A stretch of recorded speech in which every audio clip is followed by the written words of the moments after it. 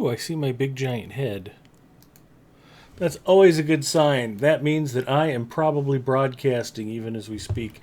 Welcome to Adventures After Dark. I'm your host, Big Ed Mustafa, and we're going to go tear it up in Middle Earth and slaughter orcs by the score. It's going to be an epic night. Anyway, thank you to Druid's Fire for drawing such a great starting crowd. I very much appreciate it. I am always happy to follow her lead, and tonight is no exception. So we are going to have a fun night. I hope everybody had a great week. I hope you're geared up for a great big 4th of July. I know Hunsy's looking forward to it.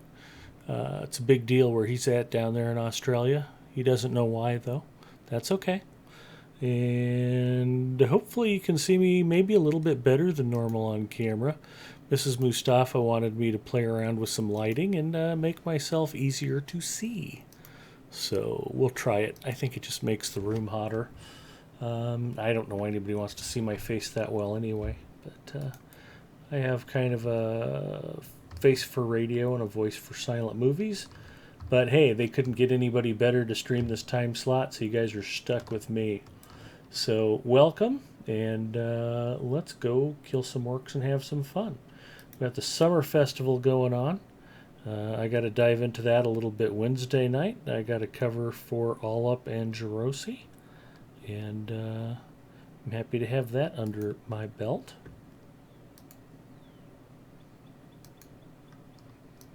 And who knew it was worth 3,000 experience points for Shanaria, my guardian, to just go ahead and grab a map. Very cool.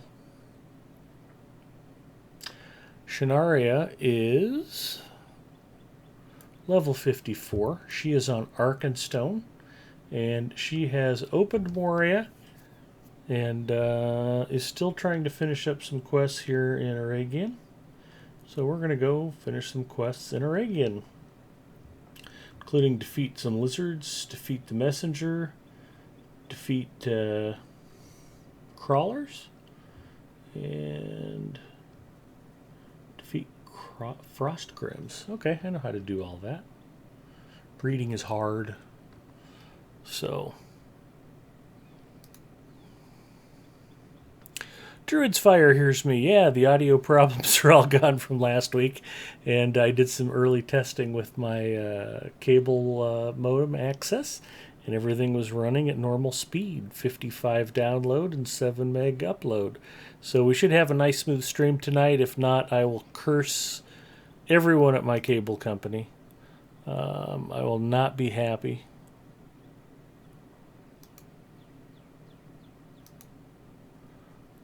There we go. And everything looks pretty good where I'm sitting. Like all of my characters, Shanaria's bags are full of junk she doesn't need. And actually, I always have a problem with armor smiths and tailors. The number of single-use recipes they can get is staggering. And trying to store them all is impossible. In fact, Shanaria has more storage than any other character I have. Go ahead and type your guess as to what my Hobbit prize might be, but you're all wrong because it was a large pile of copper scraps. So nobody wins a free new car tonight. Sorry about that. But thanks all for playing along there at home. What do we got? We got some new mail. Boy, hopefully I didn't mail her any crafting stuff. Well, just a couple pieces. We got just enough room for a couple of pieces. So that will work. I got 3 pack slots open. That should get me through tonight.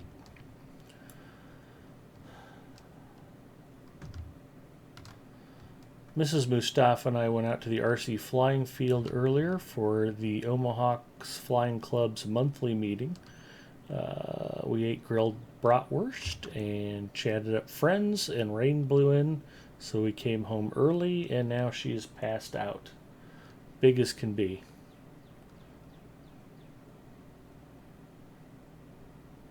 Eventually she will wake up and bring me a fresh Coke Zero, but until then, I have to manage to survive on what I've got in front of me at the moment, so wish me luck. Gipio says, I bet Comcast. Zinger is correct. Cox Communications is my local cable provider. And if I really wanted to punish myself, I could try DSL through CenturyLink, which I'm told is universally worse. And neither of them are sponsors, so they can both burn. I'm okay with that. Anybody from either company wants to sponsor the stream, however, I will be happy to change my tune. Zinger, welcome. Gipio, welcome. Druid's Fire. Yeah, they've been doing some work on the cable around here, and apparently it's been the known source of trouble for a while. The half-orc rider's already been whacked. No. Defeat half... Oh, he just counts as a half-orc kill. I think the messenger's across the way here. We'll go find the messenger.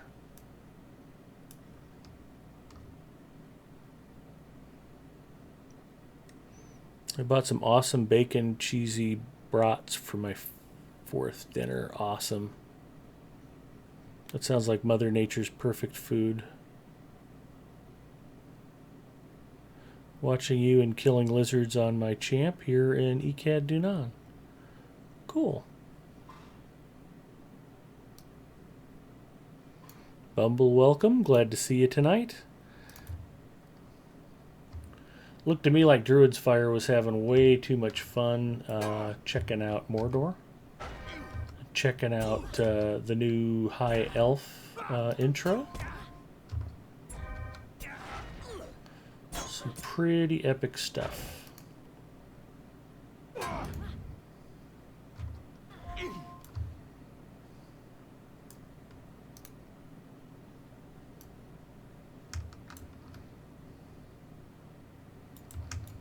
And I've still got Slayer Deeds open for almost everything. Now, for those of you who haven't finished getting Kindred with Rivendell, remember that you get rep in Aragian and the Misty Mountains for Rivendell. So, don't feel like you have to be Kindred with Rivendell before you leave the Trollshaws, because you will get more opportunities for rep. Just a quick check. Is everybody happy with the sound levels? I should have game music on, although I don't hear anything at the moment. Hopefully the sound quality's good, the mix is okay, but feel free to type in chat and let me know. Also, Discord is open, so if you don't know my Discord channel, you can go to my personal stream, just type !Discord and get it. There's a good chance if Zinger gets bored, he might pop in and say hello. So, it's been known to do that from time to time. I feel like I haven't talked to Zinger in a long time, so glad he's here tonight.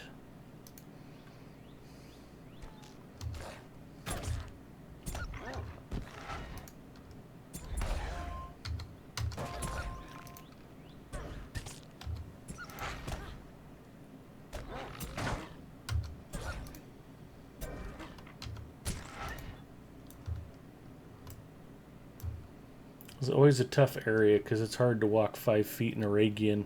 Especially when you get around Ecad Dunan, the wolves and the wargs are just lousy thick out here. So you're going to be fighting for your life if you walk around out here for too long.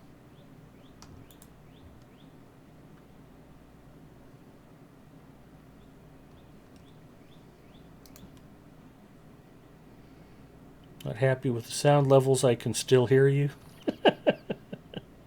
Touché. You can't even imagine how horrible my wife's life is. She falls asleep hearing my voice and wakes up to it every day. That poor woman.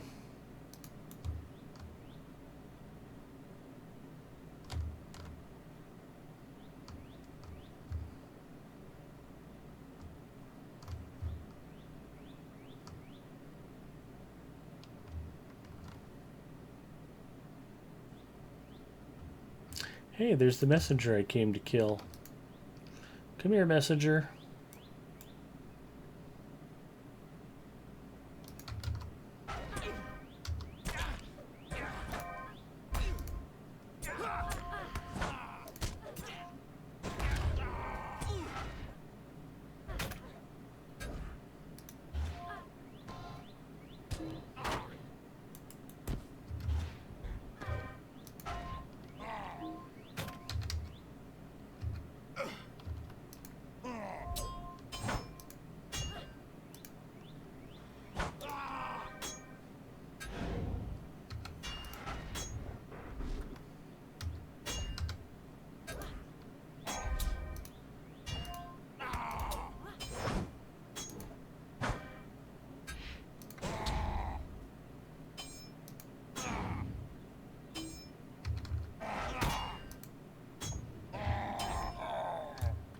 I've defeated the messenger.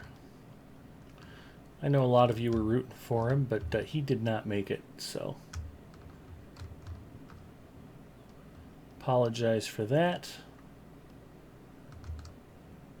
See what else we've got on our fun agenda here.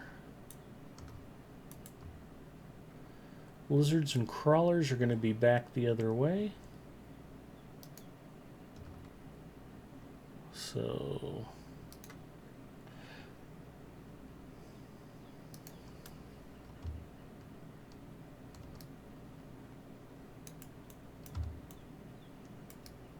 there it is. Red painted skeleton horse. Just wanted to show that off.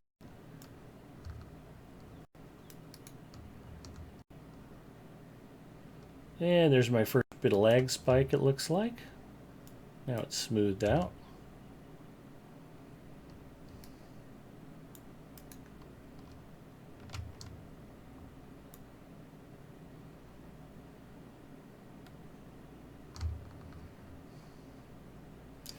At some point I'm just going to have to bite the bullet and move up to our 30 meg, what is it, 300 meg download, 30 meg upload plan, or just start mailing poop in an envelope to the cable company every month.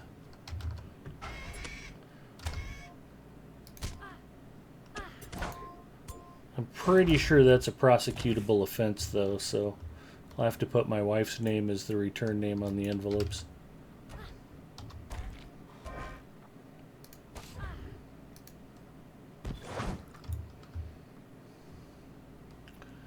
Crawlers and lizards, and I should probably kill some more dunlendings while I'm here. 51 of 90. And that's just for the basic Slayer deed. I'm not even started on advanced yet. So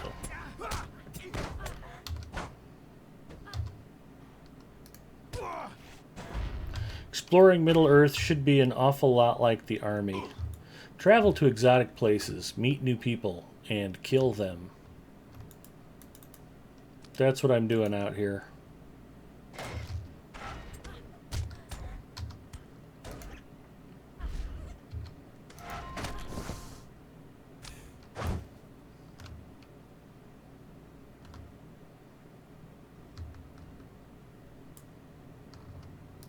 And there's another lag spike.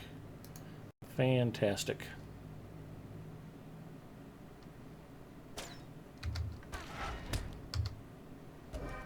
Let's take a quick peek at OBS. Yeah, that internet's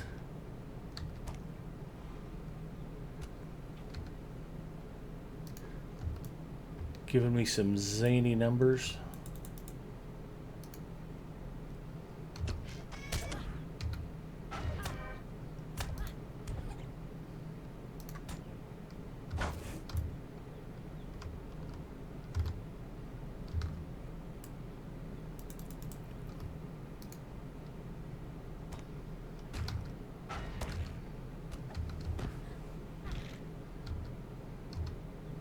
Are we going to run into each other out here, Bumble?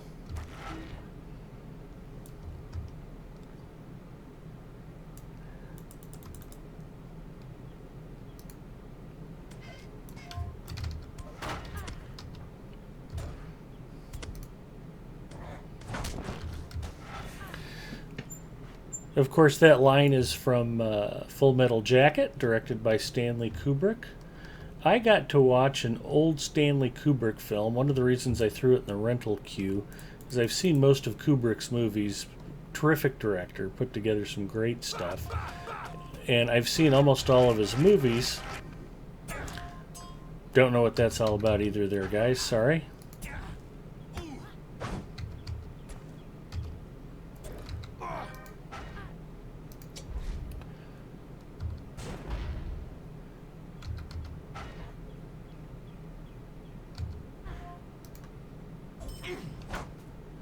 But Full Metal Jacket is a terrific movie. Eyes Wide Shut was pretty good. I've always had a thing for Nicole Kidman, so I might have liked that movie more than I probably should have. 2001: A Space Oddity. I mean, Kubrick directed a lot of great stuff. He actually wrote, directed, and produced the adaptation of Barry Lyndon for the big screen, based on a novel. And it stars a very young Ryan O'Neal. Had never even heard of the movie before, and I was just, I don't know, looking up something else about Kubrick and tripped across it. I'm like, Stanley Kubrick did a movie I've never heard of, and it won 4 Oscars? So I requested the Blu-ray, and it took a very long time for Netflix to get it to me. Movie's just a little over 3 hours. Terrific film. Just very entertaining, fun to watch, and it won for Best Cinematography. The Blu-ray transfer looks absolutely gorgeous. There's some great scenes in it, but just kind of a cool viewing experience. If you haven't seen Barry Lyndon before, worth a watch. I enjoyed it. What else came through this week? I watched an Oscar nominee for Best Foreign Film called Tana. It is about an island tribe that is at war with a neighboring tribe, and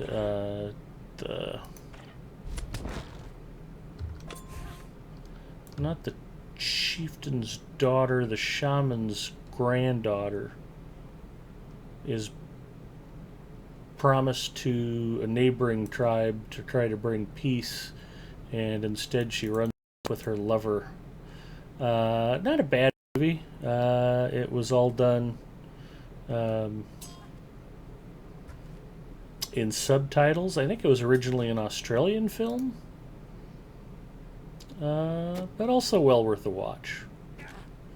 So one of the things I like to do every year is queue up all of the Oscar nominees, at least in major categories. I don't really give much of a crap about who got nominated for Best Costume or Best Technical Sound Editing, but Best Picture, Best Director, Best Actor, Best Actress, Best Supporting Actor, Best Supporting Actress, Best Animated Feature, Best Foreign Film, Best Documentary. Occasionally you'll have to sit through some stuff that you wish you hadn't, but more often than not you'll be surprised by finding some great movies that you otherwise might not have thought to watch. So I think we just got another movie. No, I just sent something back. Passengers showed up yesterday. Mrs. Mustafa and I watched it last night. And when I say we watched Passengers, I mean she took a nap on the couch and made me rub her feet while I watched Passengers. But she cooked me dinner, so it was the least I could do.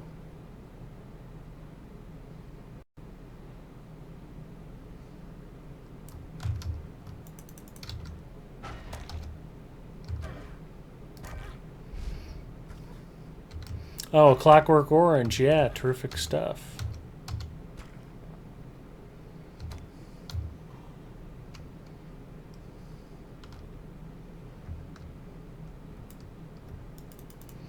I was at my eye doctor's a few weeks ago, and he had one of my eyes clamped open, and I, of course, made the comment that I was enjoying the full Clockwork Orange experience, and he was like, "Why do patients always reference that movie?" And I was like, "Duh." He did everything but expose me to the ultraviolets and play the Ludwig von for me. I am happy to say that after the eye appointment I did not go out and play Hogs of the Road in the Durango 99, so...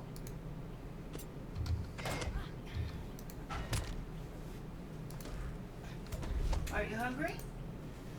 Yeah, I wouldn't mind a snack. How's the camera light? I don't know.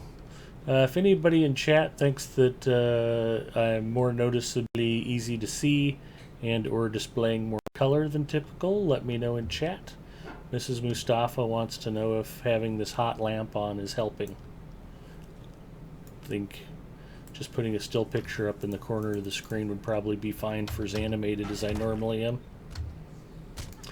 But if I did that, you couldn't all see Mrs. Mustafa's hand stick itself into the camera shot and wave hi. So maybe there's value in having a live feed. I don't know.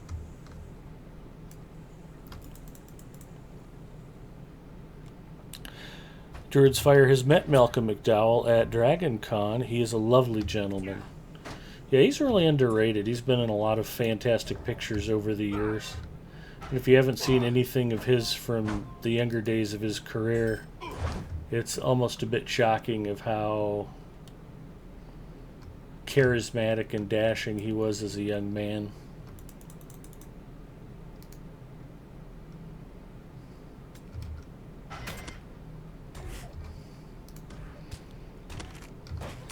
Almost like a young, lean UK version of Alabenya.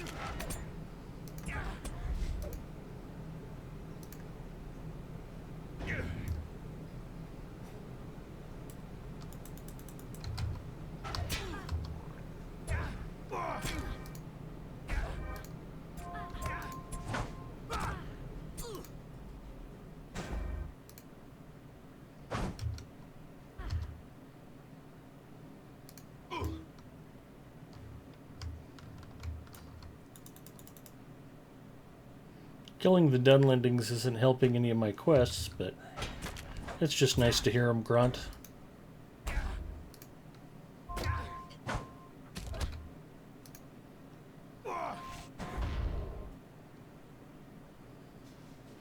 Where's Hammer Down? There it is. It's always a fun one to unleash.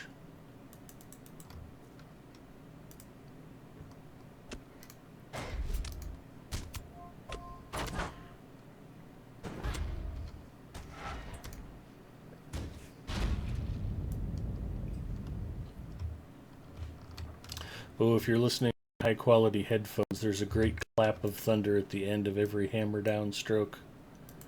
That alone, hearing that might have been worth the price of admission tonight. Of course, the stream's free. Rice crackers? Yeah, I'd eat some rice crackers.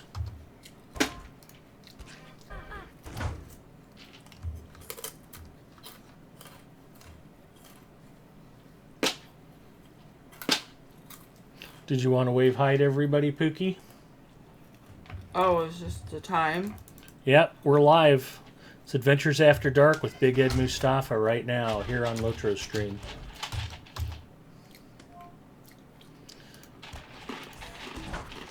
And if you guys didn't see the going live announcement tweet that I sent out, you might want to check that out. I kind of had Zinger and Mrs. Mustafa in mind for that. What?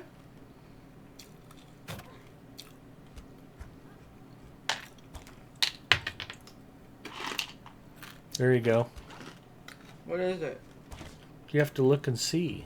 I dropped a rice cracker. Can you look? You'll find it. It'll turn up later when you step on it and crush it into the bedroom carpeting. Let me see. Oh, you're a morph? No. Or...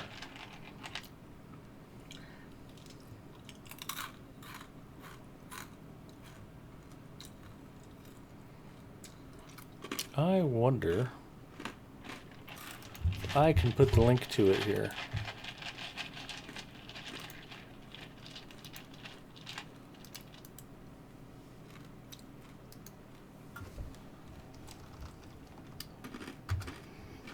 There you go. That was my announcement tweet. And Bumble says that Mrs. Mustafa rocks. Hunzinator waves to Mrs. Mustafa. If I was on my Guardian, I'd join you, but I don't want you to see how bad I am at playing a champion.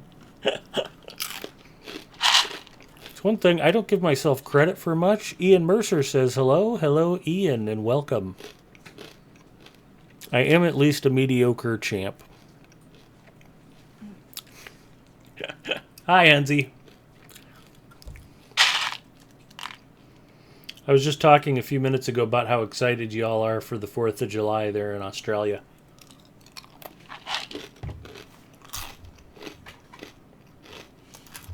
You're just not sure why.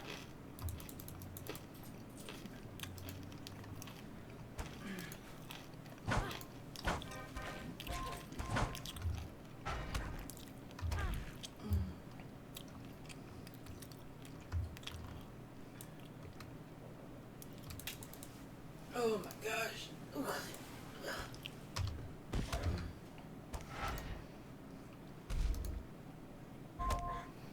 And actually, you'd think the Islamic State in Syria, otherwise known as ISIS, would love the 4th of July because hundreds of Americans blow themselves up every year on the 4th of July without ISIS even having to sacrifice any of their jihadists.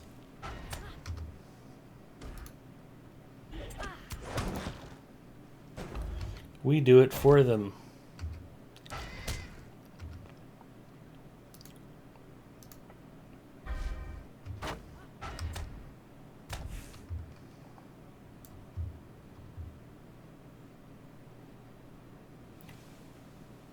I think I need one more crawler. Boy, I'm getting some very regular lag spikes tonight, and I don't know why. Overall, the bandwidth was pretty good. I might need to think about switching Twitch servers. That could be a thing.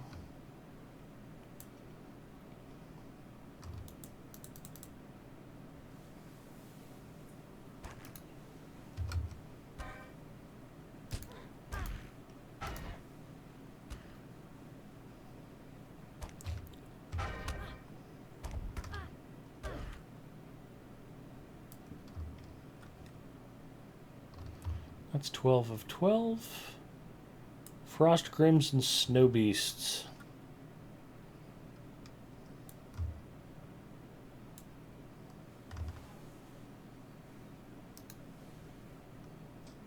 If that Dunlendinger wants to catch me, you'd better be moving fast.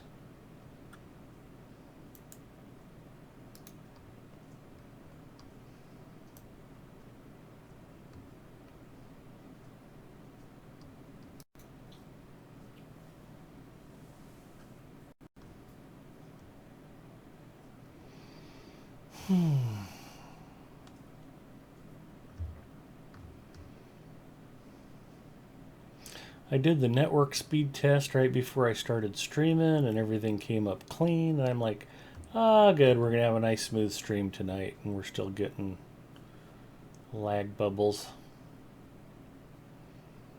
I think it's just the almighty trying to convince me that I need to go ahead and build my new Ryzen system that I want.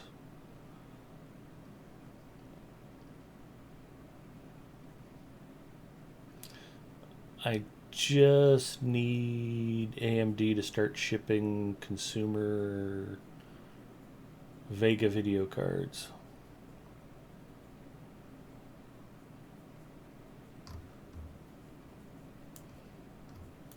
Kazad Skarn. I used to spend $200 to $300 on fireworks on the 4th. I would buy those big monster rounds. It's a lot of fun.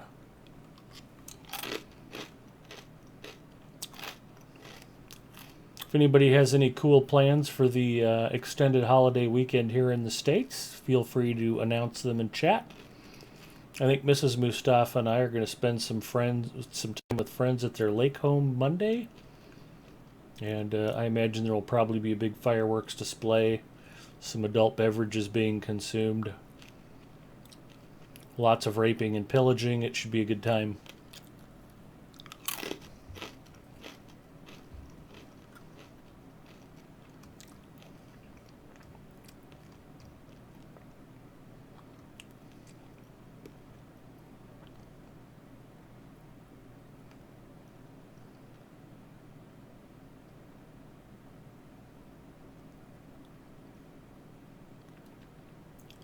I'm also trying to convince her to have the niece and nephew over for a movie night where we can make some homemade pizza and finally get around to watching Doctor Strange, which I was able to take out of the Blu-ray queue and put into the instant streaming queue, because you now can watch it instantly at Netflix instead of waiting for the disc. So that's exciting.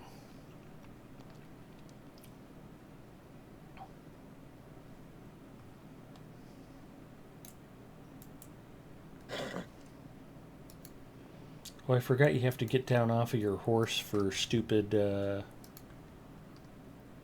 scholar node stuff.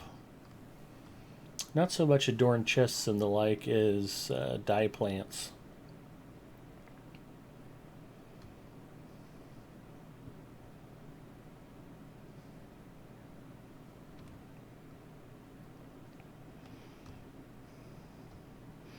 Yes, consuming mass quantities of a good Hefeweizen.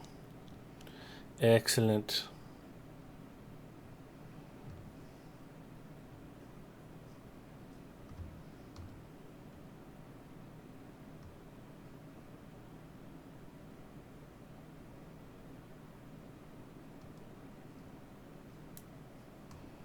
And half works.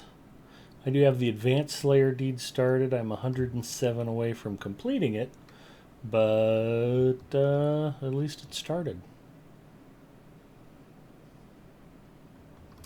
And really, that's what LOTRO's all about. Murdering half orcs. The orcs don't really like him that well. Humans definitely don't like him, and probably half orcs don't even like each other.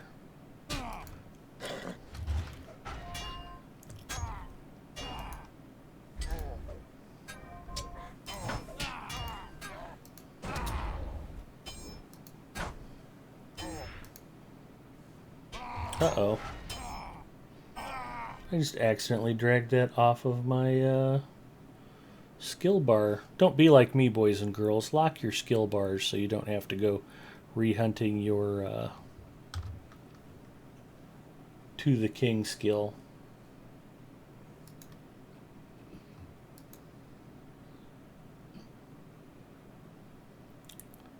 To the king. To the king. To the king. The good news is I at least knew which skill I blew off of the taskbar.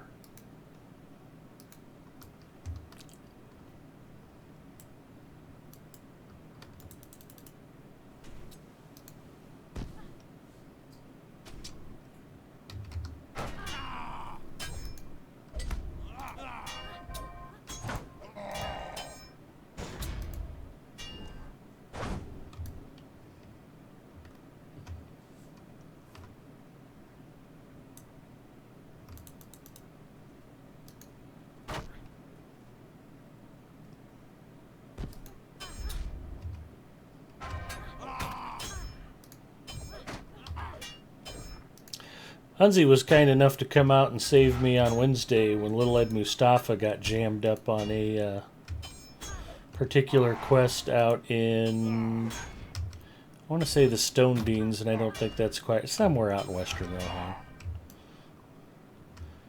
He just had a quest to get through that was not meant for burglars to solo on level, so Hunzi rode to my rescue. I'll be forever grateful.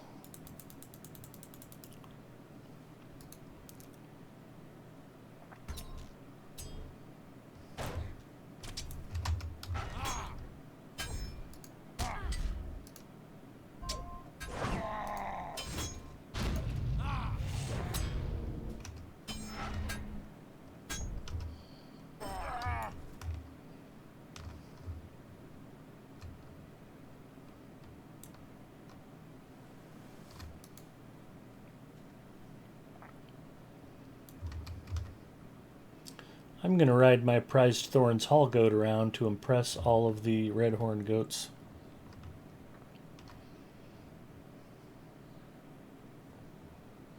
Hello again, Mustafa. Hi, how's it going? I'm just testing out some beta stuff on a beta server. How are you, sir? I'm good.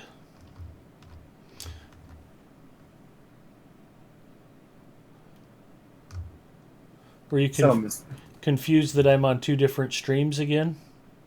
nah.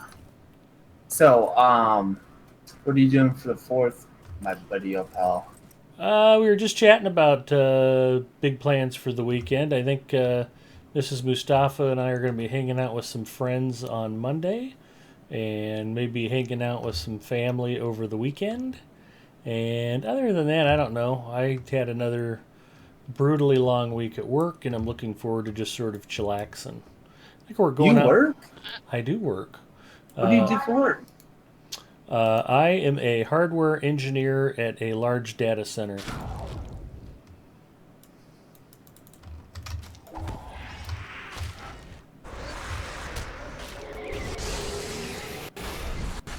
So what do you do for work? I'm sorry, I didn't hear my mom was talking to me. Well, that's okay. I am a hardware engineer at a data center. I install server and network equipment. I fix broken server and network equipment. And I uninstall obsolete network and server equipment and replace it with new network and server equipment. So, what was your opinion about this latest malware attack that's going on in the world? Well, I'm glad to say I don't think we've seen too much impact at my company. And we host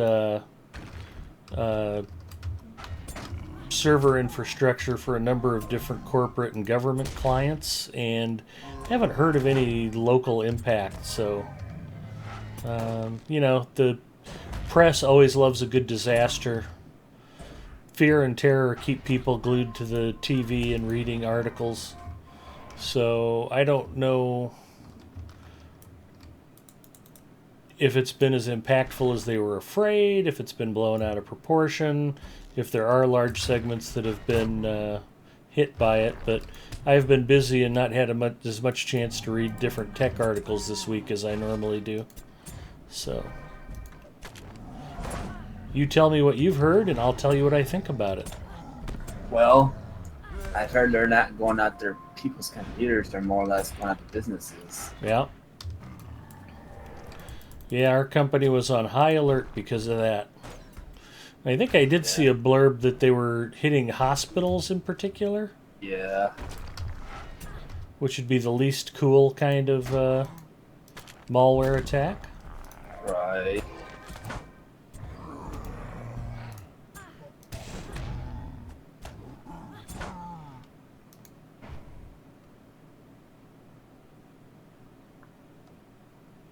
Limbus.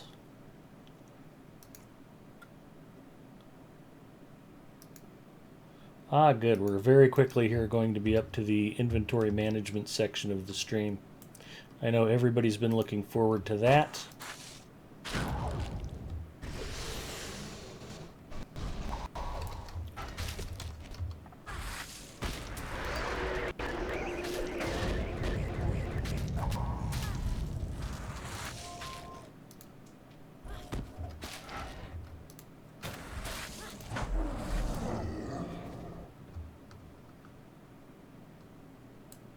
Yeah.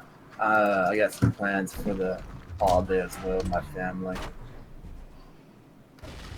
Just got my full weather fixed. I had to put a new starter in my full weather, so that's always a chore. Yeah, four-wheeling over 4th of July weekend would be fun. Yeah, you should get one, man. They're awesome. Yeah.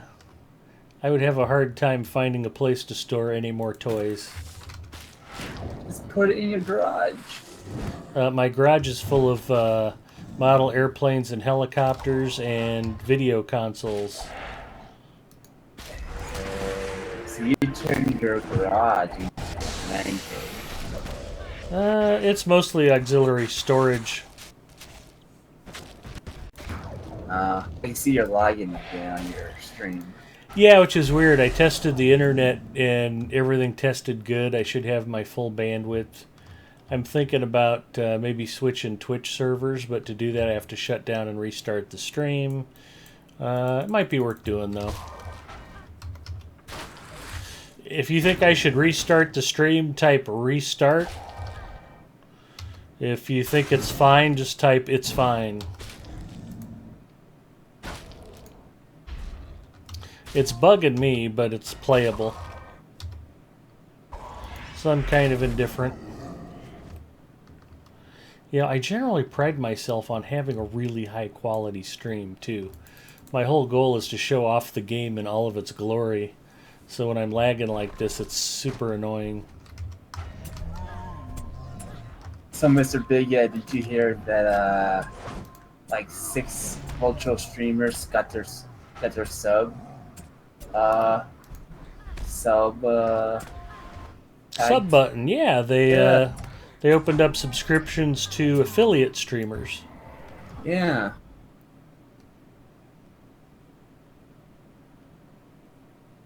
So I'll have to figure out what I need to do to get my sub button.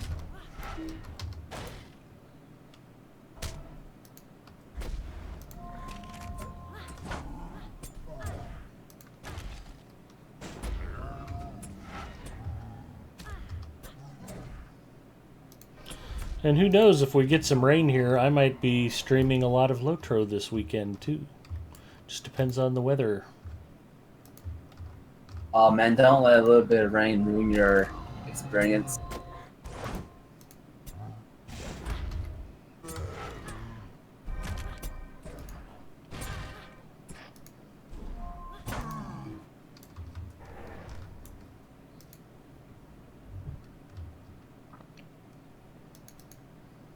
So I just go down and find a $240 steel heater for my property. Yeah? Yeah.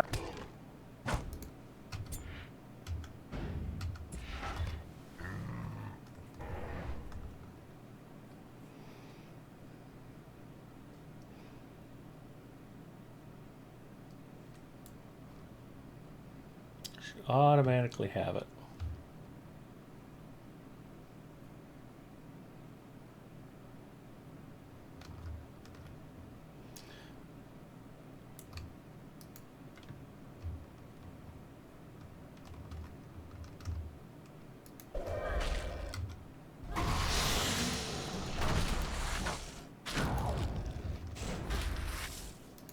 I'm playing a new high elf. They're going to be popular. Yes, they are, and it looks pretty sick of where you start at. I won't spoil anything though. Well, I think Standing Stone was surprised by the interest in the high elf race. So there's been some talk that maybe by update 23 or 24, they'll also be adding a detox elf race. So I'm looking forward to seeing that too. Your microphone just went to crap. I know it's the stream. It's that lag.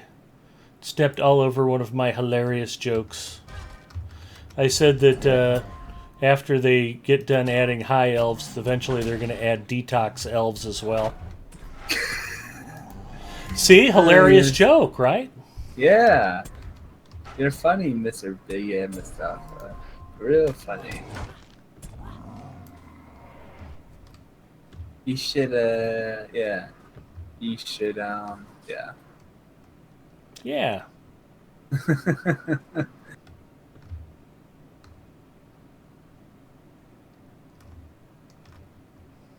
I think I need two more. I just need one more frost grim. I need to find one lousy frost grim up here on this mountain.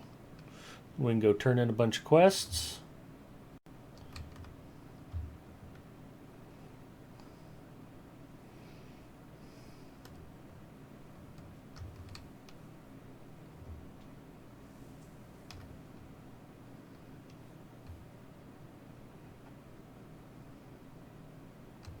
There's normally one or two of them up here. That's how my whole night's going. Darn emo elves, we need more dwarves and hobbits. Dude, we need the iron doors to come in. Iron doors. And more pigs. And more goats. Screw the elves. We need more goats and more pigs. And metalsmiths should be able to craft goat armor for their war goats. Exactly. See, whatever happened to the doors? No one thinks of the doors. They think of the elves.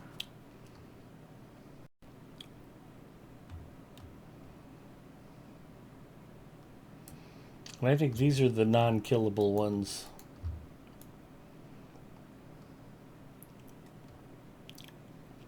That's okay. We'll find somebody. We'll wait for the respawn below. I'll just make sure I got Floyd and DeWitt on Shanaria. Should be just over the hill here. Or I'm thinking of someplace else. It'll be fun to figure out which. I guess it's already heading back down. Did I miss him? Floyd and DeWitt up top? Or do I need to keep going? We'll keep going. I think they're up here on this ridge. Spoiler alert. That was a little late.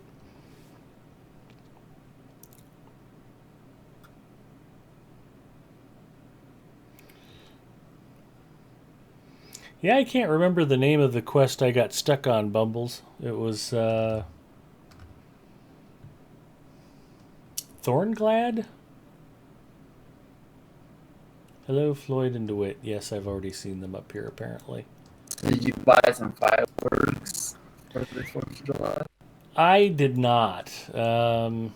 I got my first job when I... Uh-oh. This is not going to end well. Yep, there we go. I accidentally fell off the side of a mountain. I got my first job when I was 15 years old working as a busboy at a local restaurant. And I was working over the summer, and I remember the 4th of July rolling around, and I remember how hard I had to work for my money. And I went to the fireworks stand, and I thought about taking my hard-earned money and literally... There was a step in between, but yeah, basically lighting my own money on fire. And I decided that fireworks were stupid, and I don't think I've bought $20 worth of fireworks in the entire time since then. I love fireworks. I love watching fireworks. I enjoyed setting them off as a kid. But when I finally got old enough to pay for my own fireworks, I decided that, yeah, that's not the kind of investment I really want to do with my hard-earned money. So I understand.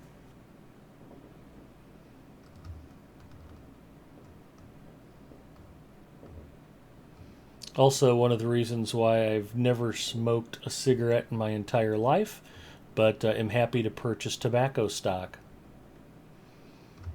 It's like, what? People will literally give you money so they can light your product on fire? That is fantastic. And it's highly addictive, and they come back for more and more and can't ever quit using it? Even better.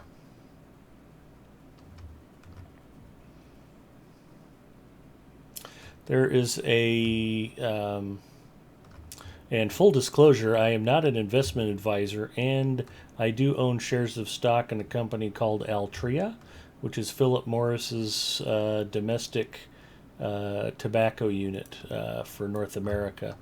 And I had originally bought shares of Altria at like 16 or 18 bucks a share, and the stuff is worth like 70 bucks a share.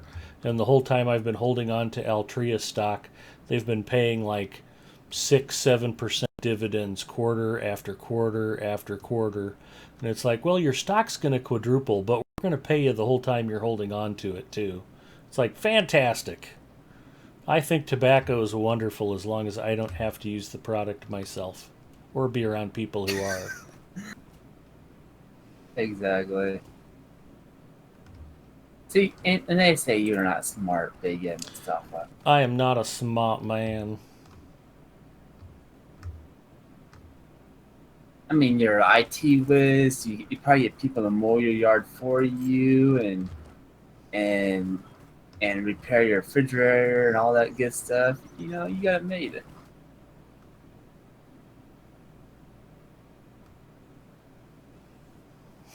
I'm kidding, Big Ed. I know. I have a good friend, though. His personal motto is, never do for yourself what you can pay somebody else to do for you.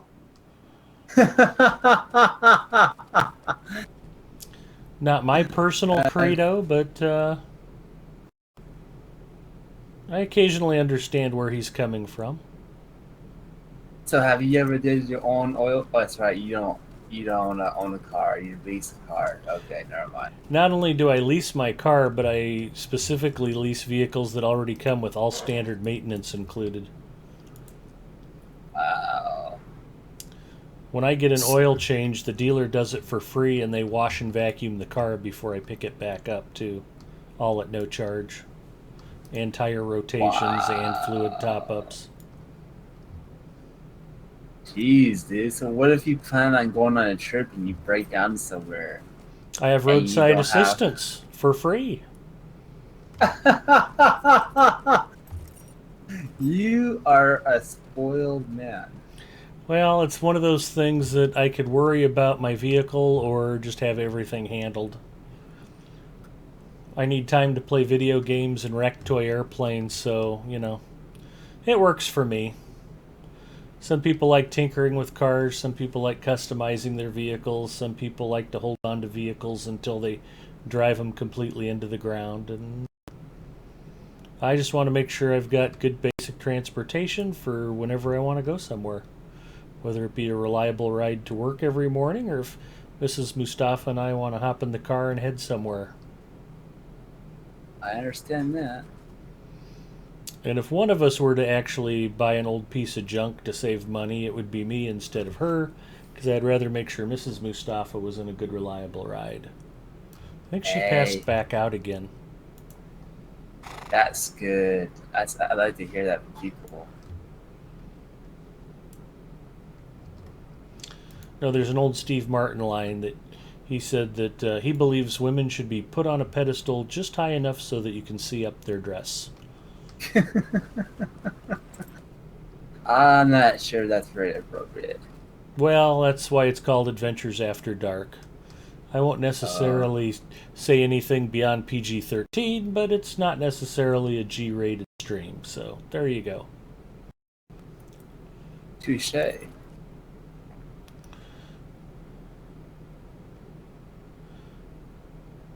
And this instance is pretty easy.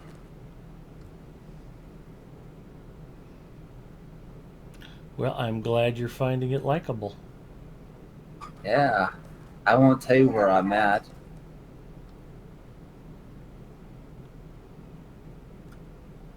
Did you just be like, spoiler alert?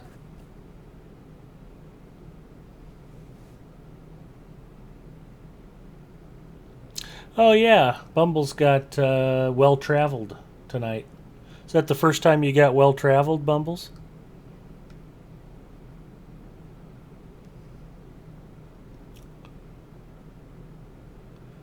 Shire Plum Die for the Hobbitses. That's a good thing. Eagles is a playable class 2018. Wouldn't even need flying mounts. People would complain, just because I'm a giant eagle doesn't mean I shouldn't be able to collect steeds. Something's following me. I think the Shadow Warg wants a piece of me.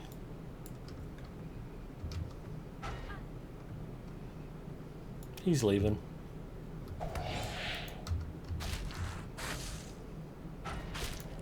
Hey, Druid Fire, you'd be really amazed where I'm at right now. You would be extremely jealous. No, she was streaming the High Elf stuff earlier tonight on her own stream, here on LOTRO's stream. Oh, you don't have to ruin it for me. I thought I was gonna have some dirt on her. Nope. You gotta get up pretty early to get ahead of Druid's Fire. She is on her game.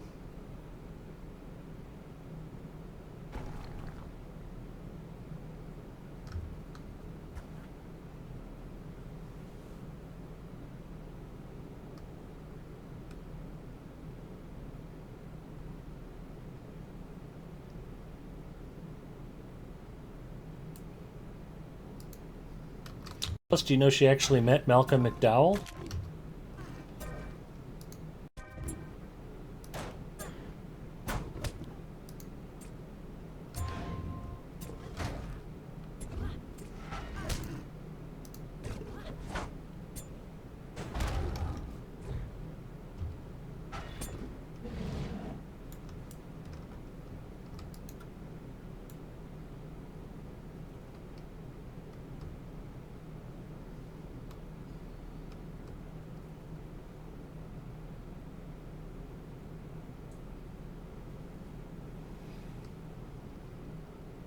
Gussie Moose has just started watching. Hello, Staples. Hello, Gussie Moose.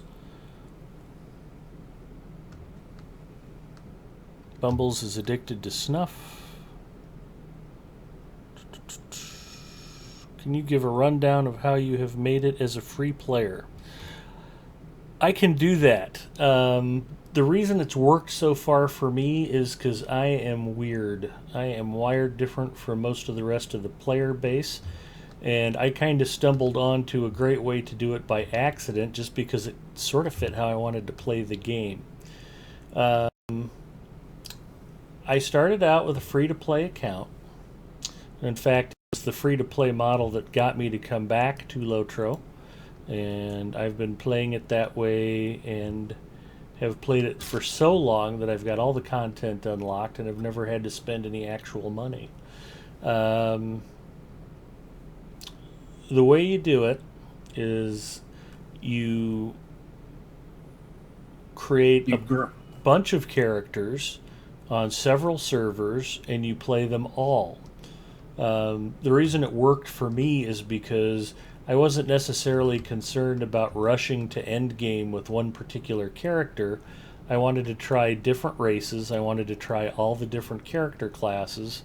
And, you know, it's an MMO, so it's not like I need to be in any big hurry to finish the game.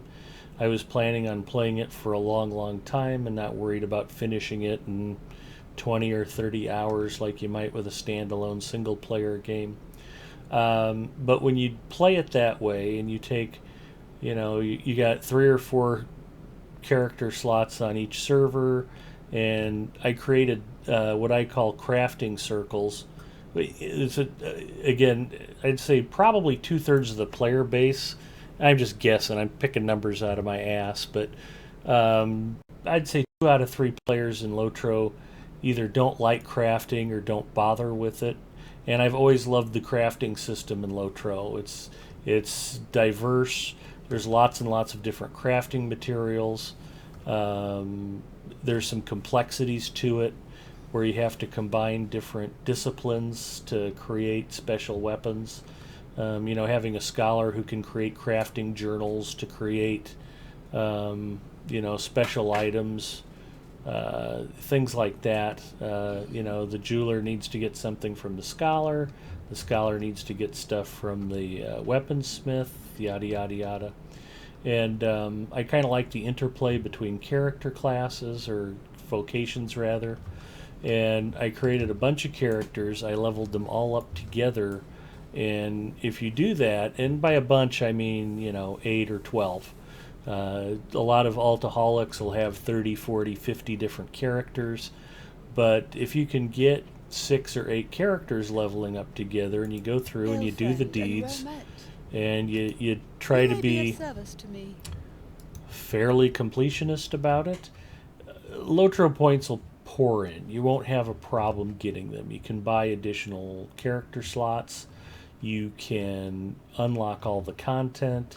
You can buy expansions like Moria, which will unlock both Runekeeper and Warden, and also give you additional character slots. The sorrows of the Elder are never ending, Pookie. But you know what is ending? Oh, good Lord. My Coke Zero supply. I knew you'd be concerned about that and want to help me out as quickly as you can. Is that lamp helping? I don't know. Nobody commented about the lamp. Do I look brighter and more colorful than usual, everybody? It's bugging Mrs. Mustafa that she does not have an answer to that question. So I'm going to take a sip of this while you all respond in chat. Now they're all going to say, yes, you look better, just so that I'll keep playing and you'll leave them alone. Is that actual Powerade, or did you just mix one of your drinks in an old bottle? One drink.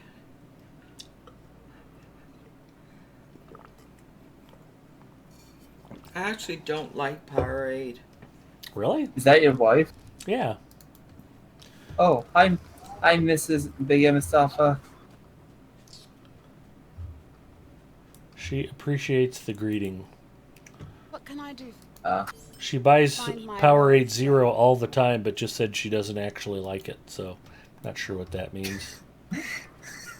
She probably buys it and pours it down the sink just so that she can use the bottles to put stuff in. Mrs. Mustafa is a huge fan of plastic containers. What was really funny was we just got a new container store at the mall 3 blocks away, and she was super excited about it, and I don't think to this day she's ever... Yeah, she's gone in there at least once. I remember making a trip to the mall with her and my niece and nephew, and she did hit the container store. Alright, now we're going to hunt Dunlendings and search for clues as to the Frostgrim's anger, except I already kind of know what that's all about. I think the Dunlendings I'm supposed to kill are on the opposite side of the dry riverbed. So naturally it's going to be 2 quests completely opposite directions, but we'll make the best of it here. Takeaway containers are called Asian Tupperware. It is a little brighter. Not me, just the video feed. Okay. How do you increase the gold cap and increase the auction slots for selling stuff on the auction house? LOTRO points unlock all of that stuff. You can buy all of it in the LOTRO store. That's just a matter of grinding to get the points. And a lot of the basic stuff that you need to unlock is account wide. So once you unlock it on one character, it's normally unlocked for all of them. There's a few exceptions to that. The riding skill, if you don't get one of the meta riding skills, you have to unlock riding on every character. But stuff like the wallet and the gold cap and access to crafting guilds was important for me because I like crafting. All that stuff, if you unlock it once, it's unlocked account wide. Thank goodness. Yeah, If I had unlocked every crafting ability for all my tunes, I wouldn't craft. exactly.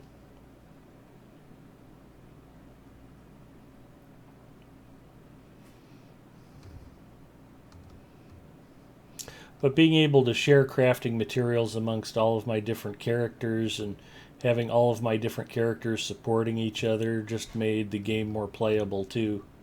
I didn't have a character that was struggling and wanting for stuff. If I felt like they needed a better weapon or stronger armor, I could just go make it for them and keep everybody moving ahead. You know I'm freezing in here, right?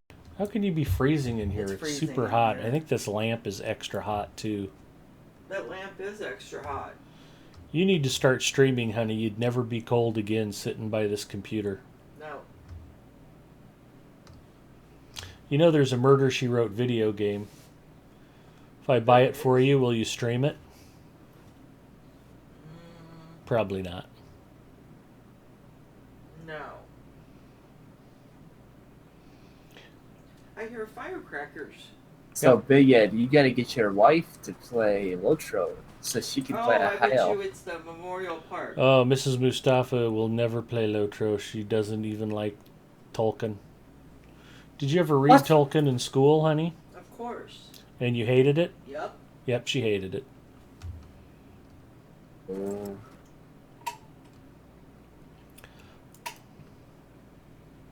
So who does the cooking in your family? And he almost Depends on which restaurant we go to for dinner. what? You go to a restaurant. Mrs. Mustafa is a terrible cook, and she doesn't let me cook because she's afraid I'll mess up her kitchen. Hi, honey. I'm cold. You shouldn't be cold. It's not that cold out here. It's hot in the bedroom. She's waving hello. Lots of people said hello to you earlier. I found the remains of a campfire. She's Oh. petting me. I'm her pet. Oh my goodness. Uh-huh. Okay. I'm done.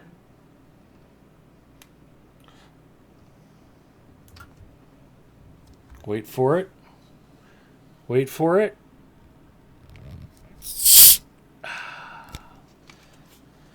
It's a cold, crisp, and refreshing bottle of delicious Coke Zero. And as I was bragging Wednesday night, it's still Coke Zero here in the States. Regular old delicious formula for which I'm eternally grateful. Why are they changing it? Yeah, internationally they're starting to call it Coke Zero Sugar, and apparently they're tinkering with the formula. But not here in the good old US of A. Apparently there was some crazy crackpot story that, oh yeah, people don't know that it's 0 calories, so we need to re-emphasize that it's zero sugar because they don't know what the zero means. And it's like, okay, first of all, you're selling Coke Zero faster than you can make it. Secondly, the supply of Coke Zero is constrained. It's not selling more. I will routinely go to the grocery store and they'll be sitting upon case after case after case of Diet Coke, and all of the Coke Zero will be sold out. So I don't know who's not buying Coke Zero, but it isn't anybody around where we live. I don't buy diet soda. When I do buy soda, I buy 7 Up. Yeah, that's, if you don't drink diet soda, Coke Zero's not going to be particularly tasty for you, but it is far and away, by miles, not even close, the best diet cola I've ever tasted. Diet 7 Up, Diet Dr. Pepper, Diet Root Beer, Diet Cream Soda, Diet Mountain Dew, all of those are good. But when it comes to Diet Cola, the best of them is tolerable.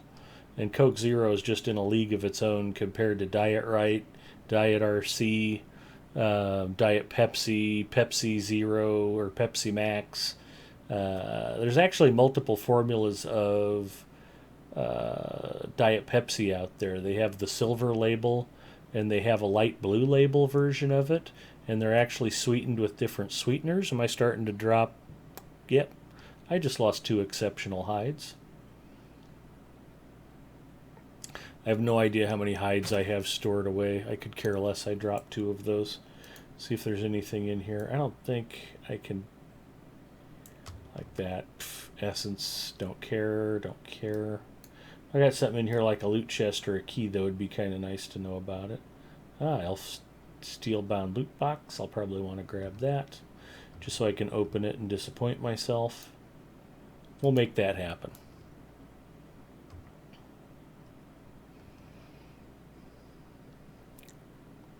So you can take LOTRO points and buy something to increase the gold cap and vice versa for auction house slots.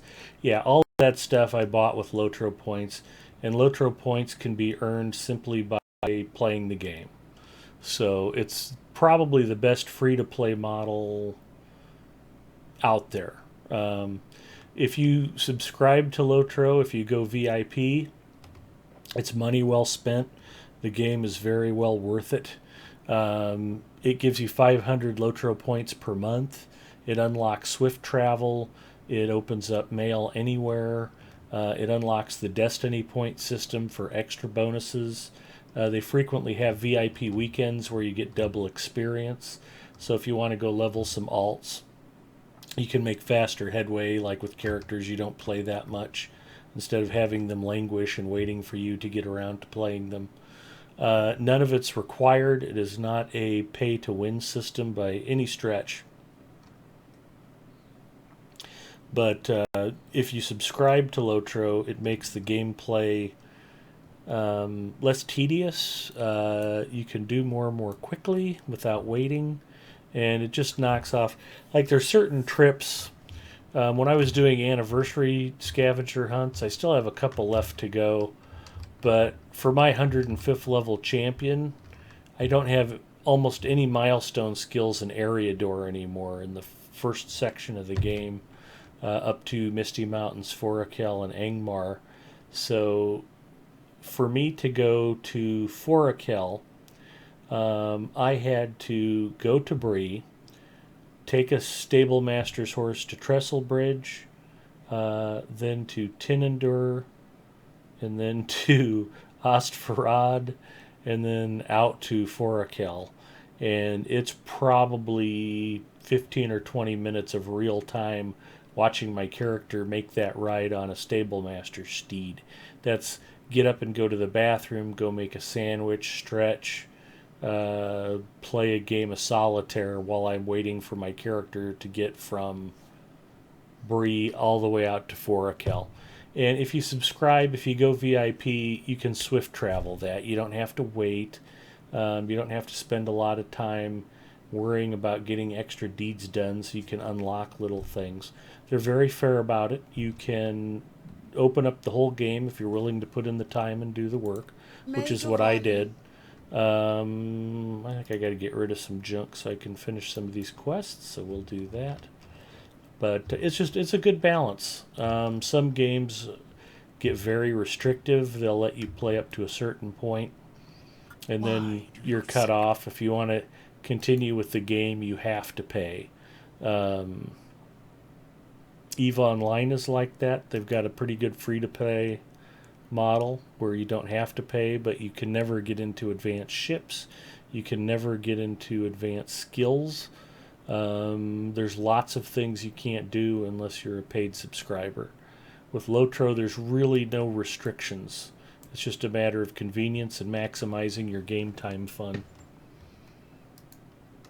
So it's generous from a developer's viewpoint, and inarguably, I mean, it's the best that I have seen of any MMO from a free-to-play model standpoint. All right, let's get some stuff sold. I got to figure out what I get rid of here.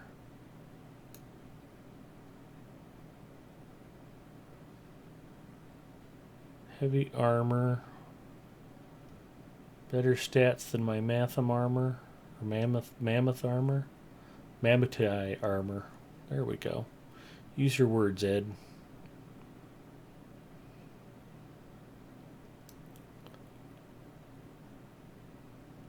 Spikes.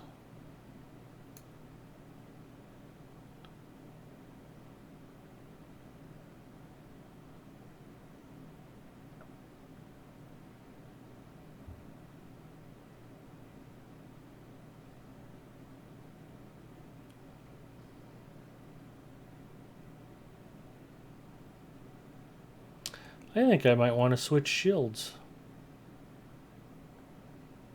The one I'm carrying has slightly better armor value, but the bonuses seem to be a lot better on the one I'm not using.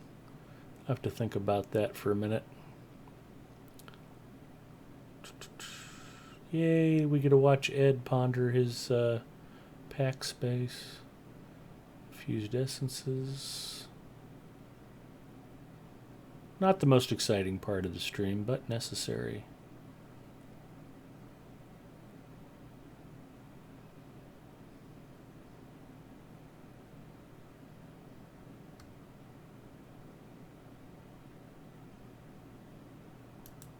Get rid of those. There'll probably be more to come. Large pile of copper scraps can go. Don't need that armored carapace.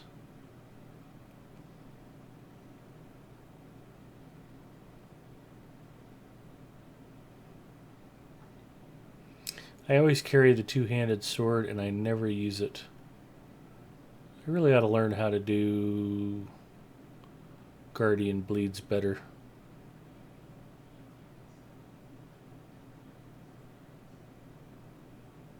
Albino furs can go. Yep, I'm dropping more stuff. That was the Taylor scroll I just lost too. I probably could have used that.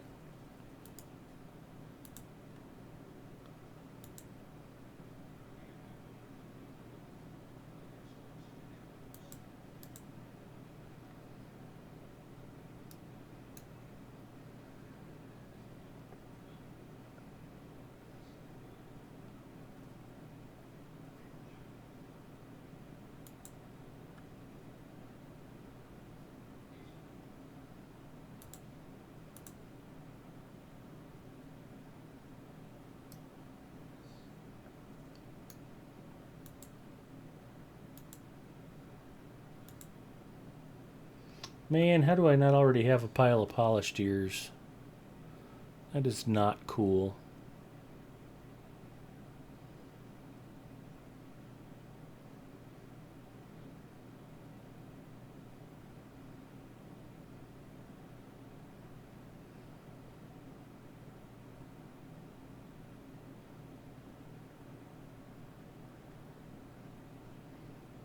I think I'm carrying those for a reason, and it probably has to do with in-league quests. I'm tempted to just go ahead and drink them, but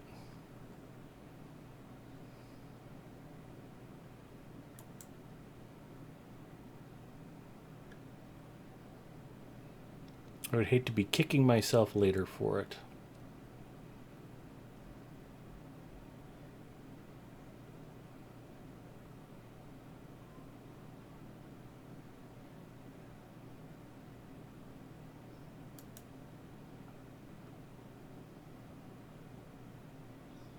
So this is the inventory management part of the stream. So far we've done inventory management and eating on camera. Both important parts of the Tedments, as far as you know.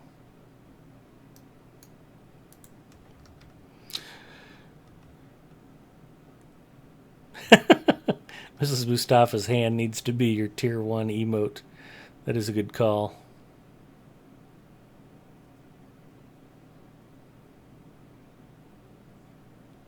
What happens if you sub for a month and then go free to play?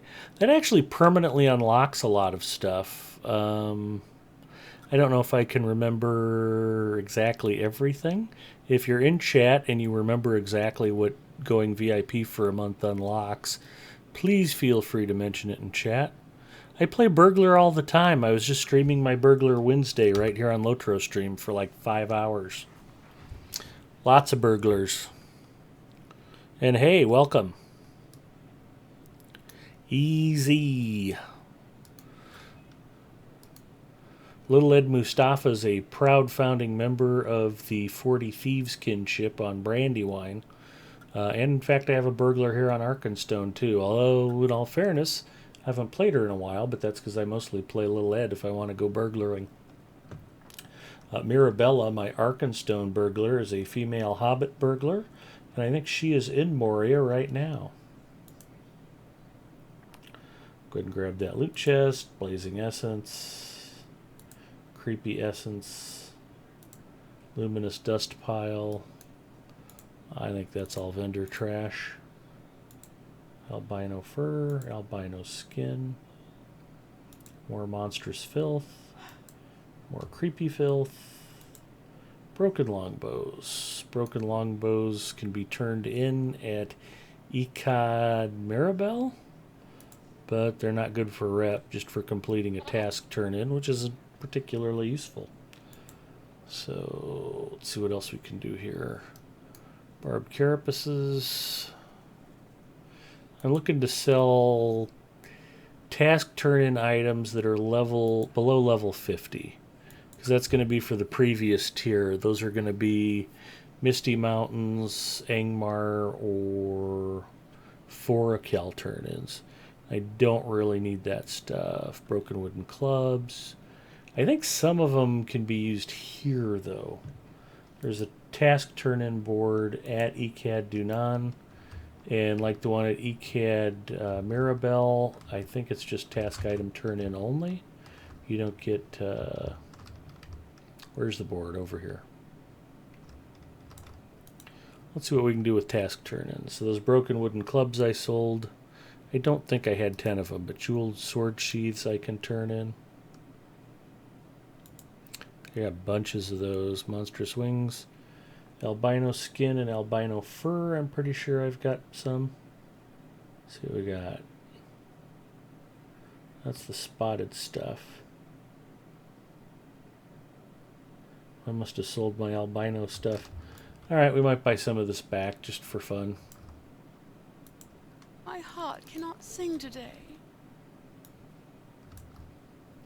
What do you want of me? Yeah, I only had 4 albino fur, so that stuff can rot. Here I sold 10. I sold 13 skins. I didn't have enough clubs. I didn't have enough monstrous filth to do anything with. But that's at least good for a couple more task turn-ins, so here we go.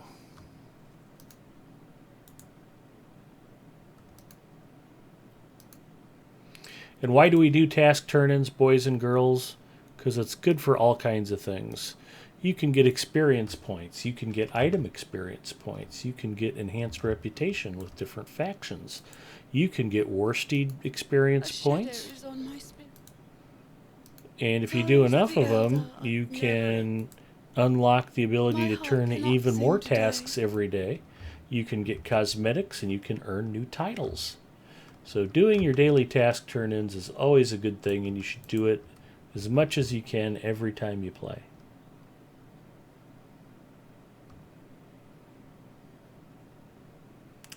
And that was enough of the jeweled. Oh, those are the polished. Jeweled sword sheaths. I've got enough for one more turn in. Cool. And I don't think I've got enough wings or beaks to do anything with. Grey is the shadow upon my heart. Gray is the shadow upon her heart. All right. Let's keep things rolling here. Greetings to you. That's a nice pair of shoes. If anybody gets that movie reference, I will fall out of my chair. I will give you a hint. That's a direct quote from one of Steven Spielberg's finest productions. Again, that's a nice pair of shoes. I have no clue. I must not be old enough to know that. Nope, you're not. It's a very frustrating movie because the first 2/3 of it is hysterically funny, and then it just kind of drags out at the end. And you go from cackling hysterically to, I'm kind of glad that movie's over, which is a shame. But the first 2/3 of the movie are so good, you don't even mind that the last section sucked. Oh, Let's check and see if anybody got it. Are you going to wait and buy Mordor with LOTRO points? Yes, I will wait and buy Mordor with LOTRO points. That's, the beauty of LOTRO is that there's so much to see and so much to do, and you can play bunches and bunches of alternate characters that you don't really have to rush to do anything. And I think one of the reasons why I've taken such a laid-back approach to leveling and unlocking content and doing things slowly is I actually played LOTRO in the beta, and I have a 10-year character portrait. If we check my character portrait, boom, I've got the 10-year frame, and it's because I got a beta invite to LOTRO because I was an Asheron's Call subscriber. And I tried LOTRO before it ever went to initial release. Liked the game. I thought it was very pretty. I thought the game client was remarkably stable. At the time I first played it, I didn't think there was a whole lot that was creative or new or innovative about it. I liked the fact that it was Tolkien based, but it seemed like a really well polished snooze fest to me, was how I kind of described it. And it was like, that's pretty cool. I don't know that that's what I'd want to play all the time. It feels a little slow. Asheron's Call was kind of unique in the MMO world for a long time because the game was very fast. You ran fast. You could actually increase your run speed as your character leveled up. And high-level Asheron's Call characters were just blisteringly fast. And your movement in combat, you could actually manipulate your character physically to help you dodge attacks. It wasn't just all random chance and dice rolls in the background, if you will. And a lot of people kind of called it the first-person shooter of MMOs because of that. So, I mean, if an NPC was throwing a spell at you, you could literally just move and duck out of the way if you saw it coming and were quick enough. And LOTRO has a much more traditional feel to it. Long story short, I won't bore you with the details. Liked the game, didn't feel like subscribing to it. Terrible choice in hindsight. How much I wish I would have gotten a lifetime subscription. Didn't even cross my mind at the time. Not a big deal. And a couple, 3 years later, I was already playing EVE Online. I was still playing Asheron's Call, and I kind of dropped out of MMOs for a while. When I picked up radio control flying, I jumped into that with both feet, and I spent a lot of time at the flying field and a lot of time playing on my computer sim and doing different things like that. I just wasn't playing the games enough to justify spending the monthly subscription money. It's like, well, yeah, it's not expensive, but at the same time, that's 30 extra bucks I could piss away on radio control hobby parts. So I canceled my subscription to Asheron's Call. I canceled my subscription to EVE Online, and I didn't play any MMOs for a couple years. And after a while, particularly over the winter when I wasn't doing a lot of flying, I really started to miss not having an MMO to play. And about that time was when LOTRO went free to play. So I came back and went free to play. And, the game had been out 3, 4, 5 years at that point. So anyway, the whole point I was getting to was I missed the big jump. I was years behind the rest of the player base and was never going to be at the vanguard, if you will. I was never going to be one of those level cap players who was pushing into new content as soon as it was released, although that's since turned out to not be true, and I actually have. But it hasn't been my playing style traditionally, and it hasn't bothered me that I'm not, the first guy in to try something. And in fact, I actually like laying back a little bit when new content gets released. Even on my level cap characters, I didn't rush into North Athelion. I stayed back and kept doing my Minas Tirith dailies so that I could complete getting celebrated in Minas Tirith, even though I hated it. When the Wastes came out, I waited a couple weeks before I started venturing out into the Wastes. Just to kind of let the rush move through and not be out there fighting for spawns and fighting for space and being where all the cool kids are all the time. So if I'm not the first person into Mordor, I think a lot of players like that. I think a lot of players like checking out the streamers who do make a point of doing that stuff. See, I avoided saying doo-doo there. Hooray for me. But not everybody can be at the forefront, so I'm happy to lag behind and do my own thing and wait a few weeks for the fervor to die down before I wade into areas. And it gives me the benefit of learning from other people's experiences, too. Oh my god, you played AC, best underrated MMO ever. I didn't just play Asheron's Call, Bumbles. I wrote what's now known as a player's blog for AC Vault. I was Benley Sung, the last Blade Master, and I was the person who browbeat Then Turbine into adding the addle so that thrown weapons wasn't a completely useless skill. I got them to add thrown weapons launchers because I played a standard template Blade Master, and that was one of his original skills, and it was completely useless. So.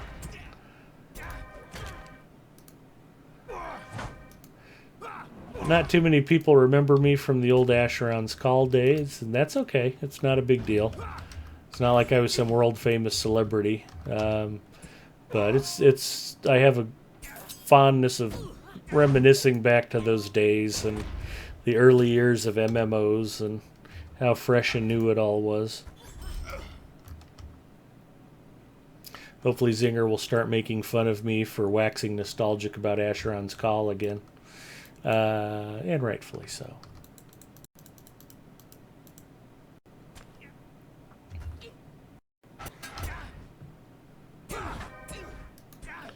I know a small percentage of the AC community did move over to Lord of the Rings Online eventually, and gotten used to its more traditional MMO gameplay.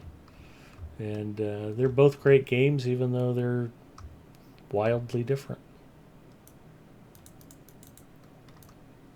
And I don't stream it. I don't play it very often, but I think Dungeons and Dragons Online is also terrific. If I weren't playing LOTRO, I'd probably be playing DDO Online. I like it. I think we'll call them Standing Stone Games did a nice job with that. And I know several people in the community like to play both. Hunzi plays both. I think Big Vegan Pants might play both. I don't believe Druid's Fire plays DDO. I think she is WoW and LOTRO.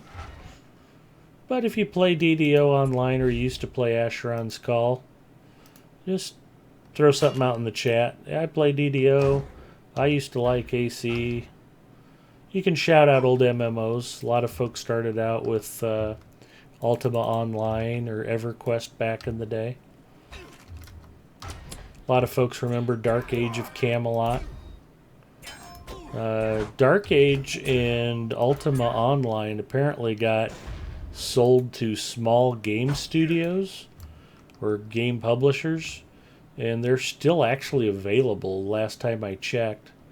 I gotta imagine that the player base is a fraction of what it used to be back in their heyday. But it's kind of interesting. And I bought WoW at launch. I was excited to play WoW, and WoW is obviously a great game in its own right. So don't take anything that I'm saying as disparaging to World of Warcraft, because I completely respect the game. Much like my original impression of LOTRO. I bought WoW and was excited for WoW, but ultimately didn't end up playing it. Just because after playing Dark Age of Camelot, after playing some of the other early MMOs, a lot of the second and third generation MMOs didn't feel like new games. They felt like version 2.5 of something I'd already played. And I just wanted a more fresh gaming experience, so didn't take to a lot of the second wave MMOs, WoW included. And LOTRO, being a full subscription retail game that switched to free to play, was the one that primarily caught my interest, and I'm glad I came back. The developers did a really nice job of continuing to develop the game and of adding things and enhancing the gameplay. And here it is 10 years later after retail, and it's still gorgeous, and it still plays well, and it's still fun and engaging. And it's a terrific tribute to Tolkien's literary works, and it's a wonderful way to explore the movie world. And for anybody who's a fan of either the books or the movies, much less both, it's just a terrific game to play. Even if you don't like Tolkien, it would be a terrific game to play. But I think if you were oblivious to the lore, the storytelling in LOTRO, the original storytelling is terrific. It's a much better game than other MMOs in that regard. I've heard people mention a couple of other MMOs where the storytelling they thought was equal. I usually just nod and say sure.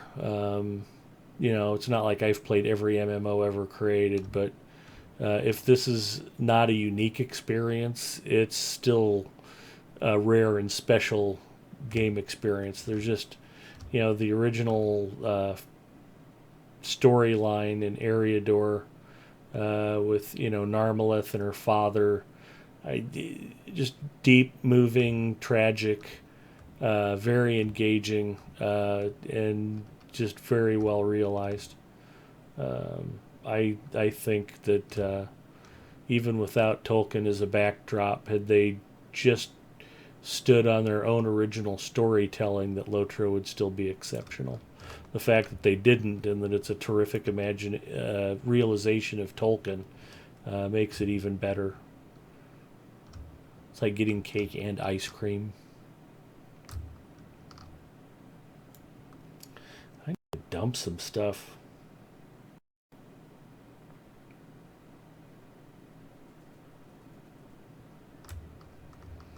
What should we sell next? Why do you seek me? Hunzi loves DDO. LOTRO is just relaxing. Pop on and do your thing.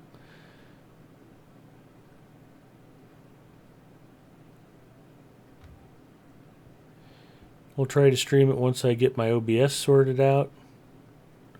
For the Horde. Ultima Online Beta. That goes way back, Gravity. That's cool.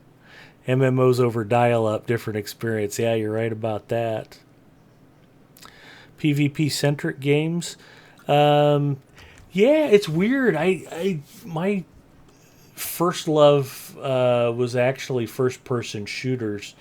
I was a huge fan of the original Doom and Doom 2, and I had a roommate a very long time ago, and we were both just a couple of geek bachelors, and he actually built a thick-net null modem serial cable for us to stretch between our bedrooms, so we had our own like LAN party with just a 2-node network set up over serial connection, and we would play Doom and battle each other endlessly for hours. It was terrific fun. And then when I got better at him at it, he suddenly lost interest in playing and was like, "Yeah, I'm tired. I just want to read something, or I was going to watch a show." I was like, "You're a puss. You need to play more Doom." And one of the computer companies I worked for, we would hang out and play Duke Nukem 3D and Quake 2 over the network after we closed for the day. And our computer company, we owned the building and shared half of it with a bar next door called the Observatory Lounge. And we'd close at 5 o'clock, and it was not unusual for employees to wander over to grab like a patty melt and fries or an order of onion rings and sit at their desk and eat while we played LAN games. And that was really, just the golden age of first-person shooters was an amazing thing. Seeing Quake for the first time, and then somebody came out with the Glide or OpenGL patch for the first time, where you got 3D rendering, and it just looked freaking amazing and was just like nothing we'd ever seen before. A lot of stuff like that. Younger gamers didn't get to experience a lot of that stuff, and some of the games that we wax nostalgic about, you never get a chance to really appreciate the context in which they were released or created, and what a huge impact some games had, where you look back at them and you're like, what's so special about that?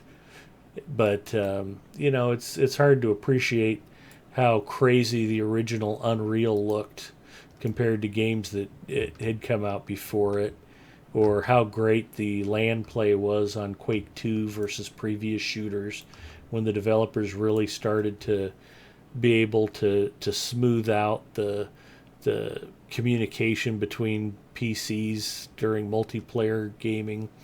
And these third-party gaming services came out where you could actually play Quake death matches over the internet against strangers. That was like some kind of crazy underground dark web secret for a while. And to see all of that technology improve and go mainstream, and then to have games start building in matchmaking and multiplayer support, was crazy. And now we all take that stuff for granted, but played a lot of first-person shooters and watched a lot of that develop. And that's what kind of appealed to me about Asheron's Call, was, it was ASW for movement and mouse look, and it felt like a first-person shooter too. It wasn't strange when I tried playing it. Hi, honey. Are you bored listening to me rattle on? No. Everybody in chat Contour- probably is. Oh, I know they are. Yeah. So Contour is saying that I need to update my Flash player. On your PC? PC? Okay, well, you can update your Flash player. Can I click on it to say update Flash player, or should I wait? No, you can click on it. It's usually not a big deal. If your computer blows up, though, don't come bother me. Love you.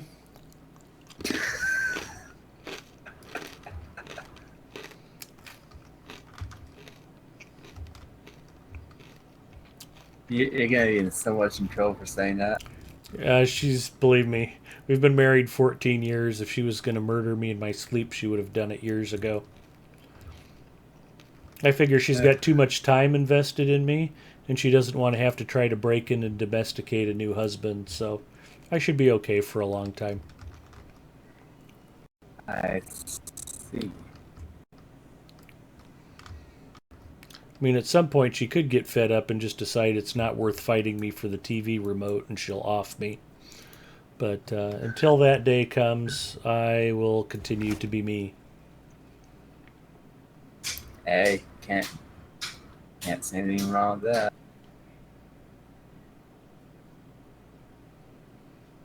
Metalsmith Journal. I must not have picked up. I had some weaponsmith scrolls. Did I sell those? Sorry for the extra inventory management. I am light on pack space again. Yeah, well, we'll send that to Mirabella.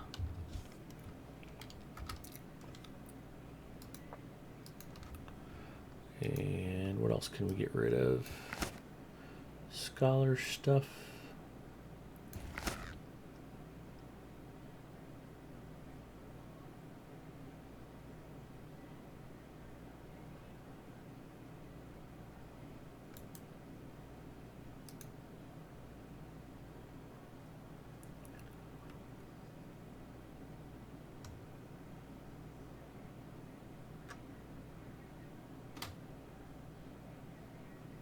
Not sitting on a lot of scholar stuff either, am I? Alright, we'll send that off to Lenorian.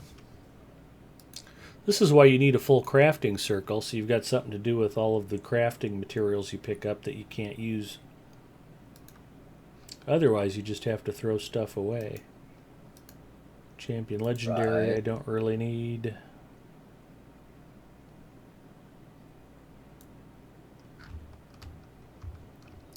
Oh, this is a good location because I can access a vendor and the mailbox all from the same space. Leave me be. It's one of those friendly elves everybody likes so much.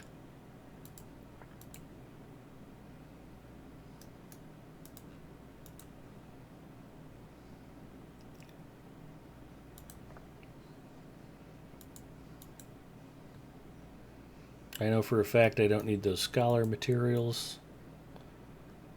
My scholar Lenorian is also choking on crafting materials.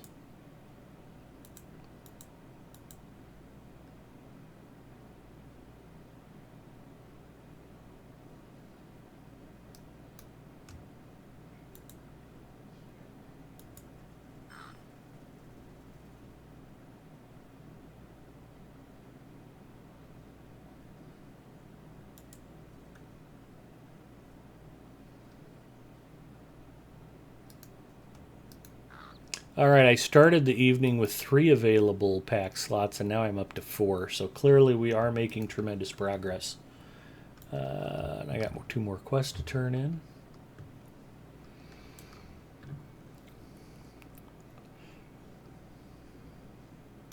Find trolls turned to stone from the Hobbit and the Troll Shaws. Yeah. Negatory Beged Mustafa, it's interesting. You just took me back to in time. Yeah. Well, I'm glad at least somebody finds it interesting. Hey, gewonnen. Then you. But yeah, I had originally brought all that stuff up because of the. You mentioned that there are a lot of PvP games that I mentioned, and I kind of came from a first-person shooter background, so you know, I played. People who don't remember Asheron's Call or didn't experience it, Asheron's Call, you had the ability to go player versus player on every server, but there was a dedicated PvP only server called Darktide. It had its own unique community. It had its... Okay, now I'm getting told to go to Ecad Maribel. I'm going to go challenge the Lord of Porth Caldus. We'll go do that before I head off to Maribel. But Darktide was fascinating to me, and most of what I would consider... I hate to use there's just not a good way to describe it without sounding biased one way or the other. The Darktide community was very harsh. It was all STFU, die in real life, go kill yourself in real life, shut the F up or go red. I mean, just, hostile posturing, immature, first-person shooter type players. And the role players, the adventurers, the questers, the folks who liked the player versus monster play were a totally different mindset. And it was all cooperation and love and happiness. And the two communities were just oil and water. They didn't mix very well. And I loved adventuring, and I loved doing quests, and I loved the in-game lore in Asheron's Call. But having come from that first-person shooter background, I didn't think that the Darktide community was right. I didn't think the Darktide community was different, or better, rather. I just knew they were different from what I'll just refer to as the role-playing community, for lack of a better term. But it was like two different styles. And what was interesting to me was playing on Darktide completely turned the game on its head. It was amazing to me how different that experience was. And I didn't play on Darktide a lot, but I did play occasionally. And I always had a good deal of fun playing on Darktide. Towns that used to be full of players that were, vendor sites and, transportation hubs for travel portals, instead of being places where players congregate, suddenly became places that you tried to avoid at almost all cost. And it was just really interesting to me. What the hell did I just do? I must have pulled out... Oh no. I just dropped another shield skill off of my skill bar. Okay, that was not how I needed to start that fight. Character panel, skill. I'm looking for my basic shield swipe.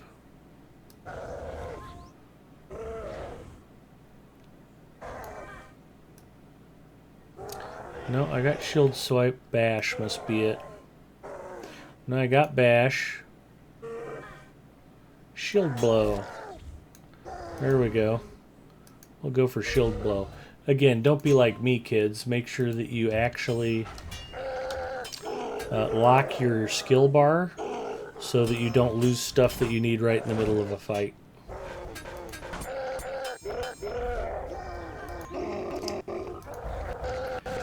So I'm not adverse to player versus player games. EVE Online is basically the whole game's player versus player. There's what are perceived as safe zones in space, high security systems, but in EVE Online, you can be player killed anywhere by somebody who thinks it would be profitable to pop your ship. They will suffer consequences by doing that in a high security system, but that doesn't mean it won't happen. And completely okay with that. I go into it understanding that I'm going to lose ships. And there's actually some funny parallels between EVE Online players and radio control pilots. Don't fly anything you can't afford to lose and replace. And, oh well, I lost that, so I'll just have to get something cooler to fly next time. Mindsets of both groups. So, yeah, I think player versus player online gaming can be terrific. Even in an MMO setting, if it's done right.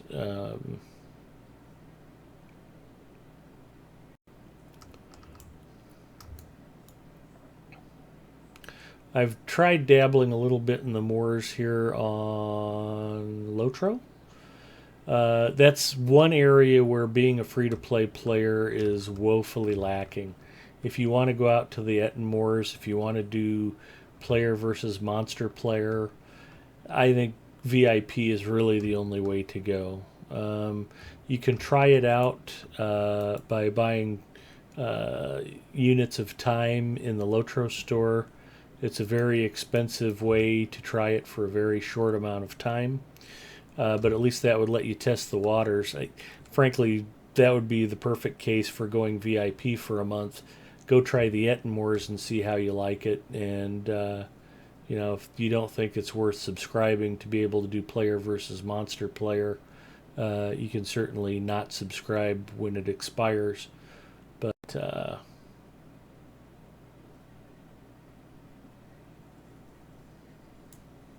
I'm going to leave that indigo plant alone. The Ettenmoors experience, player versus monster player in Lotro, VIP only. Just to do it any other way would be not a good use of time nor money. I am restricted to only being able to play an Orc Reaver, which is a basic foot soldier who's basically just an arrow sponge. Not particularly useful in the moors, very vulnerable. I get a chance to run around out there and screw around sometimes, but not an enjoyable player experience to be playing a rank 1 Reaver. That's all you have is a ranked 1 Weaver? Well, my guy here on Arkenstone is actually a rank 3 Reaver now. How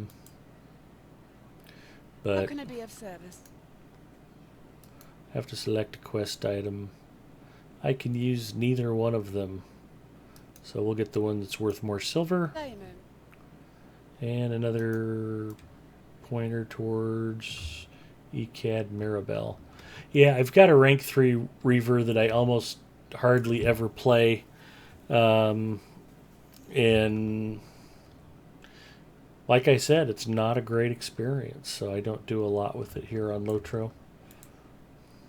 For me is not urgent.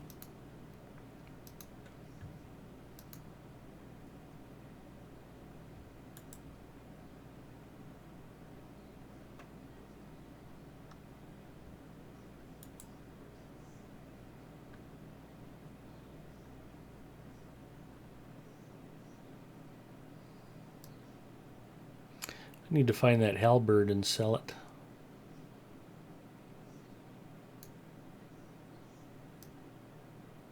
Do you spend a lot of time out in the Ettenmoors? Me? Yeah. Nah, very seldom. I used to. I used to be a PvPer, but until they fixed the PvP and they fix it the way they're supposed to be fixed, I won't go back. All right. I mean, I'm into the storyline and the gameplay, but if I want to play PvP, then I want to have it the best there is. And that's when, I hate to say it, and you're probably gonna laugh at me, but that's when World of Warcraft comes in. There's no lag. There's no lag. There's none of that. If you're good, you can go into World of Warcraft and be a PvP player, then you're good. No, like I said, I got no problem with World of Warcraft. I kind of prefaced some earlier statements with I'm not putting WoW down, but my interpretation, WoW was almost too successful. To get 10 million subscribers to an MMO. I think it hurt the diversity of the MMO market. It looked like software developers and software publishers really went from trying new and innovative things in the MMO world to trying to copy WoW's formula and try to hit the big jackpot. And you got a number of years where companies were trying to come out with WoW killers or the next WoW and just failing miserably. And I think ultimately it hurt the development of MMO titles, because I think a lot of prominent companies lost money trying to come out with the next big WoW-like MMO, and decided they wanted to spend their development money elsewhere. Not WoW's fault, their own success. Good for Blizzard. Blizzard always makes great games. I love their stuff. StarCraft 2, Diablo's always been great.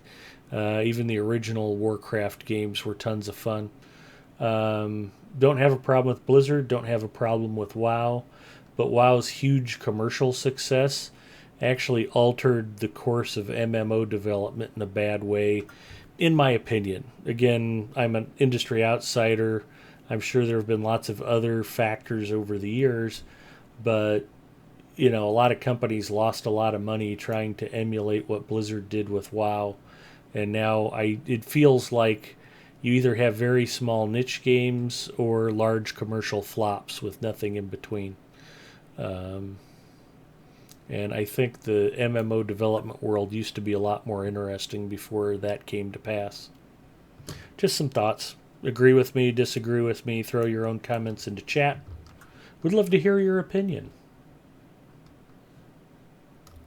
Where's that stable master?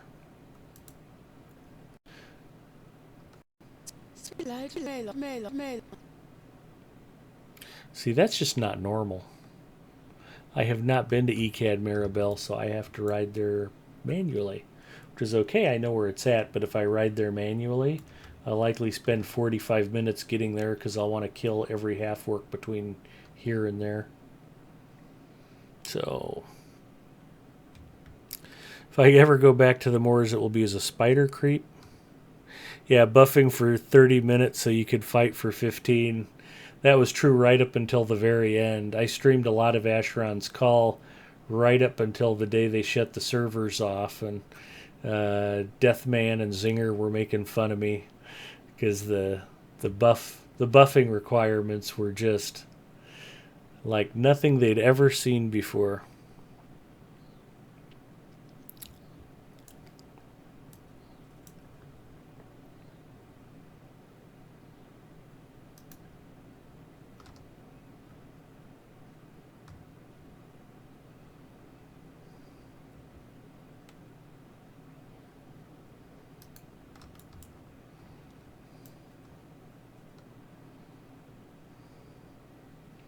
Back to Lotro, the dwarves will prevail.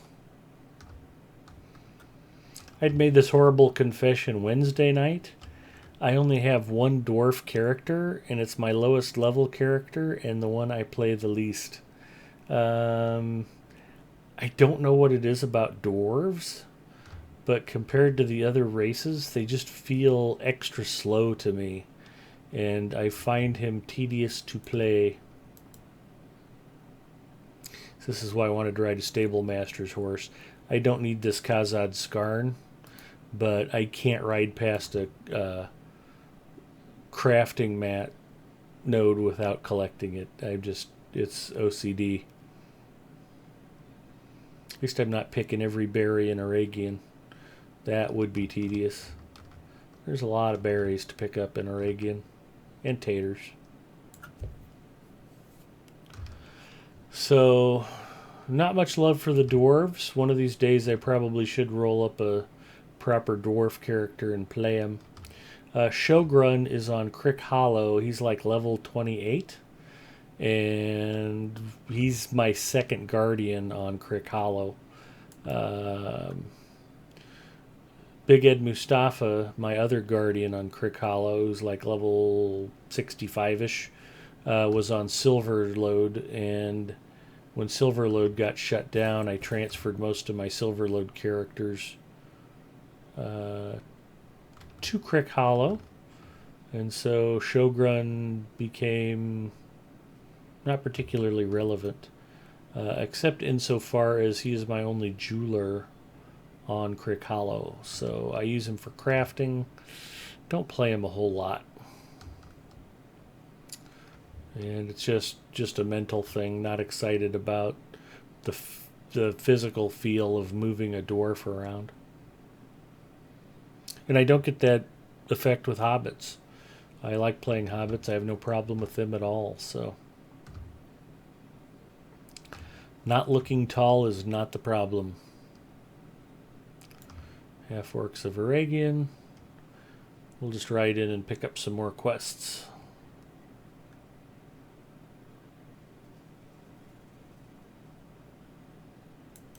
Feel free to say, shame on you, Big Ed Mustafa. You're missing the boat. Dwarves are awesome. You should play only dwarves. My Arkenstone character circle is all female. And there's like 3 or 4 elf women, 1 human. Uh-oh, what just happened there? I accidentally unmuted myself. Sorry about that. Oop, I think I accidentally closed the...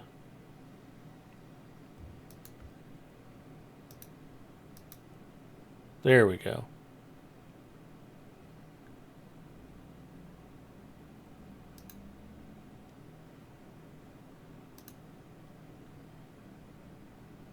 Hey, my friend Zinger is watching. I just inadvertently wiped out part of chat. I must have had my mouse pointer on the wrong screen and backed up the browser. So my apologies if you just typed something recently. I probably missed it. Feel free to retype it. I've discovered ECAD Mirabelle. I completed the ruins of Aragian. What do you need? I've protected the lands of Aragian. How can I be of service? Will you lend me your ear? You can give me mad loot and crazy amounts of experience points. We're going to go collect Angwarim iron. What do we got here? A mustering horn, a campfire site, a warden trainer. Broken longbows, albino stuff, wooden clubs, blah blah blah. They don't take creepy filth here though, do they? I have spotted stuff. I think I just sold off. I had a couple fragments of albino stuff, but not enough for turn-in. Polished. Nope, polished wings, no polished sheaths. I don't think I have enough jeweled sheaths at this point. I might be able to go out and collect some more. Alright, let's keep rolling along here. So my apologies for that, and I'm having a hard time getting the LOTRO stream video feed back up.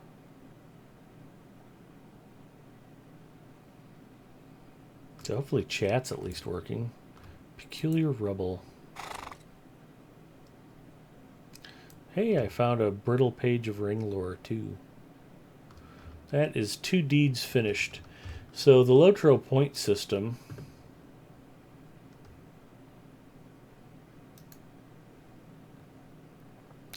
I just got 5 LOTRO points for completing the ring lore of Aragian.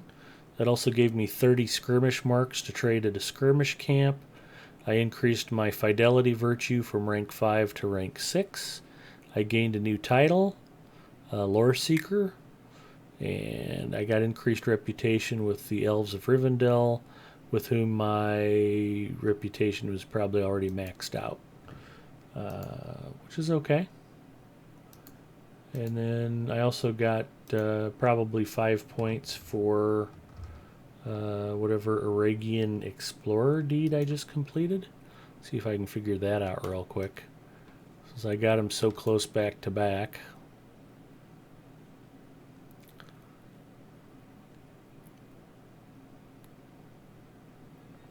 I think Ruins of Aragian was the other one that I just finished. Also 5 LOTRO points, 30 skirmish marks. Bumped my wisdom from 6 to 7. And more rep with Rivendell that I actually didn't need. I love to RP my main dwarf guardian. He stays drunk and hates elves. Yeah, that's a thing. Ooh, a Regian reflecting pool. How can I be of service?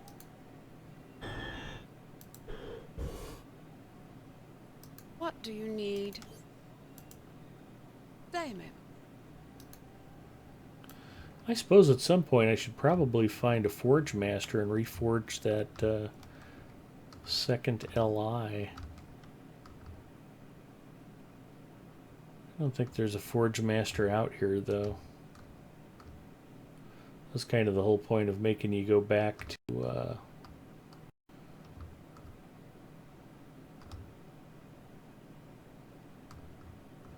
Oh no, I can't climb the hill.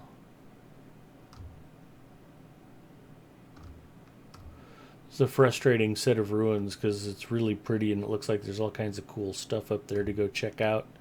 And unless there's a secret path I don't know about, I can't get up there.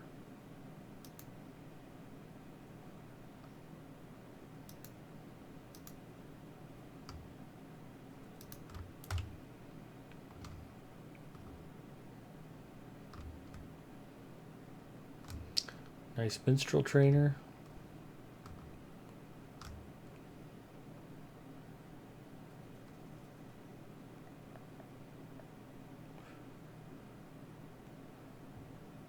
Angmarim steel, symbol of the white hand. And I avoided walking off the side of a cliff, so that's a good thing. There's a Forge Master up there somewhere, Ed. Maybe down by the Stable Master? Did I just wander past him and not pay attention? That sounds right, actually. I think the Forge Master's over here.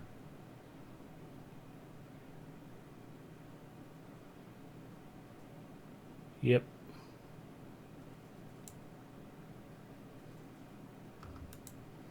Hail, friend, and well met.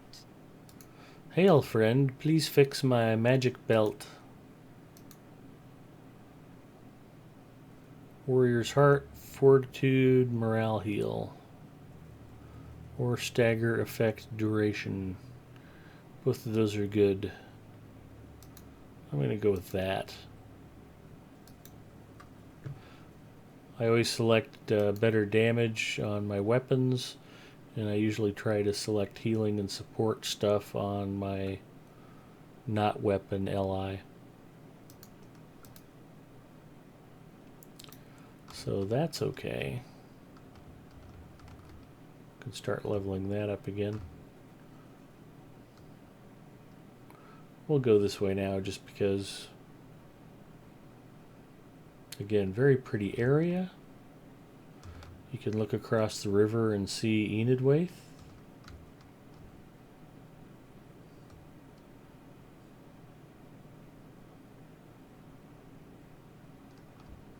I'm probably mispronouncing Edenwaith. I think I've heard it pronounced Edenwaith by somebody who should know better than me.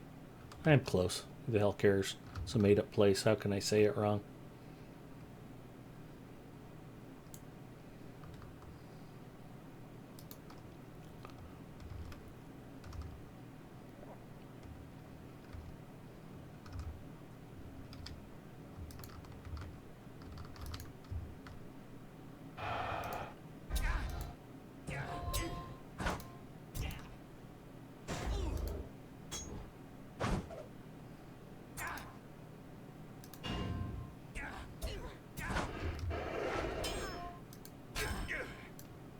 Ooh, I collected Angmarim iron on the very first shot.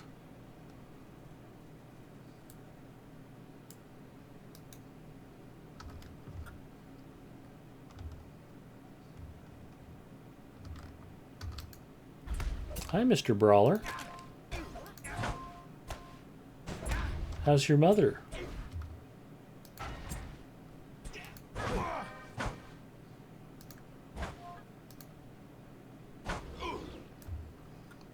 I got my symbol of the white hand. This looks like a pretty decent place to try fishing. Do I have any pack space at all? Probably not enough. I might be able to cast a line, actually. I can catch one fish. But if it's a good enough fish, it'll be worth it. Let's see what we get here.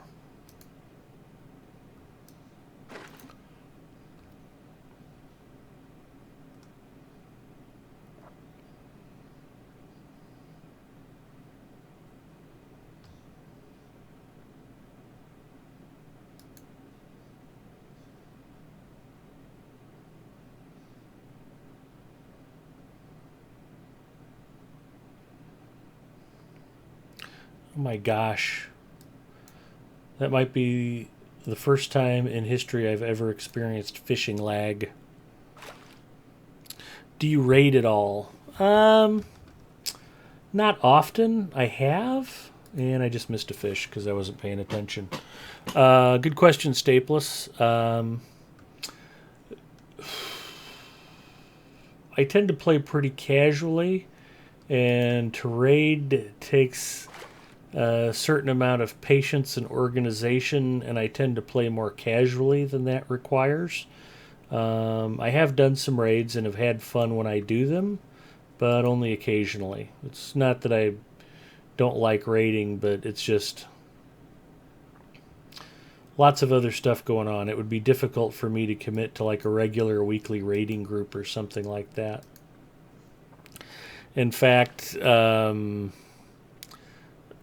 of the things that I regret being a member of the Academy kinship here on Arkenstone is that they do a weekly, they call it the field trip, where everybody just kind of gets together and decides what they want to go out and do.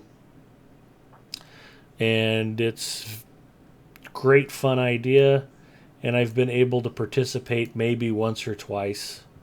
And I really wish I was home on Friday afternoons at 5 to do that more regularly. And it's just, it hasn't worked out to be as suitable for me as I had hoped. So, yeah, rating and group content, I generally only get to do occasionally.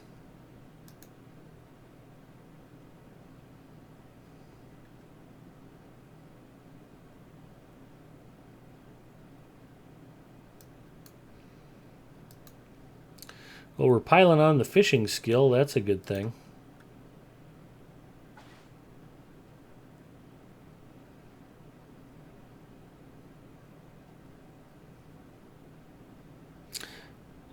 Zinger says, yeah, I haven't shown up for the field trip for quite a while. Usually doing dinner or something else at that time lately. Yeah, I have a habit of getting stuck at work doing stupid stuff before I can leave Friday afternoons. Um, we have a lot of system administrators who will have stuff that they need to get done, and they'll wait until 3:30 or 4 o'clock Friday afternoon to contact us about it. The phrase we use is throwing it over the fence. It's like, oh yeah, I'm supposed to be working on this. I don't want to come in Monday morning and get asked about it by my boss, so I'm going to dump it on the hardware engineering team and ask them to do something for me, and then Monday morning when I get asked about it, I can say I'm waiting to hear back from hardware engineering. That's what our server admins do to us. So Friday afternoons we get hit with tickets, we get hit with service requests.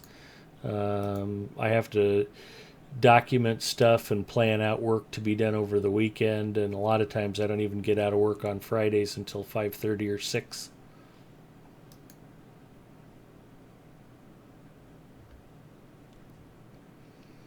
I chat quite a bit. I hope it isn't annoying. Not at all. Yeah, only an occasional raider. No, I appreciate you guys being in chat and talking and keeping things lively and hanging out in Discord. And that's what makes Twitch streaming fun, is the interaction with other players, talking about the game, telling stories, making jokes about stuff. If you haven't Twitch streamed before, you should consider it.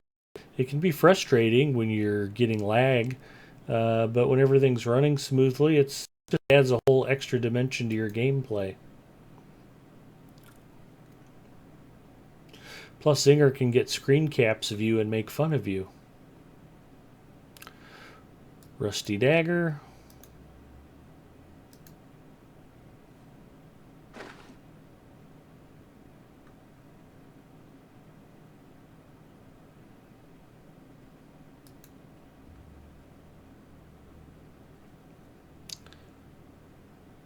The fishing is super exciting.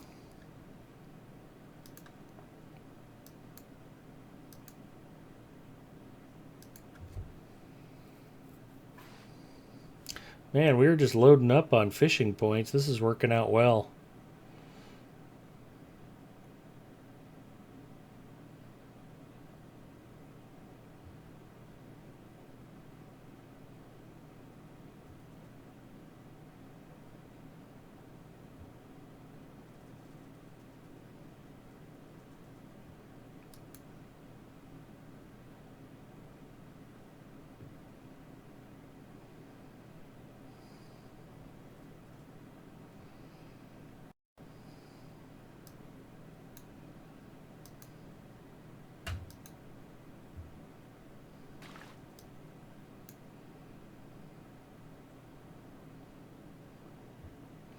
We've got the DirectX 11 water effects going. We've got a big splashing waterfall in the background. Birds are chirping. It's just very serene. If you didn't have to look at my grotesque, ugly backpack, it'd be really nice.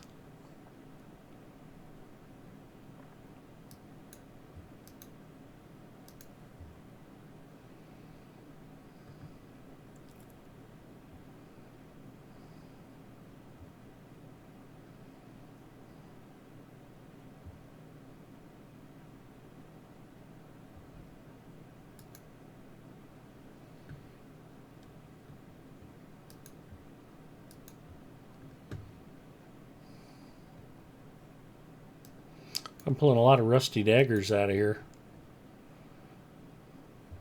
It's alright, look at them fishing skill points roll in, guys. It's awesome. Mia, I right.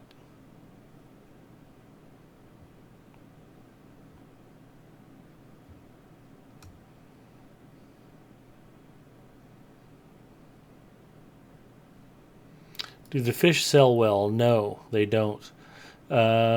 What you can do with the fish, there's basically 3 categories. I think I just missed a catch there. I don't know what happened. There's scrap fish, meaning that you can't really do much with them. If you keep them, you can sell them for a few copper. There's trophy fish, which you can turn into the taxidermist for a housing trophy. And then there's game fish, which are cooking ingredients. And cooks can make very useful food out of fish.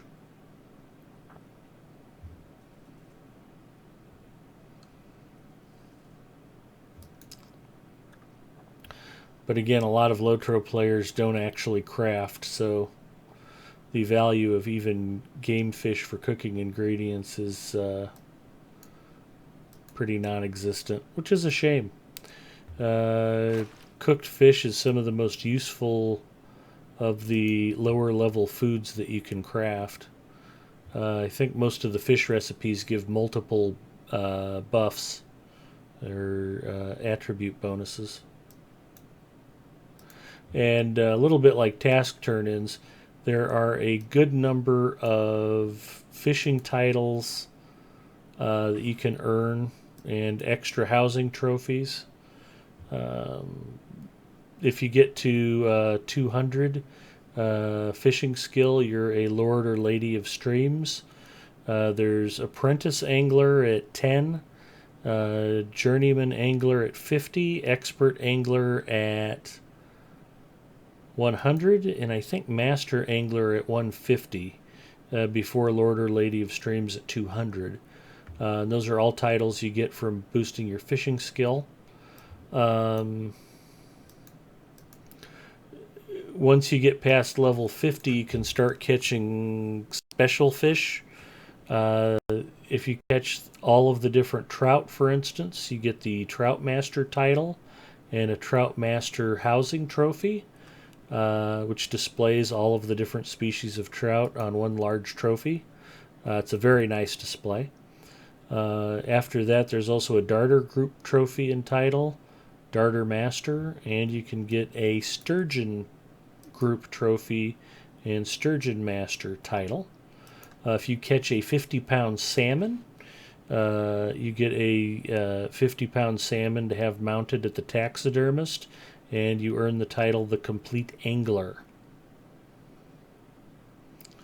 There are a few hidden fishing titles.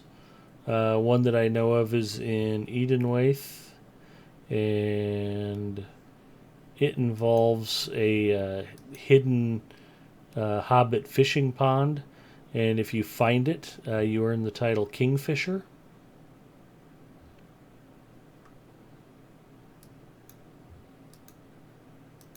And Summer Festival is in full swing right now, and there are a bunch of fishing quests surrounding the Summer Festival, so be sure to check those out. Your fishing skill increase is capped to 10 points per day. You start out at level 1 fishing, and you have to raise it 199 points to get to 200 max. And I noticed that we're not getting any more fishing points, at least not as quickly as we were. So if you go to Hobby and check, if this bar is blue, you can still earn more fishing points. If that bar is yellow, you are maxed out for the day.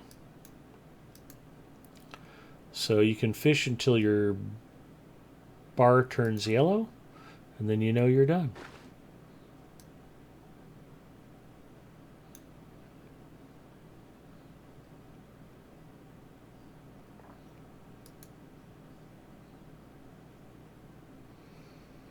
You could always send them to all up in you. Exactly. He gets kind of fussy if we do that.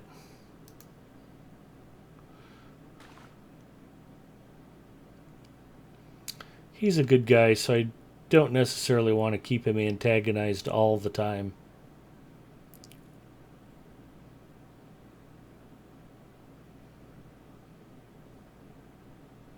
As a matter of fact, I texted with him earlier today. It sounds like he's going to be busy through the entire 4th of July holiday, but expects to be back around on Wednesday. So you might not see All Up On very much this weekend, but it sounds like he's planning on streaming at his regular time next week. So that'll be good. And hopefully Jerosi will be feeling up to his regular stream. Both of them are fine. All Up just had some family stuff he needed to do with his kids, and Jerosi was just feeling a bit wore out from his day, so he didn't want to start streaming if he thought he was going to nod off in front of the camera midstream. You know, the solution to that is to find a nice caffeinated beverage to enjoy. Huzzy's choice is normally coffee, for instance.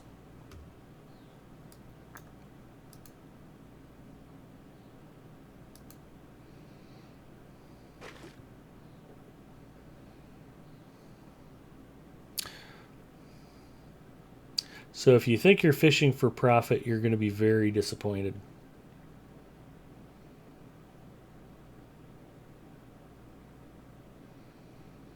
What's been interesting is I have caught plenty of fish and gotten my fishing skill bumped up, but I haven't caught any trophies and I haven't caught any game fish.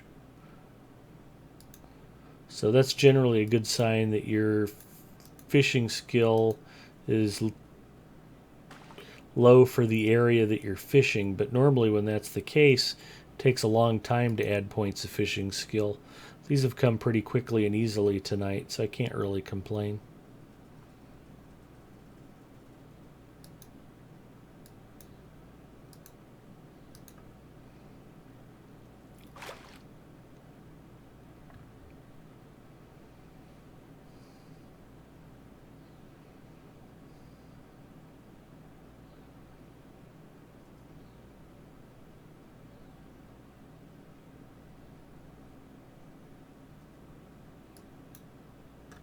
There we go.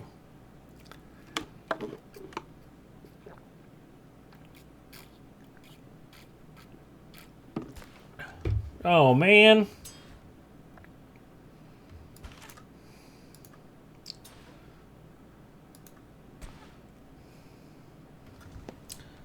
If I were my sword, where would I be?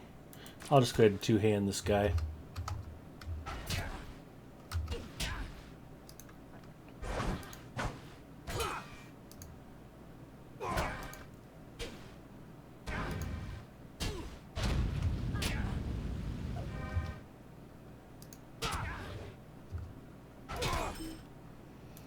That Angmarine was jealous of my boss fishing skill, so I had to take him out.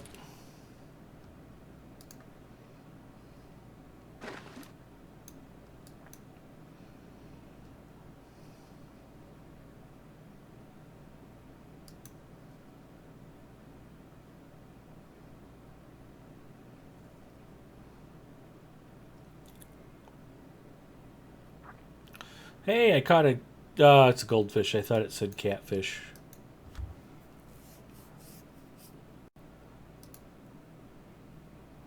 And the reason I left that open, I wanted to see if it updated automatically. I don't think it does.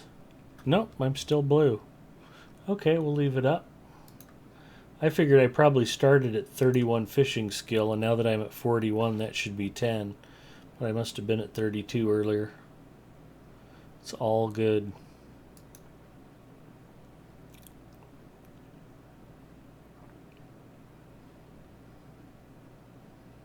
Wow, another fish. That's awesome. It is awesome, Hunzy.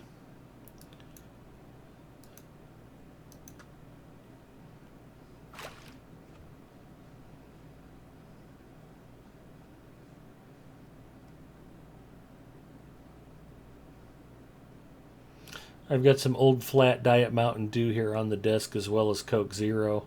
I'm actually drinking it to get an extra caffeine boost. Mountain Dew has more caffeine than most any other large production soda, which is why it's popular.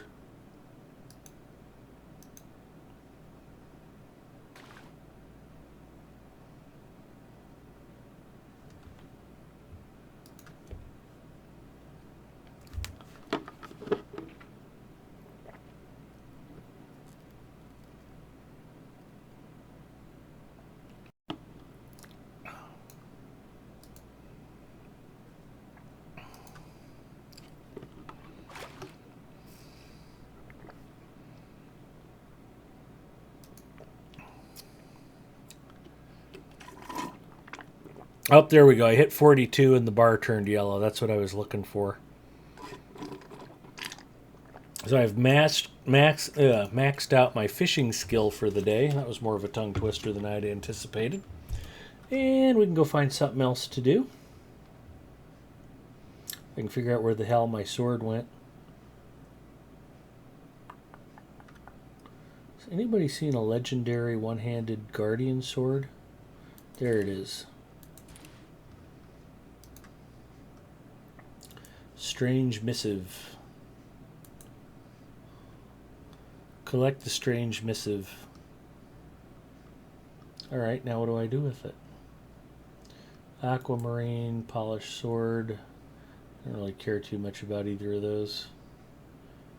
Am I stockpiling broken bows or did I dump them? I do have some, so I'll pick these up. I need more aquamarines like I need a hole in the head. I have 2 Tinkerers on Arkenstone. My Runekeeper Audrafina and of course Galandriel, my level cap champion. And they're both choking on crafting materials, so. Are you warm? I'm still warm, yeah. I think it's hot in here. I'm finally getting comfortable. Ooh, it's Okay. warm in here. See, that's what I said. I don't know what you mean.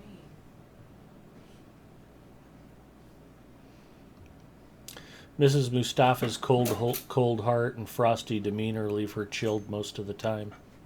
So I didn't do the update on the Flash because I'm afraid. Of what are you afraid of, Pookie? I don't know. Exactly. You're gonna have to look at it. Alright, I can update you later. I just feel bad that you're missing out on all that good watching. I'm Make dancing. Giovanni. Having a little dance party. What can I do for you? You lend me your ear.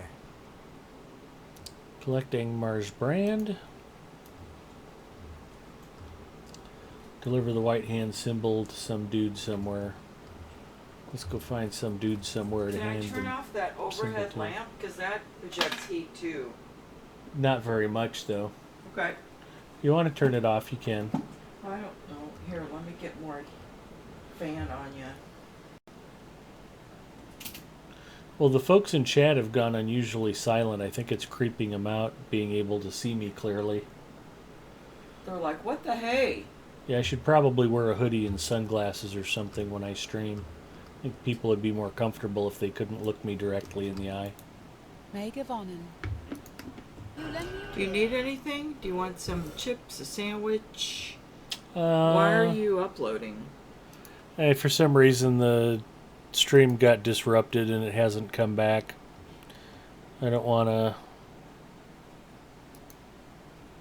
disrupt things too bad, but maybe I should. Alright, I'm gonna turn on the air for you. Alright. You want to make me a Denver omelet with cheese and some French toast? I actually have toast. Like sandwich toast. Yep. Sound came back. There we go.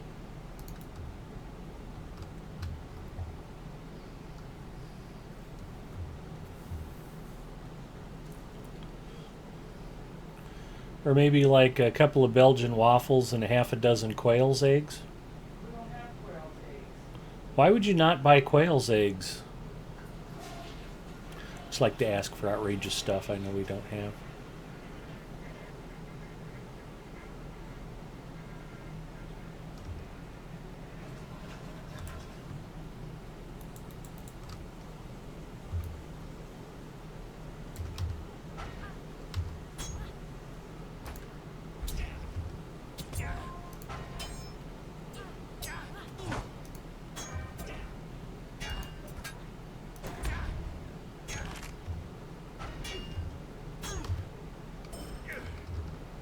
One of my favorite little gaffes that I like to do is if I go to someplace very casual, like a sports bar or like a Denny's, we'll be sitting at the table and the waitress will come over and be like, "Hey, what can I get you?" And so just to be a dick, I like to go, "You wouldn't happen to have beef Wellington, would you?" "Nope, nope, I'm afraid we don't." And then I say, "All right, well, I'll just have the bacon cheeseburger then." And I was out watching Monday Night Football with some buddies of mine, and one of them, who ought to know better, apparently thought I was serious. So one time he was complaining that Ed always likes to go to those places with that fancy food, like soup. It was like, okay, first of all, Ed was kidding about wanting fancy food, and secondly, since when is soup considered fancy?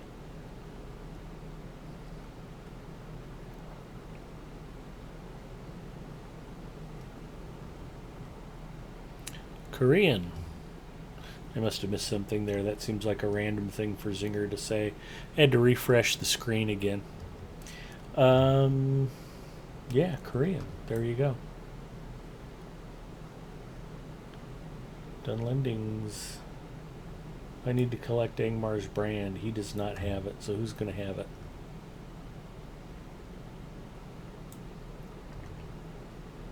Not the half-orcs, and not the Dunlendingers.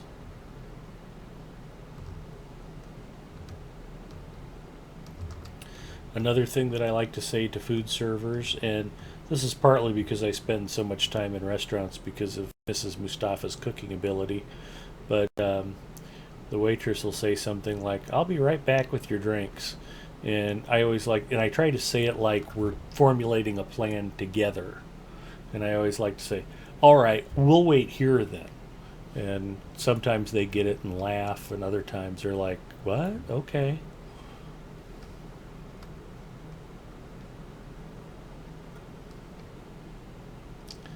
"Folks, I'm going to go check on your order. I'll be right back." "Okay, we'll wait right here then." And that way we're all kind of on the same page of the game plan together.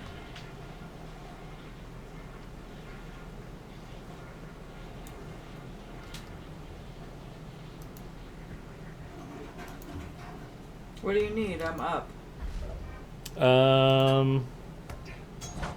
I'm probably going to want a little food. Alright. Why is that up?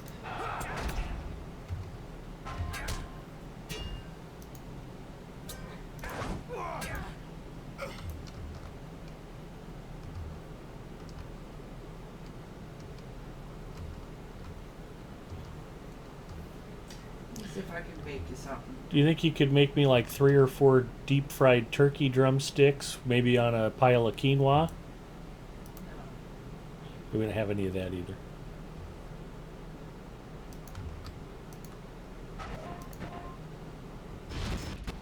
I don't know what the hell I accidentally clicked on there. Oh, Eldar's Grace. That's a wonderful skill, but it is a 30-minute cooldown. That's an oh crap skill that you should only use when you really need to. Because if 20 minutes from now I really need it, I'll still be 10 minutes away from the cooldown completing. That will be a problem.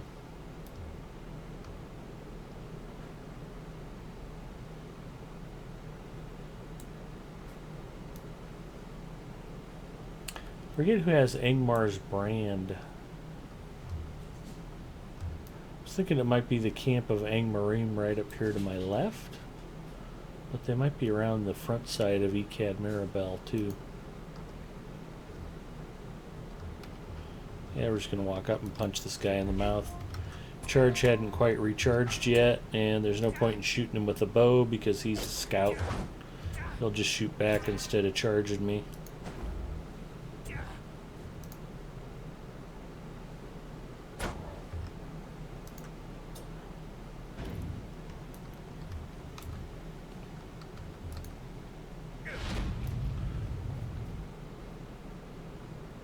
I like that clap of thunder sound effect when you use hammer down.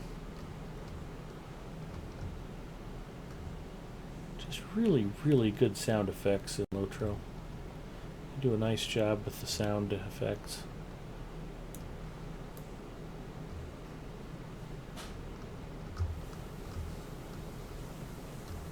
See if it's one of these yahoos.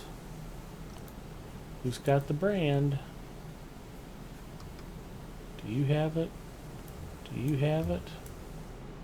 Do you have it? Nope, none of them do. In fact, yeah, it's pointing me back where I came from. I am going the wrong way.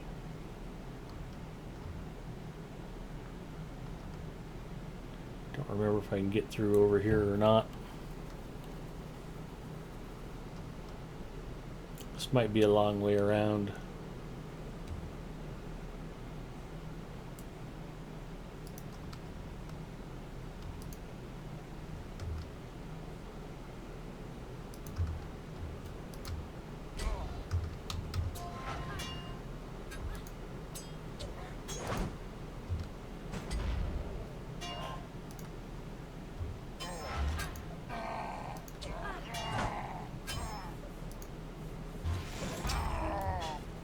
There we go.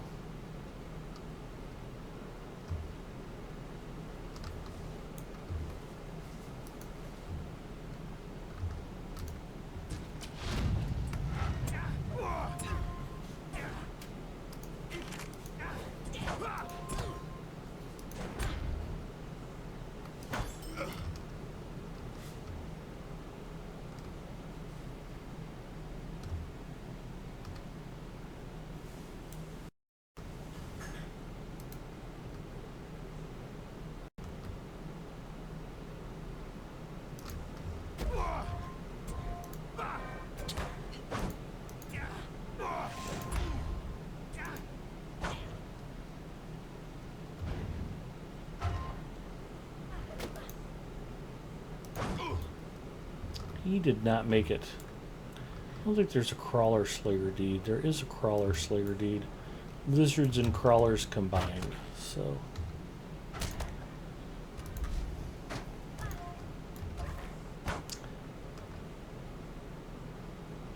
you just need to kill 270 of them to complete the advanced slayer deed. It's a lot of lizards and crawlers. Guardians are similar to burglars in that they don't always kill very quickly. And they're very ineffective at ranged combat, so getting slayer deeds done can be a bit tedious at times.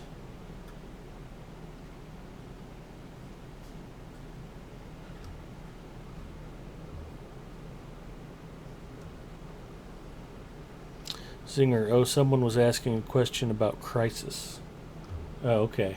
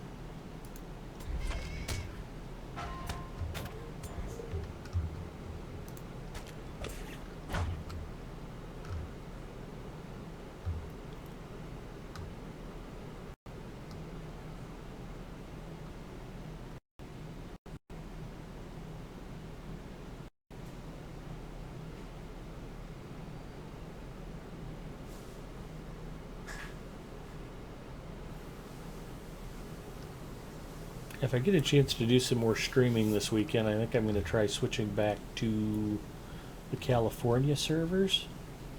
I used to default to San Jose, but I'd gotten pretty good results off of Chicago for a long time. I'm thinking maybe my problem, if my ISP seems to be shored up, it could be that Chicago Twitch server might not be as smooth sailing as it used to be. Probably time to check out some different changes. Now entering Mirabelle.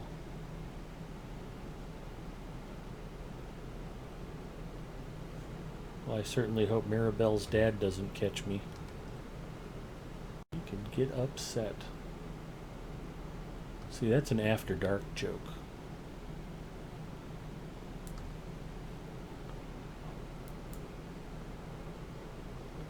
F4 tough.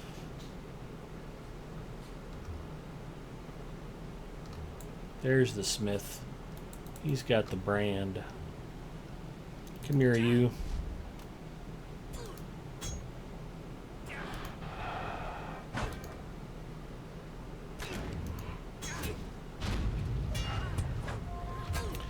Oh, he's got a bunch of morale.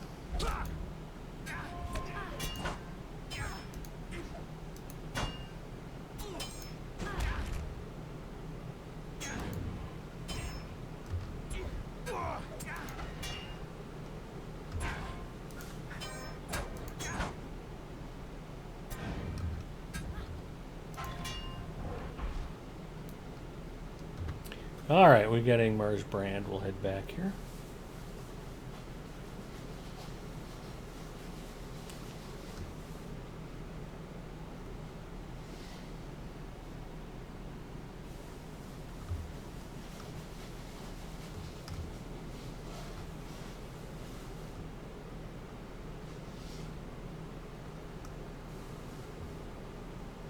TP Manus has just started watching. Hello, TP Manus. Hopefully you're not watching a commercial at the moment and actually heard that.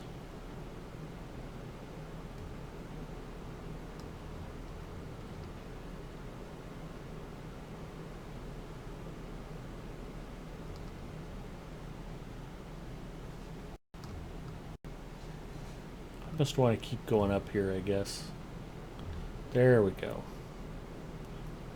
No, he's down by the stable master. We'll go this way.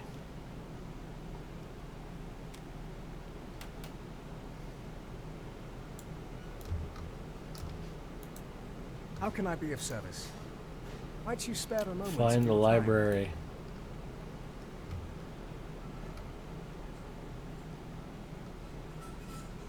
Odd that they would choose to make the school and the library so far apart.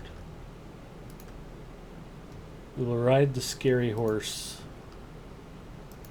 Minstrel's Club, don't need it. Don't care about the aquamarine. Supreme Tailoring Scroll might be okay. Nope, already known. More polished that, more of those. Barbed Carapace, Charming Tail, Barbed Claw. Creepy Filth. My wife's nickname for me while we were dating. We'll boost the belt.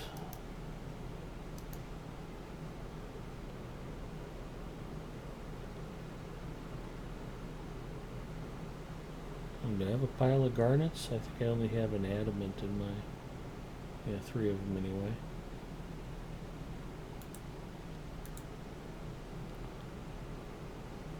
Also already known.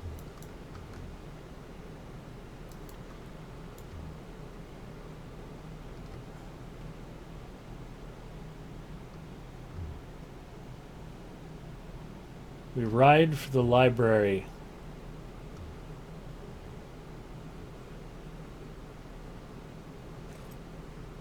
It looks like you should just be able to ride right across that, doggone it.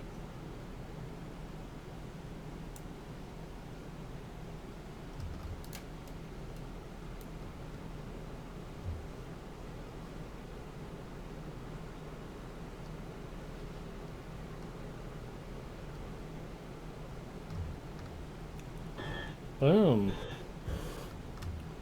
I have found the library. I am a seeker of knowledge. There's an old joke about the Nebraska Cornhuskers. Do you know what the N on the helmet stands for? Knowledge.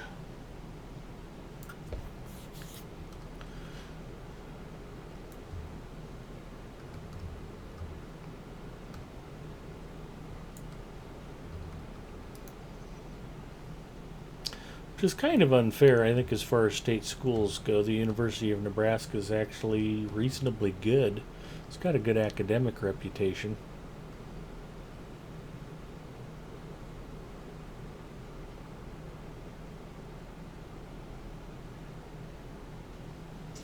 I forgot to use the tomato. Dang it. You forgot to do what? I forgot to use the tomato. Oh, honey. What do we got? Little bologna sandwich. All right. On toasted bread with some kind of cheese product. Pepper jack. What are you doing with the Coke Zero? Putting it back because it's warmish. And what's in the cup? Coke Zero with ice-ish. Cold Coke Zero? You don't want to just top it up with the bottle?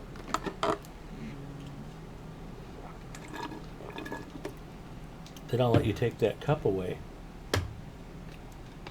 Why don't you try the sandwich? All right. Put a little mustard on it. A bit too much mustard.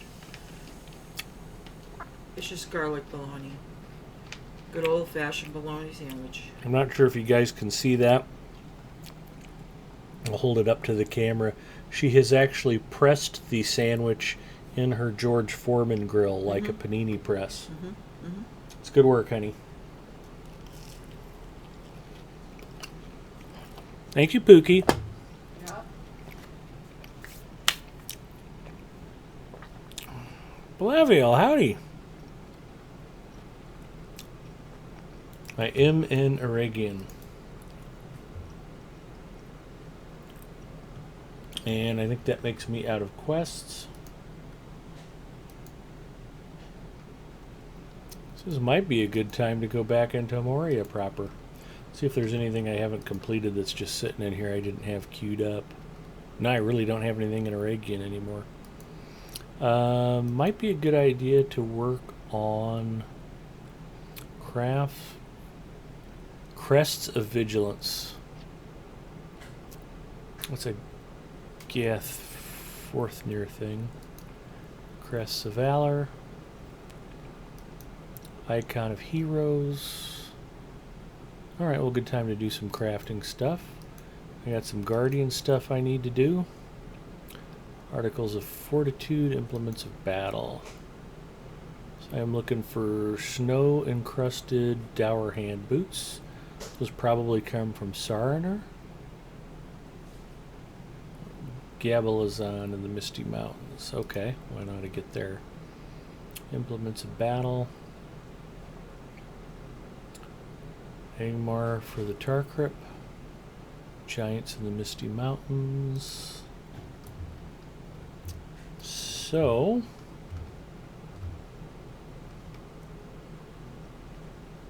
where do we have Ecad Dunan, Rivendell, Bree, oh good, Gath Forthner, and Ostguruth.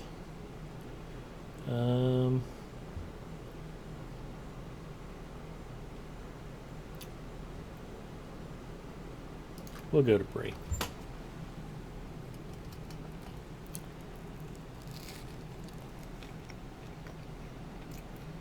Yeah, Regian's neat.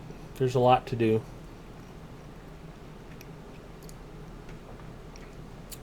It's wild and beautiful, and there's old ruins to explore, and lots of foes to kill, and lots of crafting resources to scoop up, and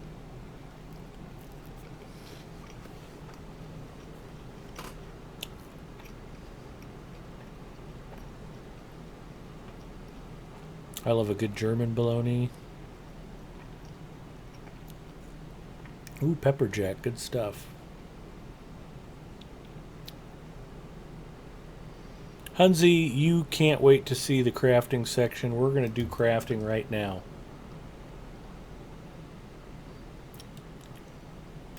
one of the things I like to do is before I go into Moria, I try to clean up everything that is pre-Moria. Because once you get in there, you're going to be in there for a while. And when you come out, you're going to come out the other side and not necessarily want to go back to do stuff. Especially as it gets more and more under level.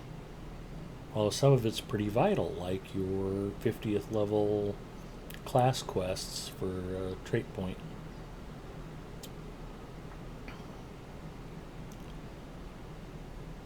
So I have eaten on camera, I have fished, I have done inventory management, I have done task turn-ins. Now we craft.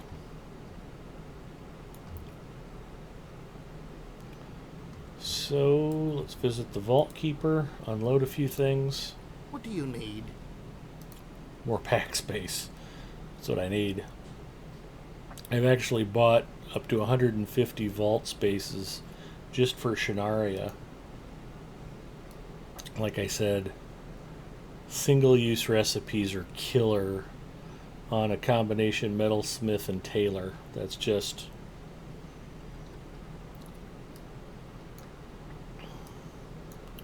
So I just need to go through these. Hopefully a lot of them. Good.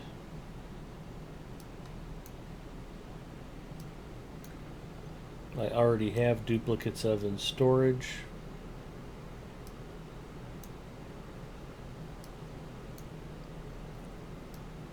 I would kill for some kind of magical filing cabinet where characters could store an unlimited number of crafting recipes.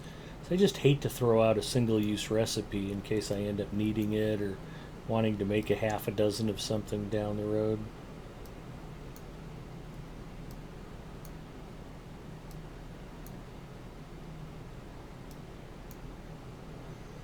At least that's clearing up some pack space. Shannari has been out in Aragian for a while and has not had regular access to Vault Keepers, so that helps quite a bit. And we'll get some stuff put away here. I think I normally put the mithril flakes in my shared vault. Got 174 of them. We've got some brimstone to put away. That's not brimstone, that's a journal.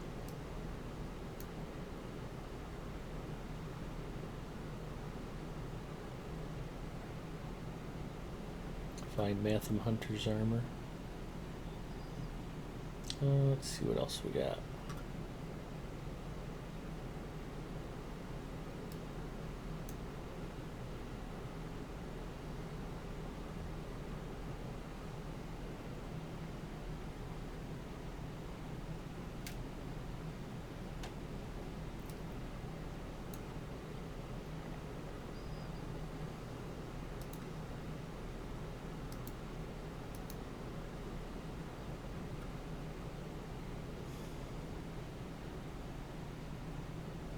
Okay, well that's an improvement. So we'll grab those before they expire. Let's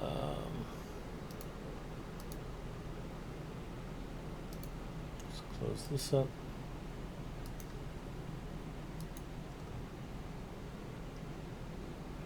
Backlagor, howdy! I was talking about crafting earlier, Backlagor. I think you're in good company. I would guess 2/3 of most LOTRO players don't craft.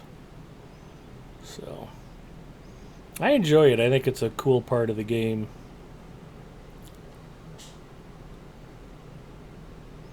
Bumbles says, "You are right again. I'm coming out. I don't feel like running around on foot."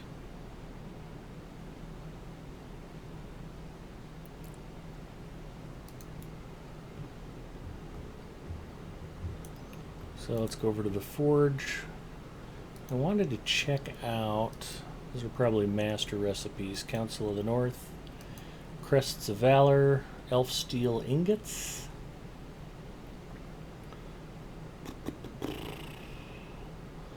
Let me queue those up.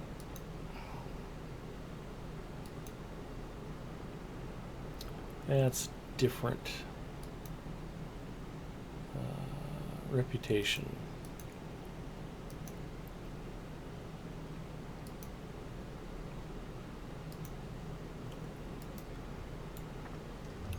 So I need 5, 5, and 1 on those. You need. Elf steel ingots. What do I have is the question.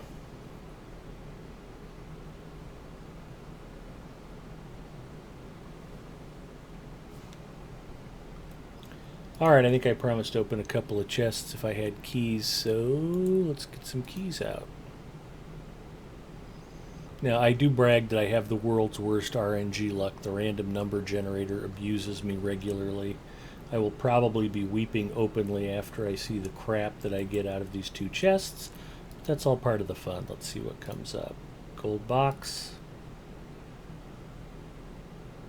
Some Goblin Town tablets that I don't need, and a tome of extraordinary experience. So, crap. What else did we get? Elf steel-bound loot box. At least I got another sturdy steel key back. Tome of continuing item experience. That's super useful. And 5 tomes of continuing mark acquisition. So, yeah. Probably should have saved the keys. But I got those chests out of inventory. None of my characters need these Goblin Town things. We'll just go ahead and do that for now. So let's see what we need for elf steel.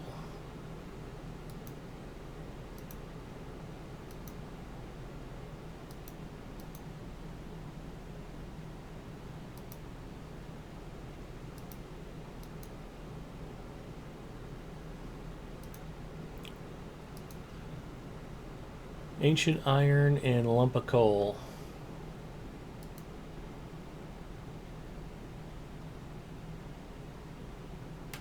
So let's just go ahead and make, I don't know, 10. 10. That'll give you a chance to eat sandwich.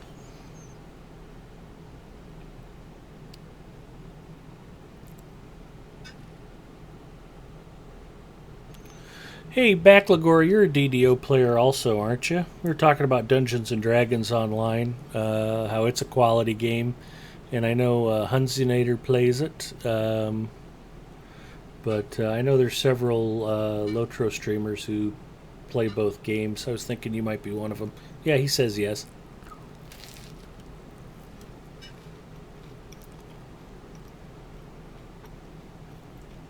Good tip, Zinger.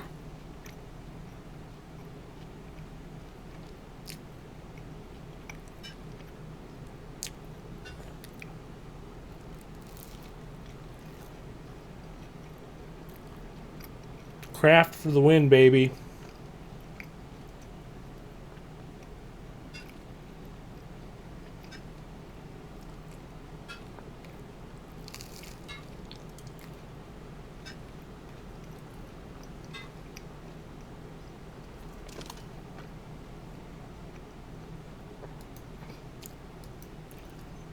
And now we make elf steel.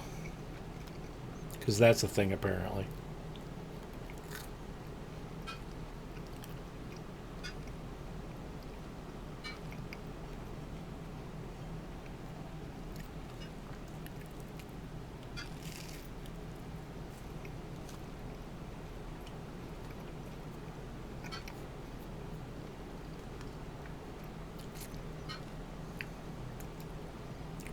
We'll move this so you guys can actually witness the beautiful technique of Shanaria as she hammers home the metal smithing hammer upon the ingots. That is terrific technique.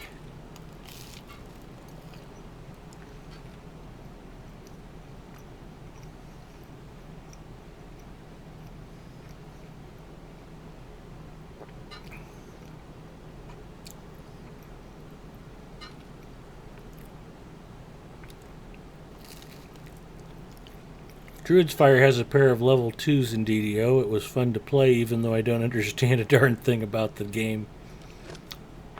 The stats are confusing.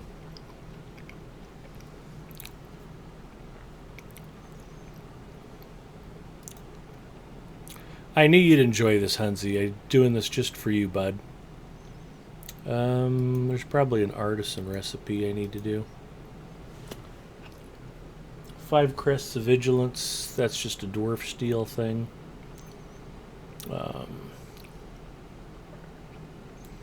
So let's get some raw material put together for that.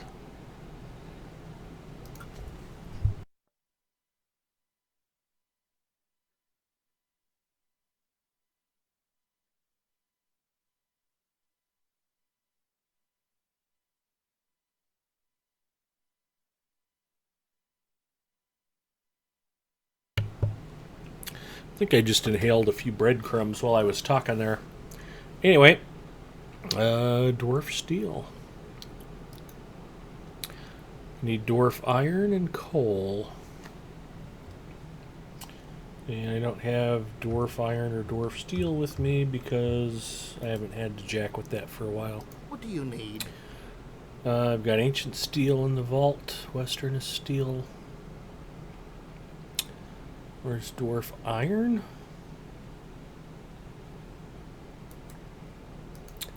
Oh, good. More prospecting to do.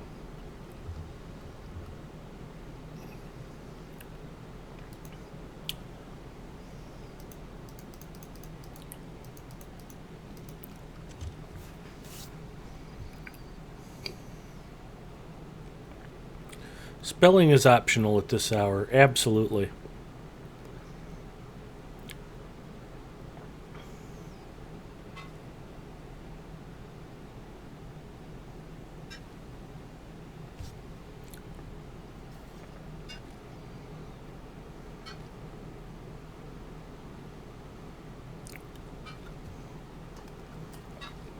Oh, Grizzly Wookie was another one. Grizzly Wookie plays both games.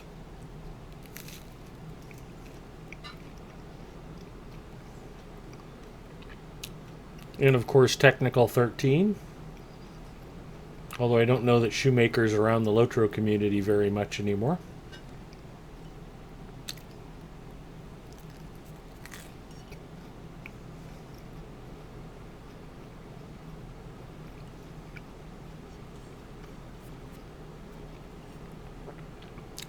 Is this game free? Yes, Trail Beast. Or Trace Beast? Okay, we'll go with Trace Beast. The game is available free to play. There's also a subscription model available. It's not pay to win. I'm a free to play player. I've got multiple characters at level cap. I've got the whole game world unlocked. You don't have to pay a penny if you don't want to, but you can enhance your game experience and make your playing time less tedious and more fun if you actually go ahead and subscribe. There's a lot of bonuses and perks to being a VIP player. I think I need dwarf steel. But free to play is a great gaming experience. Lord of the Rings Online was a full retail subscription-based MMO when it launched, and the developers only switched to free to play about 3 or 4 years into retail. The game's celebrating its 10th anniversary, and the new Mordor expansion is being beta tested right now on the Bull Roarer server. It looks spectacular. We're all very excited about it. Nice. When I replace my PC, I'll get it. Great to hear. Yeah, you can just go to, I think it's LOTRO.com and download the client. It's about 23 gigs if you get the high-res textures. So it won't be a small download, but it's a beautiful game. There's gobs and gobs of content, a lot of great storytelling, and it's very faithful to Tolkien's original written work. It's officially licensed from the folks who own the Tolkien intellectual property. So They adhere to lore canon very strictly. They add to it. There's some original content, but it's not anything that contradicts Tolkien's works. So what the heck else am I doing? I got ingots made. Let's see if we can make some crafts of vigilance. I need 5.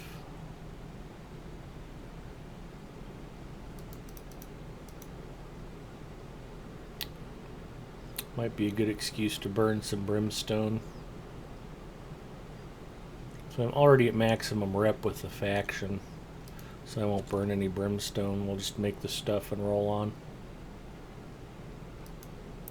Metalsmiths Guild. Pretty sure I'm already a Westimate Master Crafter of the Guild. We'll verify that. There you go. Just max out all of your reputation and then you don't have to worry about it later on. That's my thinking.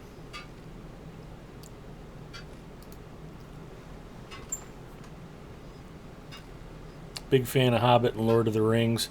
The game is wonderful. Middle-earth Enterprises, there you go. I was trying to think of the dude's name. Zalman or MEE, Middle-earth Enterprises. That's why it's so great to have Druid's Fire hanging out with us. She knows all this stuff. I can't remember what I had for lunch today. So, I accidentally made too many of those. That's okay, it was just a crafting score. Let's go to Crests of Valor.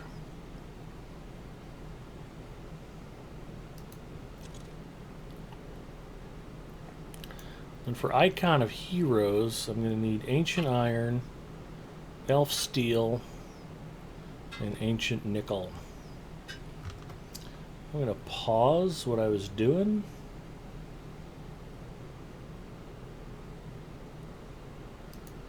Because if I use some chunks of Dusky Brimstone, I can crit and not have to burn all of my ingots, and I can save a couple. So I need Dusky Brimstone. Dusky Brimstone. Oh, that's Dusty Brimstone. Is that the right stuff? It's got to be Dusky. I think that says Dusty. It does say Dusty.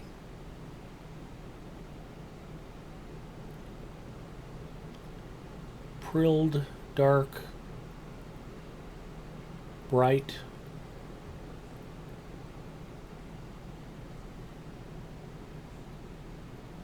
I must have read the recipe wrong.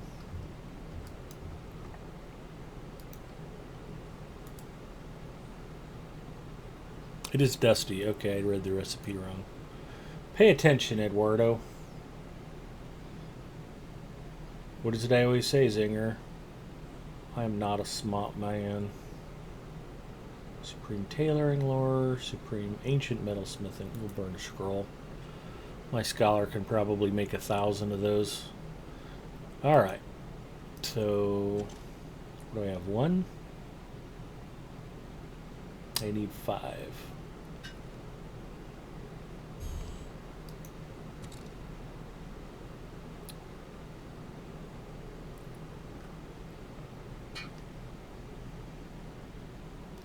Okay, so I've got my 5 and I saved a couple of ingots because if I want to make an Icon of Heroes, I need Elf Steel, I need Ancient Iron, and Ancient Nickel. Ancient Nickel is only used for reputation crafting. Ancient Nickel is used in this recipe here, Icon of Heroes, for Council of the North, and then there's a recipe in the Weaponsmith line for the Wardens of Enuminus. Or is it Rangers of Enuminus? I think it's the Wardens of Enuminus. They have a ceremonial blade that's a special rep item that you also use Ancient Nickel for. That's the only thing Ancient Nickel is used for. So you don't need bunches of it, and you don't need to save it after you get your reputation maxed out. You made me hungry, Big Ed Mustafa. Got me some tater salad and garlic knots. Very good. You don't just say it, you put it to the test. Solzents. There you go. Okay. So, what the hell was I doing? I need to make ancient iron and find a bit of ancient nickel, which I don't expect to have a problem with. Ancient iron.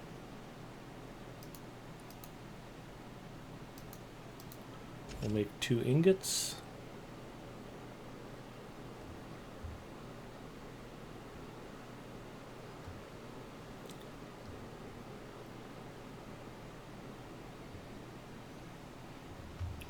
And let's find some ancient nickel. Probably in Greetings. shared storage.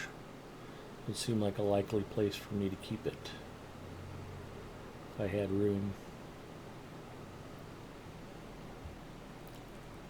I don't see any ancient nickel there.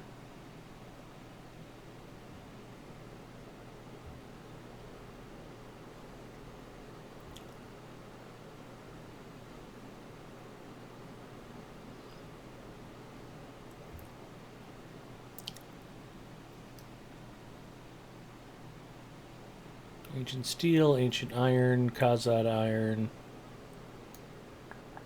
Well, I do know I can put the chunks of dusky brimstone back.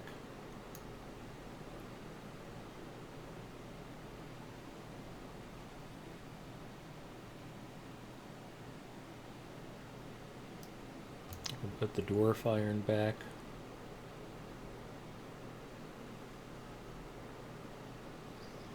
Alright, I know I got piles of ancient nickel somewhere. I just have to figure out who has them.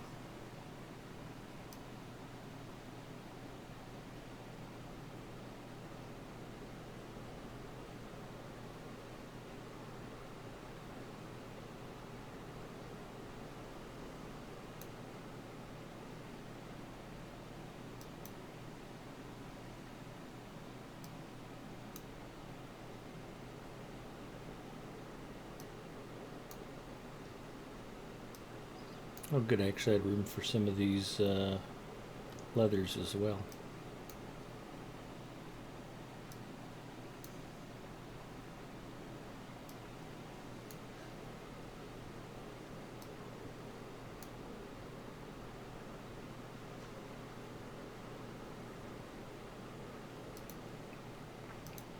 Never stop recovering pack space.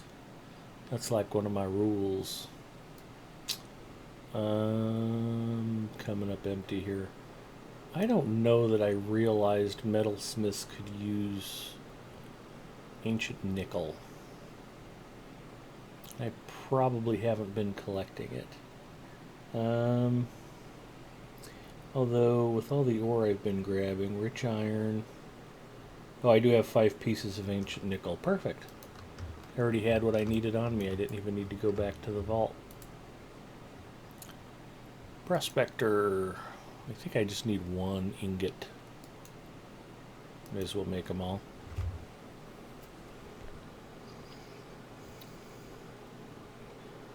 Council of the North has the Clint Eastwood Pale Gray Horse.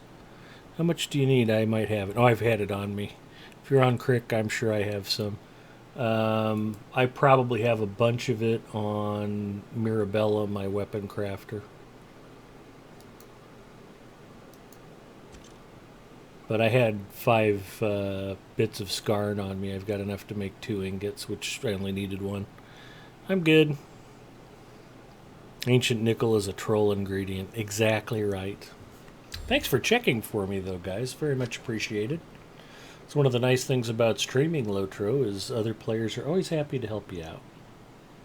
Ooh, I even critted. That is exciting. What the hell was I going to make? Icon of Heroes.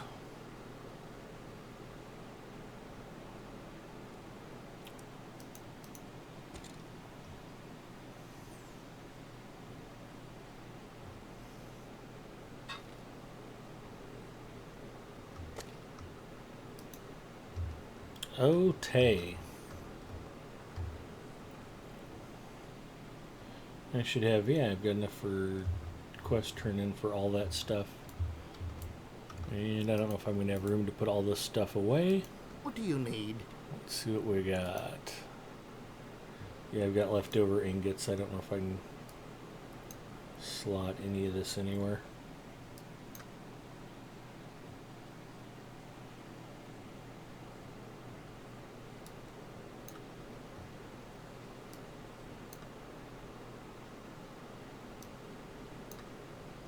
Elf steel, dwarf steel. Now I gotta carry all that stuff. Alright, well, that's 2 steps forward, 2 steps back. We're gonna pop out to Gath Forthner. Make sure I'm actually clicking on the right thing.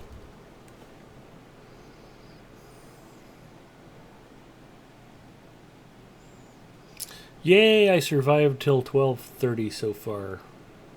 We're about 3.5 hours into the stream.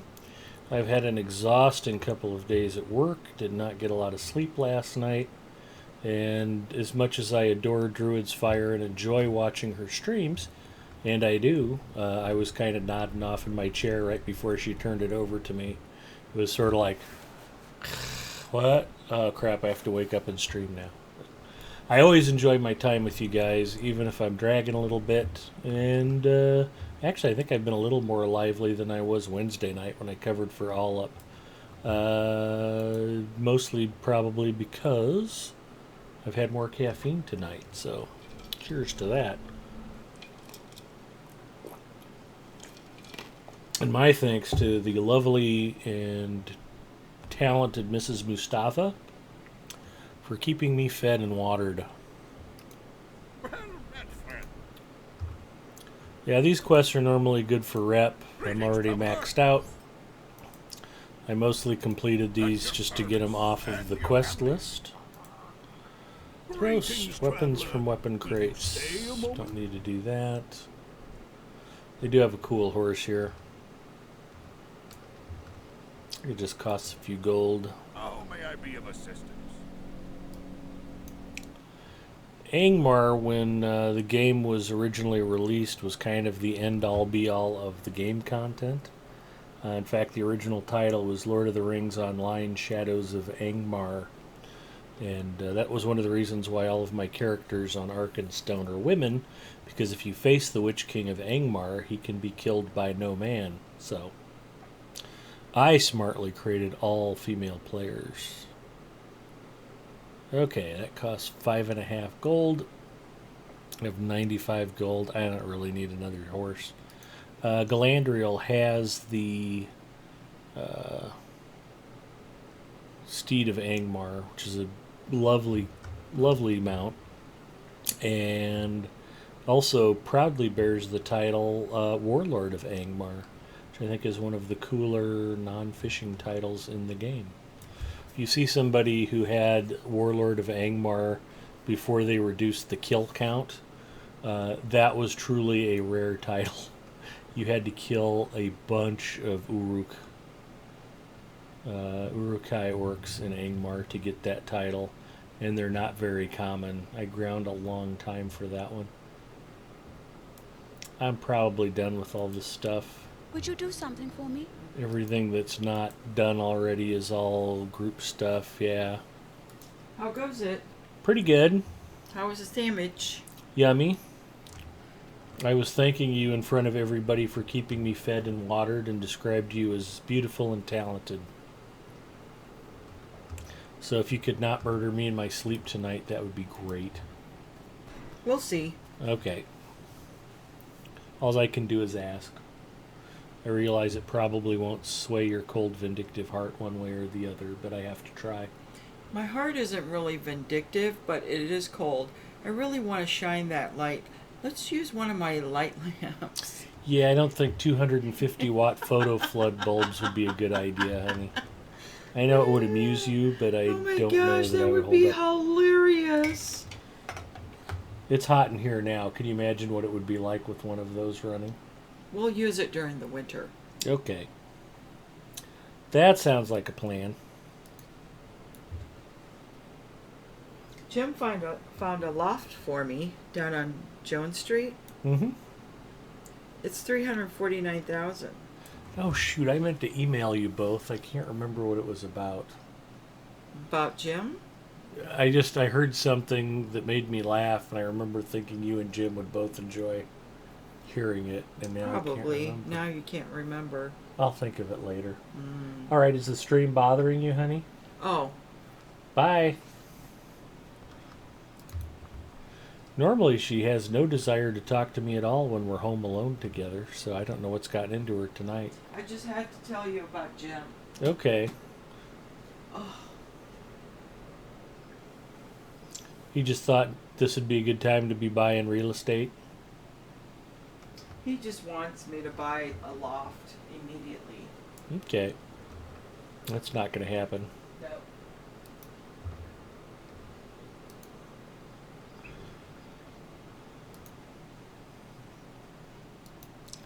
What do I need in Angmar?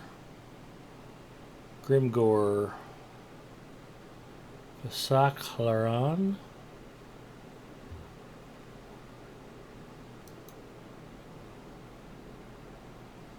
The orc camps in Angmar. Just need to go drop some Tarkrip. And they will have brimstone tipped spears.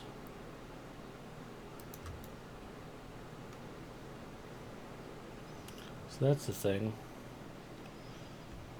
I guess I could cheat and look up where Grimgore is. I don't remember. The old days of very tough Angmar, yeah. I'm not streaming Zinger, don't worry about it.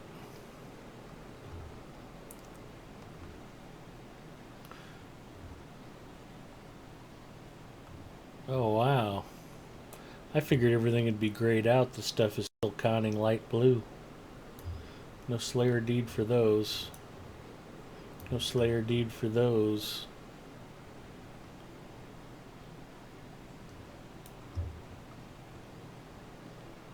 Do I need bat things? I do need bat things. Let's kill some bats.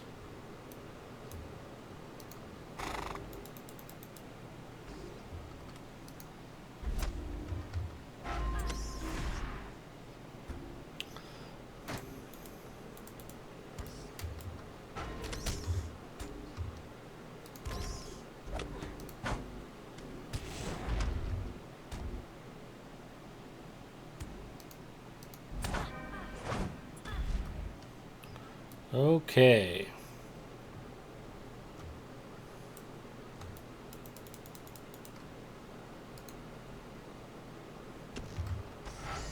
Be tough for a bat to fly with an arrow sticking out of his side like that.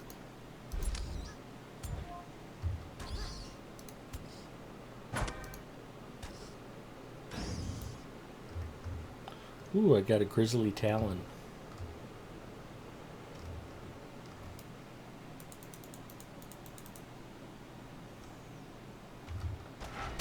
Morville, kill it. Oh, the boar outside of Og here, you think? Yeah, I think you might be right.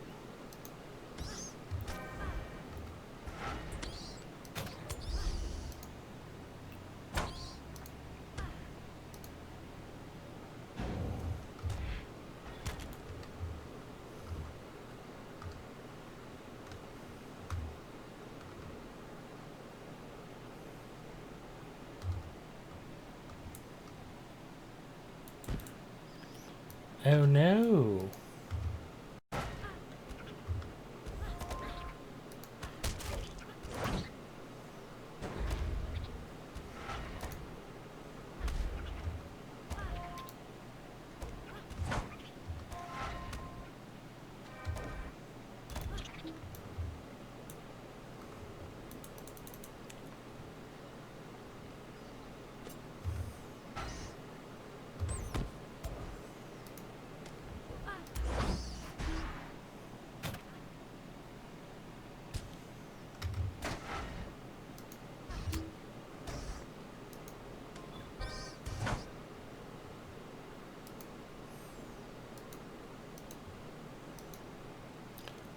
Tag those real quick.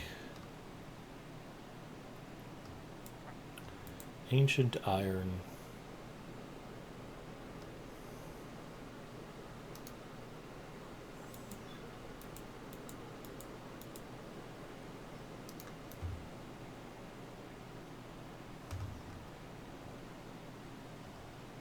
More bats to kill.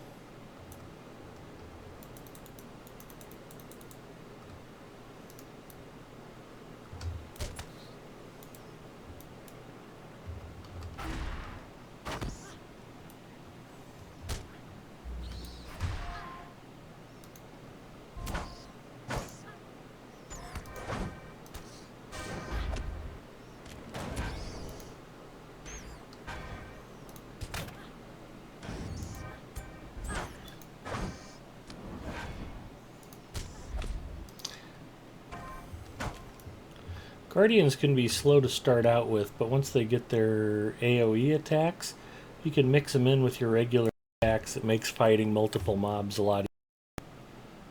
By the time you get to the second one, it'll already be down to about half life. You can finish it up a lot quicker.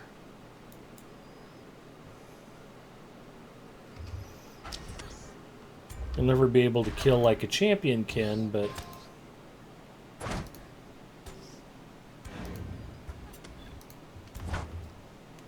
it still feels a lot faster than when you were playing your Guardian at lower levels.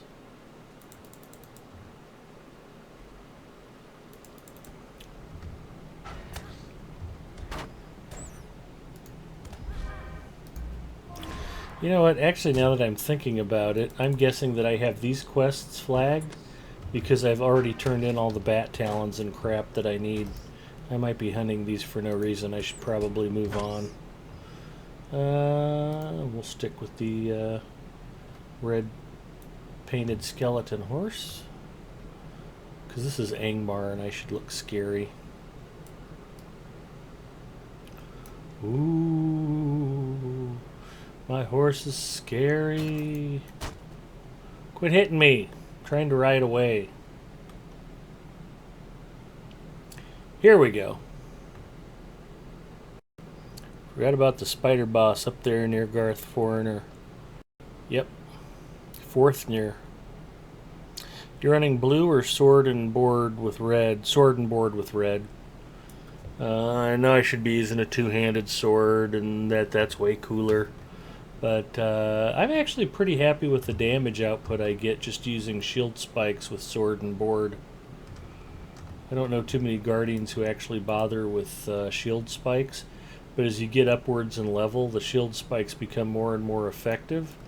And they do increase your damage output. So it's a good thing. Wow, I killed almost no undead when I was here. I've only killed 16 whites in all of Angmar.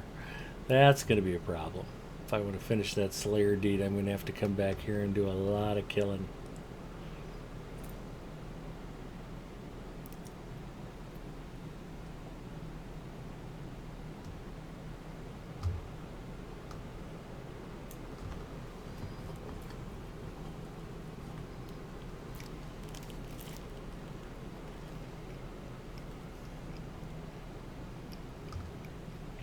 Oh, you do use shield spikes. Good to hear. Plus, ever since the 1850s ended, Ed no longer understands what the word cool means. It is true.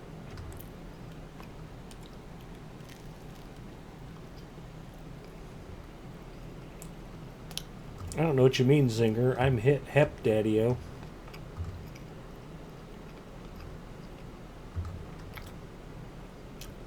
You kids today with your hair and your clothes.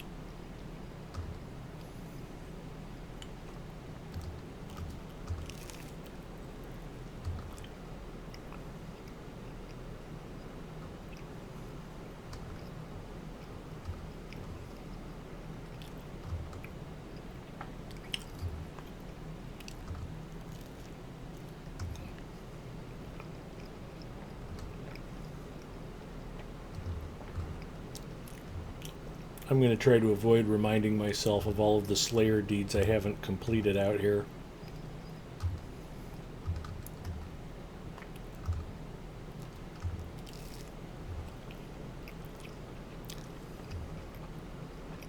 Poking away at green mobs for hours on end doesn't sound like my idea of fun.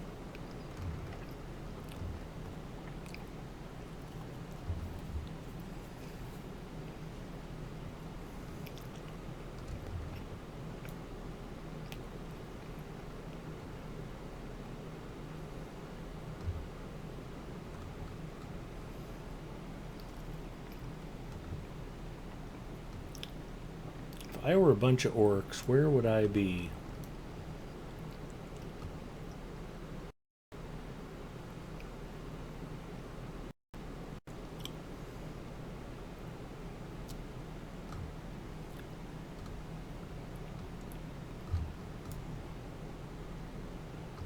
Ugh.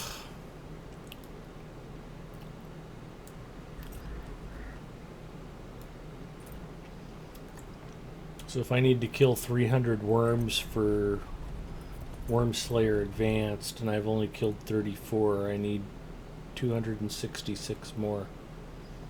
That's the stuff that depresses me. Don't have that quest.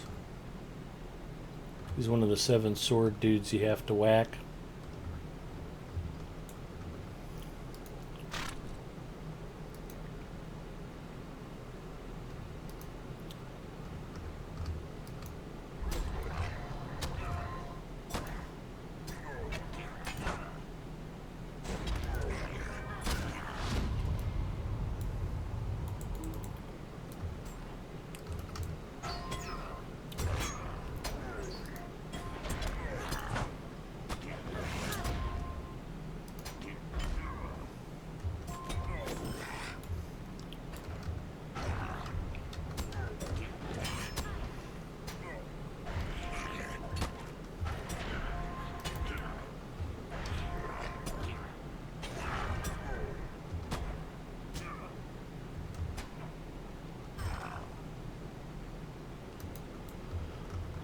I wonder if these spears... Maybe I have to be hunting Urukai?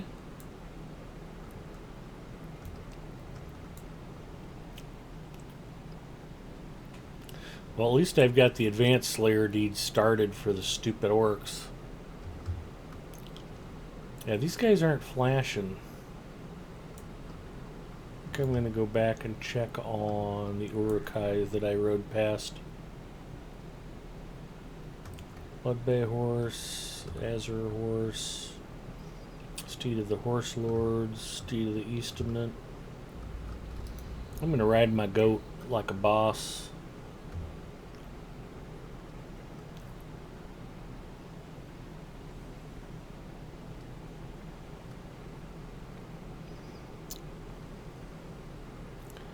Any developer will bring us bull roar content in Twitch.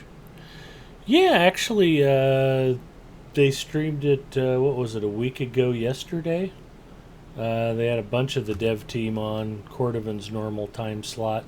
If you go to YouTube and just do a search for LOTRO, it'll pull up the LOTRO channel, which is Standing Stone's YouTube channel for LOTRO. They probably have a DDO channel as well, I'm guessing. But you can see their initial unveiling on Bull Roar 8 days ago. They had over 1,100 live viewers for the hour and 20 minutes or so they were streaming it. And within 2 days, the video had like 20,000 views. I think there's a lot of people who are interested in Mordor and a lot of MMO players who will either be coming back to LOTRO or trying LOTRO so they can check out Mordor and explore the new content, which will be great. Defeat orcs, defeat Urukai. Well, who's got the stupid... Ugh. Go to the orc camps and kill orcs. We're not going to tell you who's got the spears you need to be collecting.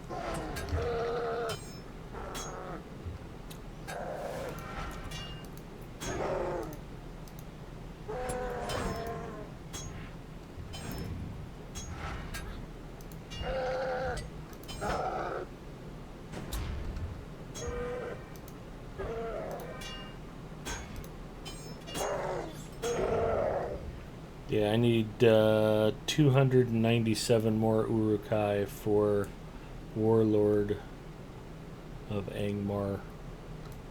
That also depresses me. Okay, well, if you guys aren't dropping what I need, where do I go next?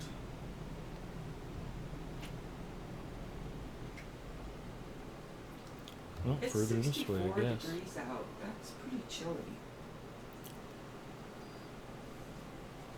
Don't you think? Uh-huh. What did you say? It's 64 degrees out. That's pretty chilly. Can I pull off this overhead? Does it make a difference? Oh, yeah, that made a huge difference. It did? I'm just saying that to humor you. Oh. What the heck?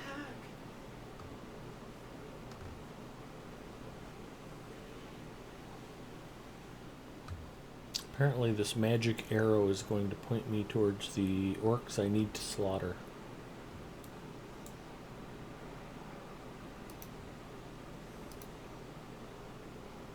I'm going to charge him just because it'll be funny.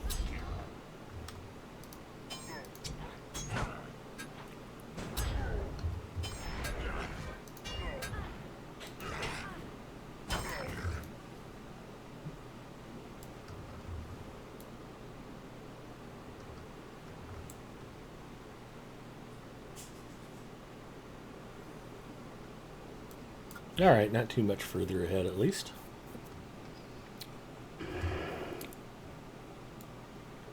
Hey, Baklagor even pulled up the link, yeah.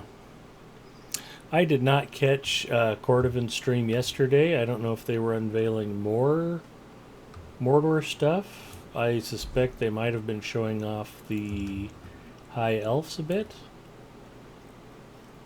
Well, the goblins have them. Okay. Come here, goblin. I need to kill you.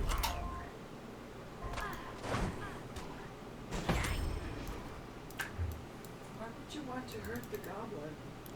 Goblin's got it coming, Pookie.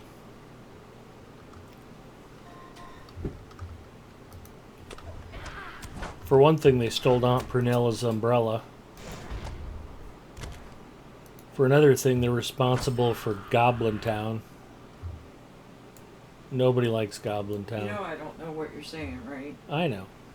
Okay, I'm gonna watch Murder, She Wrote on the television. Okay. Have fun with that, since you broke Contour. Contour?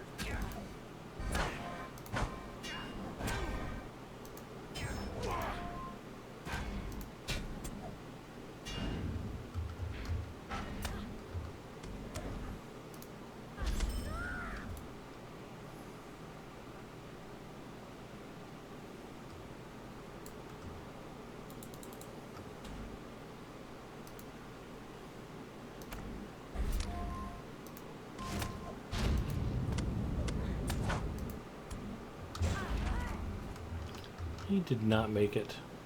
Now, he could have dropped a spear, but did not.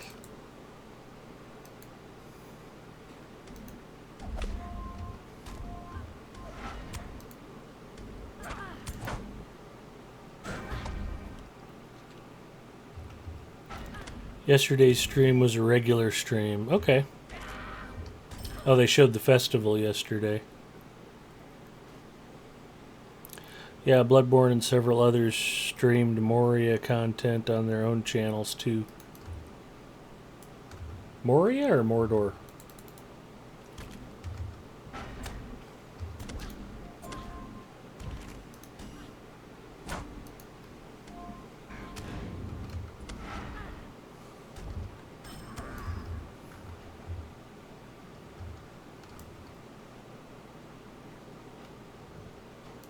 Okay. So let's ride on. We'll get Grimgor's Ashen Hide.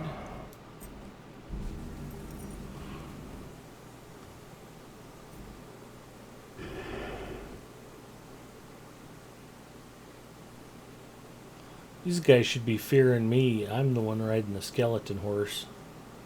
I am fierce. Mordor, yeah.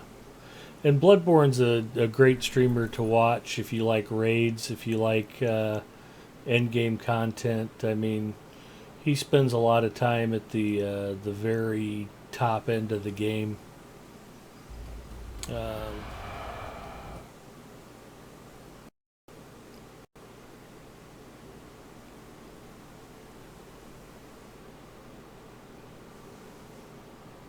Yes, it was great too. When Bull Roar was up over the weekend, yeah, I streamed the High Elf starting area on my show. Bumble was there for it, and I am so delighted.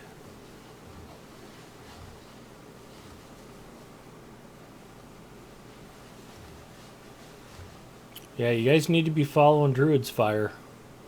She's tapping into all the cool stuff. All you have to do is left click on her name in chat, and it'll pull up the option to throw her a follow right now. Plus, a lot of you guys haven't heard this. Druid's Fire is actually offering half price follows. Normally it costs nothing to click the follow button, and she's going to cut the price of that in half. Tonight only. If you follow her, it will cost half of nothing. It's completely free to throw her a follow. So check out Druid's Fire, make sure you get her a follow, and watch her streams, because she is checking out Bull Roar and showing off all the latest Mordor goodness.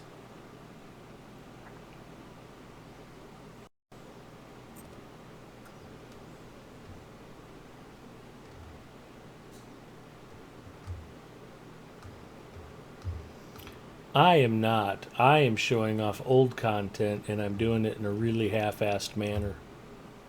So follow me at your own peril.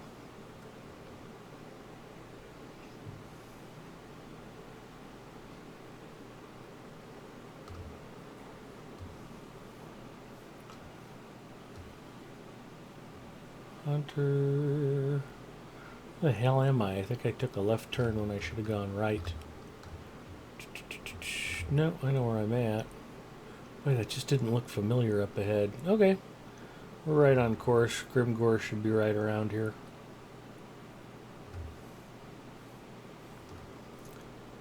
Here, piggy, piggy, piggy. Here, piggy, piggy, piggy.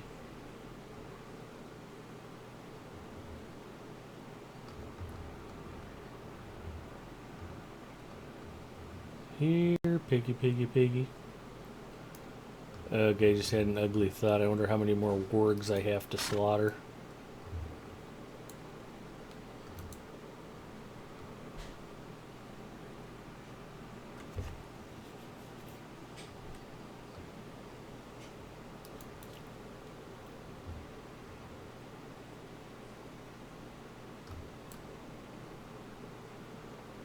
Ugh. I have to kill 300 for Advanced Slayer. And I need 236 more after I kill this one.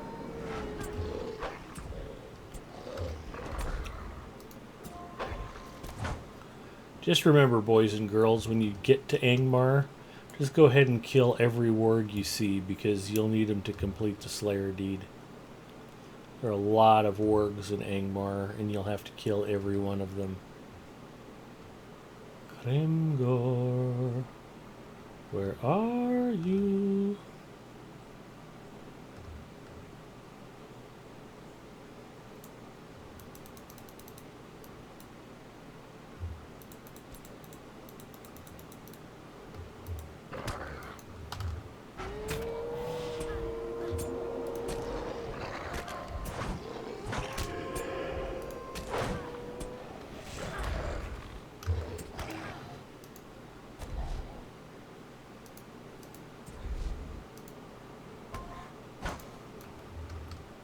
There we go.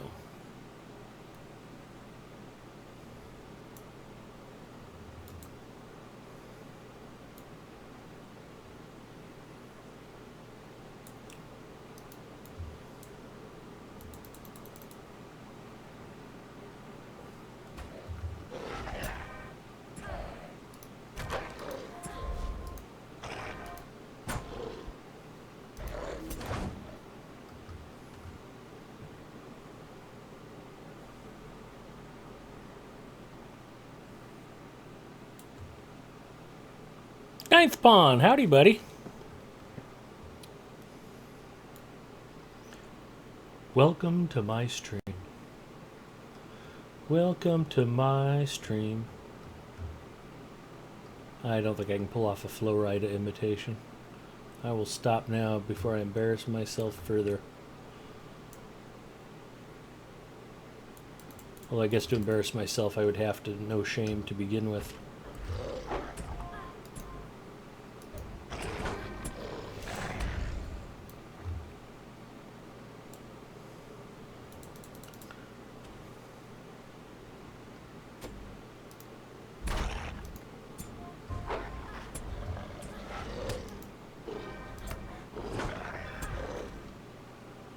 Alright, I don't have a lot of interest in hanging out all night and hunting wolves for no reason. See if we can find a Grimgore a little easier this way. Somebody must have come by and popped him right before I got out here.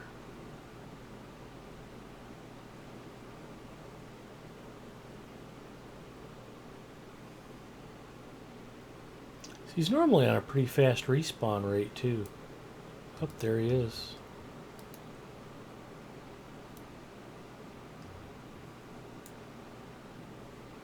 We are ready to charge.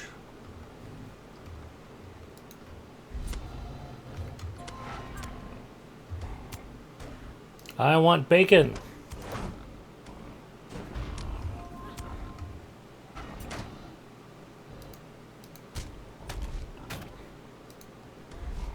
How dare you, sir?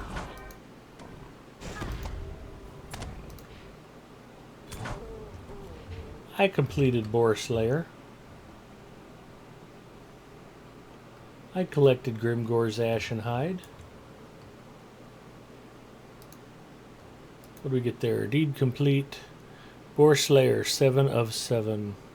10 LOTRO points, 300 skirmish marks. I'm now known as Shinaria Pork Chopper.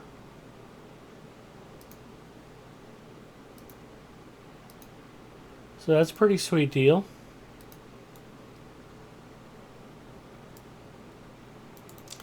So that just kind of goes back to our LOTRO points discussion earlier. I'm just out doing quests and deeds, and I've already pulled about 20 or 25 LOTRO points so far tonight. It's not hard. They generally pile up. So I need a Cruel Bludgeon and Snow-Encrusted Dour Hand Boots. And I can get that just by visiting Rivendell and riding out. Where's Rivendell? Here we are. Elder James, welcome. Boy, chat's getting lively again. It's nice to see you guys pouring in. This time of night I thought we might be winding down, but I guess everybody's enjoying the weekend.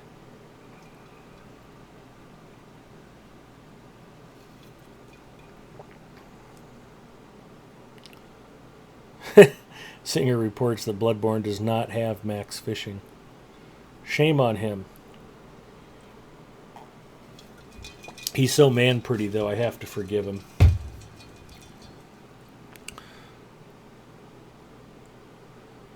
Bull Roarer goes live during your show. That's awesome.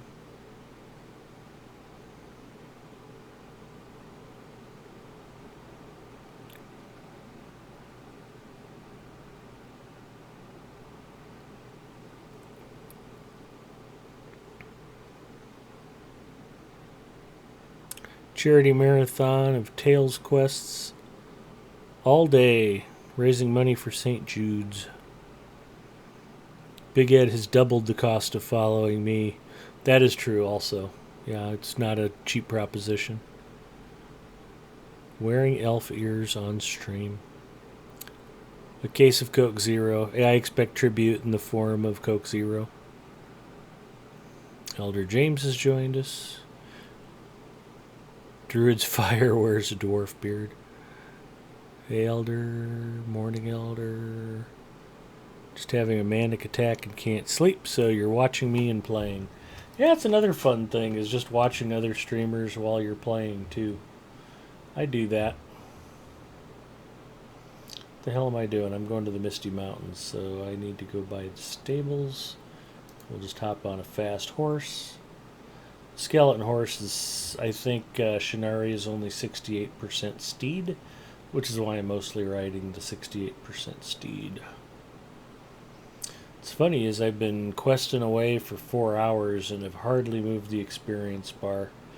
Most of the stuff I was doing in Aragian is below level, so just further proof I probably need to wrap up the stuff and get into Moria. Although now that I'm looking at all the Slayer Deed stuff I've blown off, it's like I've got so much work ahead of me.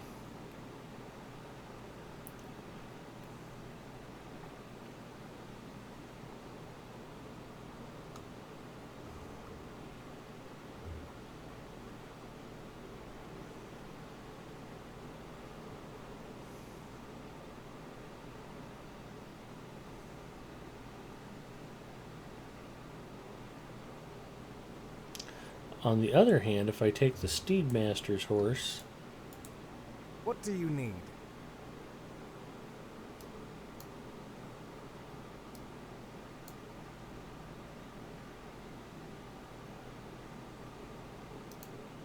let's ride to Glowin's camp, and that way I can eat more rice crackers.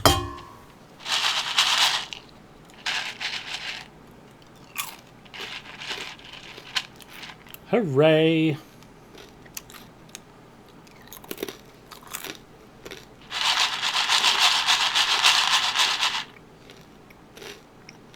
The 7 Hero, how you doing? Babyface Mustafa.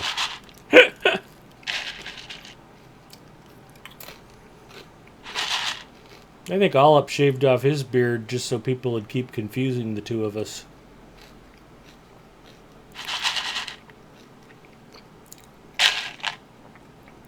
Rice crackers for the win, Gussie. How are you doing, darling?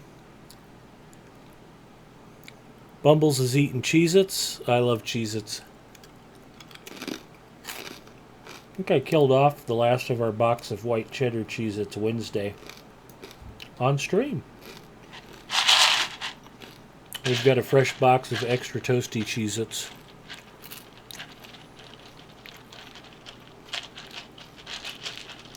Gussie is in the house, and the 7 Hero, and 9th Pawn, and Zinger, and Bumbles, and Staples. What could be more fun than hanging out with all of you guys on a Friday night, playing some LOTRO?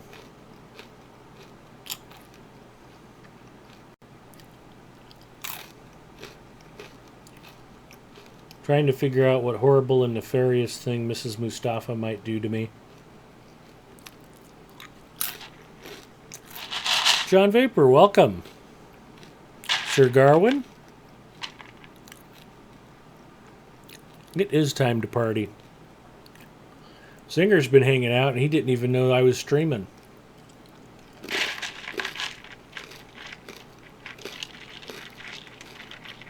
It's because nobody's watching.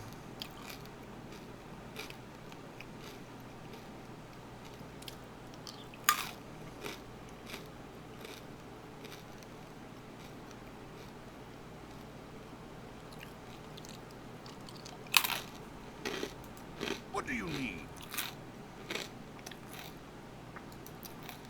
Off to the high crag. I have completed all 5 of the Tedments already this evening. We have fished, we have crafted, we have... Actually, I fished and crafted more than usual tonight. We have also taken care of inventory management, task item turn-ins, and obviously I have been eating on camera a good deal. It makes you guys happy to watch a little chubby guy eat, so I'm happy to oblige. Also, I'm hungry.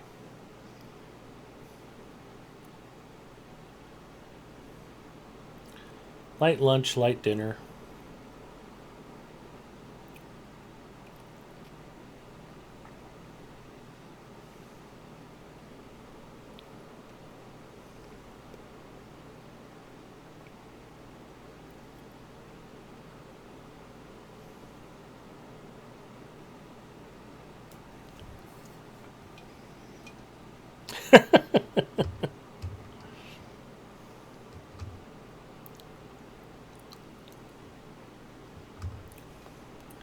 Druid's Fire's already pulling away my viewers. Taking Gussie Moose off to go check something.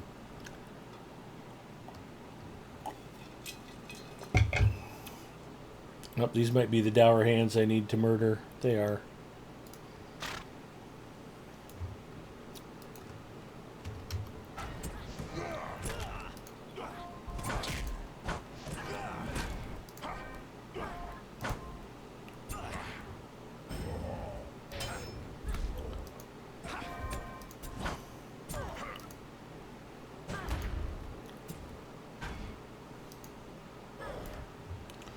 Ooh, snow-encrusted boots.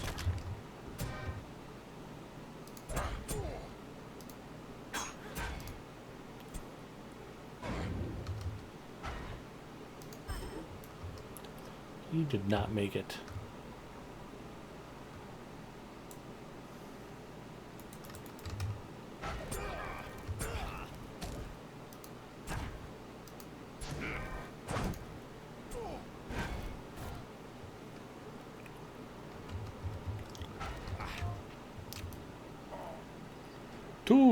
Two snow-encrusted dour hand boots.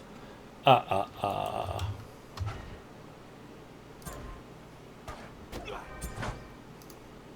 voice imitations always sound better to me in my head than they usually come out, so I apologize in advance for subjecting you to them.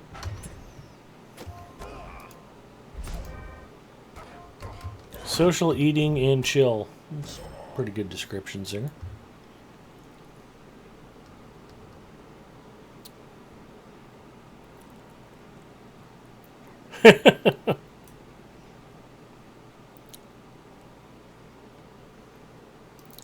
Oh, I'm just teasing Gussie Moose.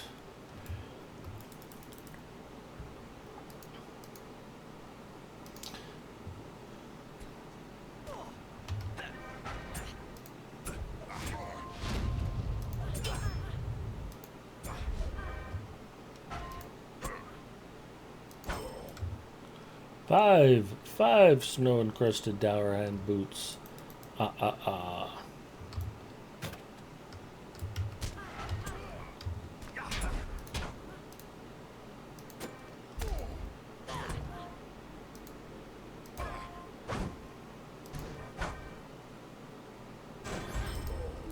6. Well, you know the rest of it.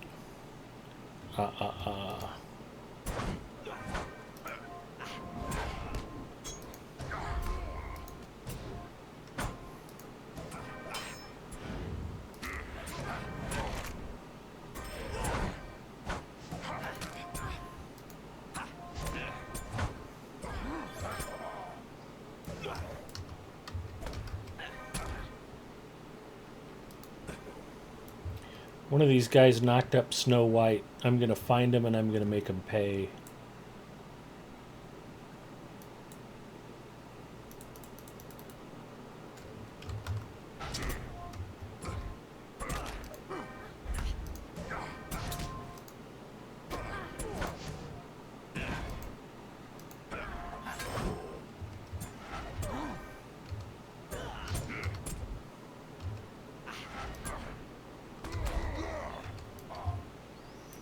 I hope I don't have to find some giant clear off in the middle of nowhere up in the mountains.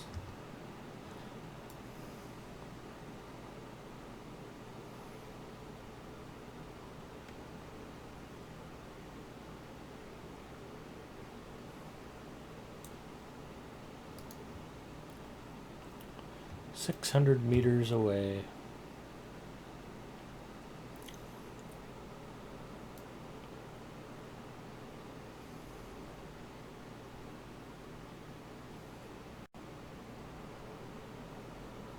There's my lag again.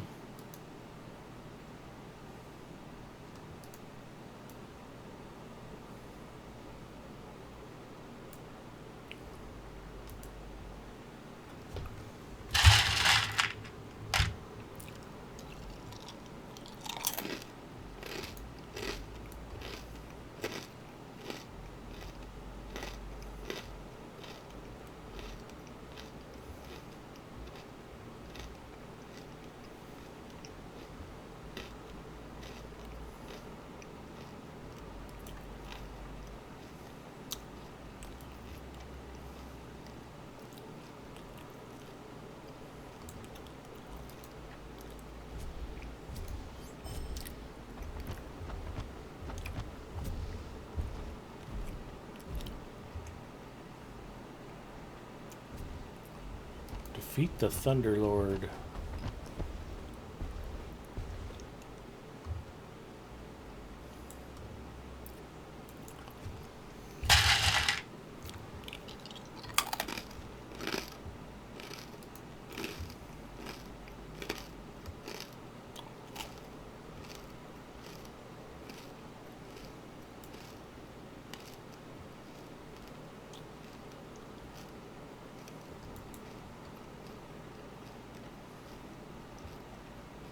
It's kind of hard to pass up ore deposits when they're literally right in your way.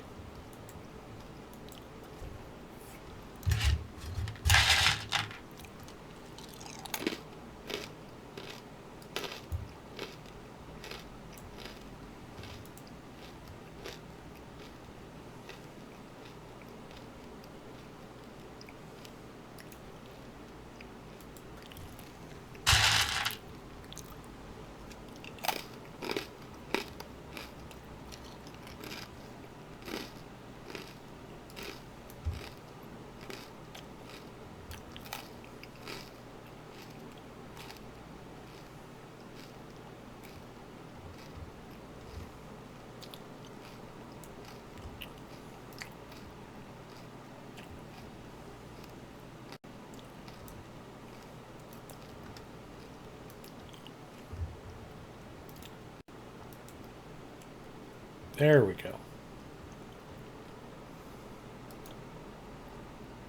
Wonder if I need to ride up at this point.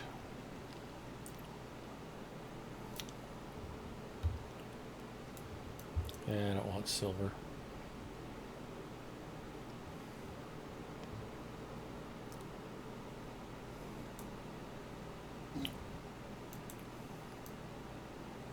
No, definitely behind me.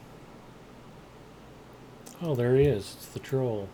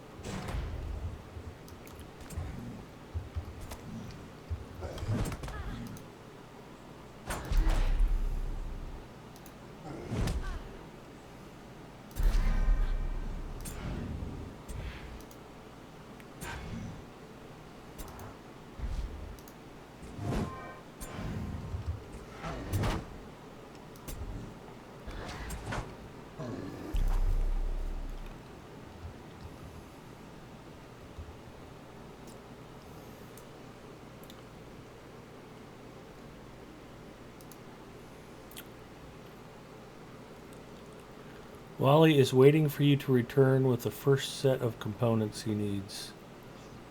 Nogland, south of Thorin's Hall.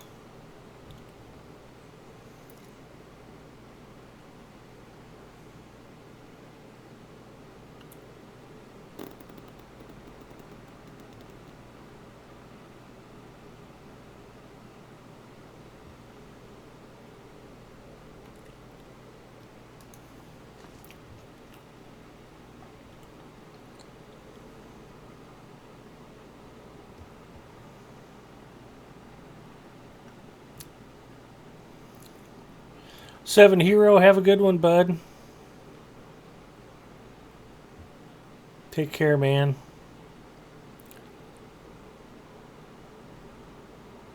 Festival Fishing and Ale Association stuff. That is a wise choice.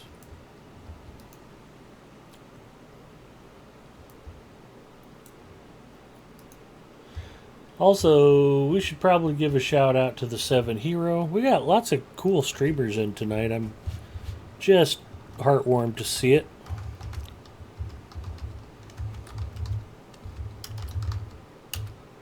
If you're not following the Seven Hero, check out the Seven Hero. Great streamer, a lot of fun to hang out with in chat. I mentioned Druid's Fire earlier. If you throw her a follow tonight, it'll be much easier to find her stream tomorrow, and she's going to be raising cash for a good cause. You guys are hopefully all already following the lovely and vibrant Gussie Moose. If you're not, shame on you. There's a shout out for Gussie. Get over and check her out at your earliest convenience. And let's not forget the ever charming Mr. Backlagore.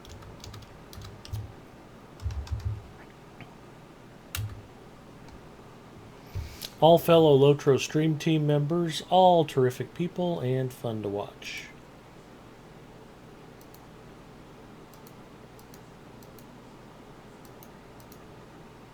Yay, I maxed out on pending loot.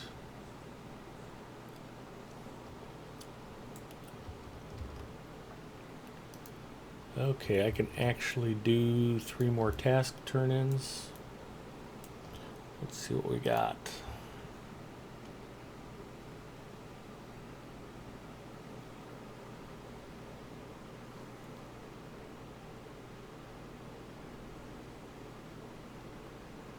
Spotted fur, level 51.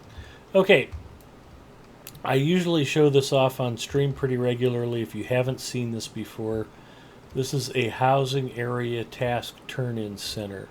This is a wonderful addition to the game. It makes completing your daily task turn-ins much easier. Instead of hunting around for exactly where you need to go, all you have to do is look at what you have a stack of at least 10 of. Like I've got a pile of monster scales. They're level 48. If I want to turn them in, I just find the level 41 to 50 board and see if monstrous scales are a thing. Monstrous filth, monstrous wings.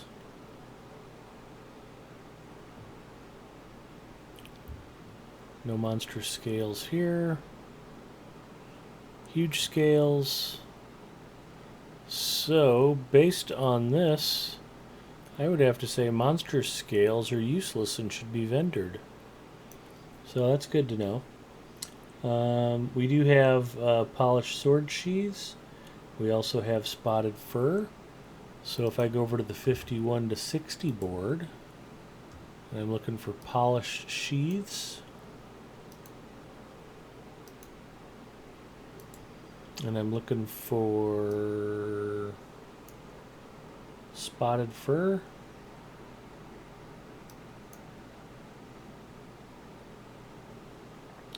Now notice that not only does it let you turn in the stuff, just like if you were in the dungeon, but you get to pick who you turn it in with.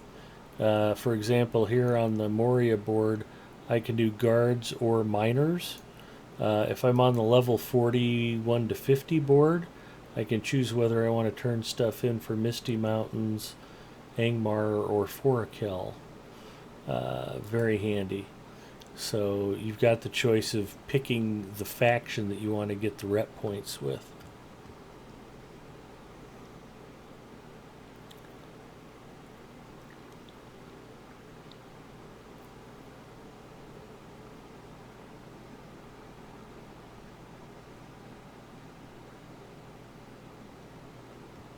My pleasure, Backlagore. Happy to send you a shout out and glad you're hanging out with us tonight.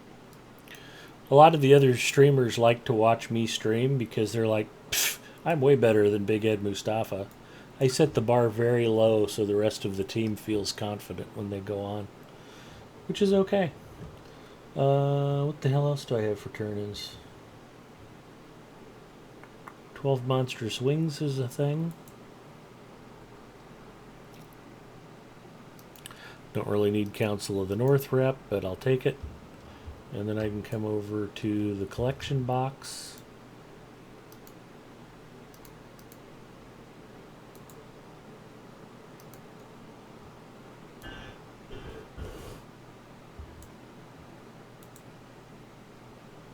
I think I can do one more task turn in and then I'll be done until 37 minutes from now.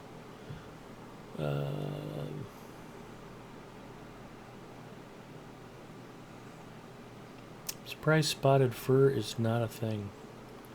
Only spotted skin. Who knew? Creepy filth. Oh, yeah.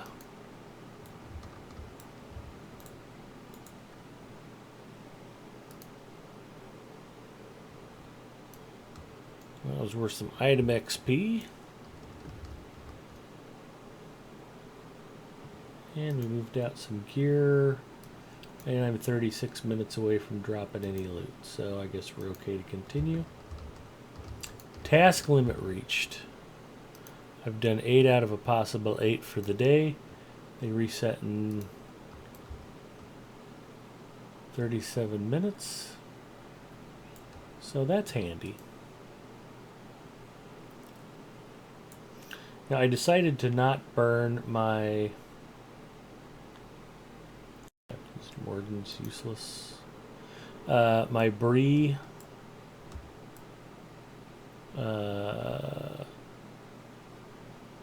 return skill, because if I need it again here in a little bit, I don't have to wait an hour for the cooldown to finish. So I'm just going to ride into Bree from the housing area, and then grab a stable master's horse to Thorin's Hall, and then from Farron's Court we'll ride to Noglod.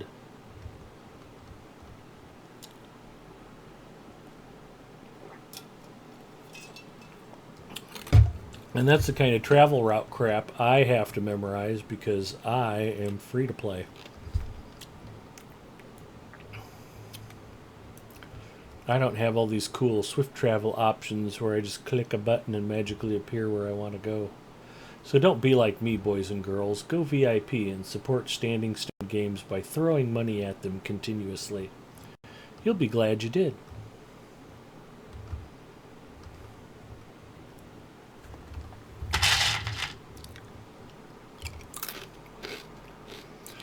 If there are any other LOTRO streamers in chat that I missed, I deeply apologize. Would love to throw you a shout out. Just remind me you're here.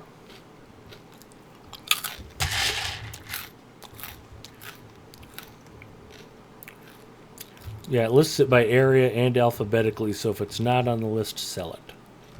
Oh, okay. Good link. Yeah, gorgeous anything, you can sell it.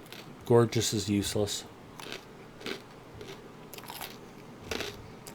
More fishing and crafting, baby.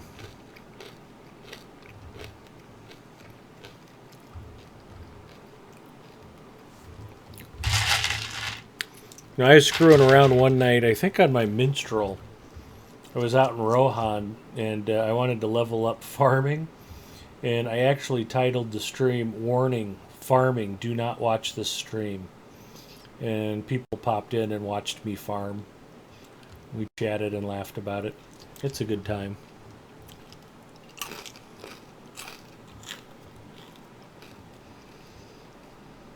You're supposed to be able to make money crafting food, but we never have figured out how to crack that nut.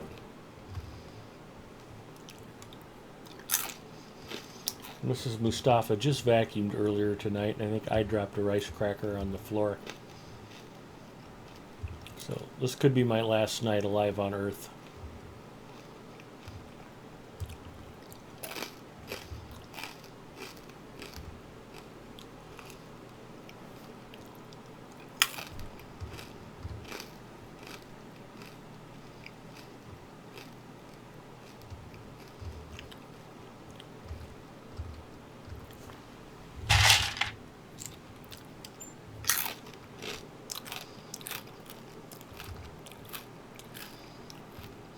And I will say that if you are free to play and manage to score some mithril coins from the Hobbit presents or loot boxes, the return to Lalia's Market isn't a bad buy for 3 mithril coins, an extra Bree port.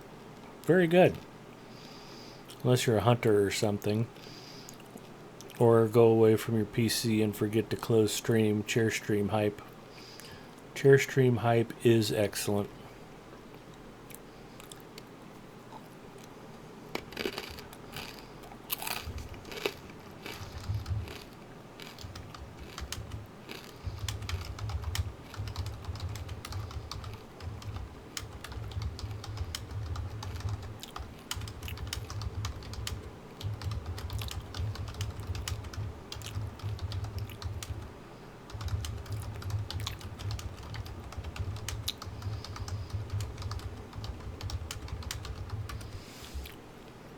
Sir Garwin and I were having a little conversation about my continually annoying stream lag, which I'm not happy about.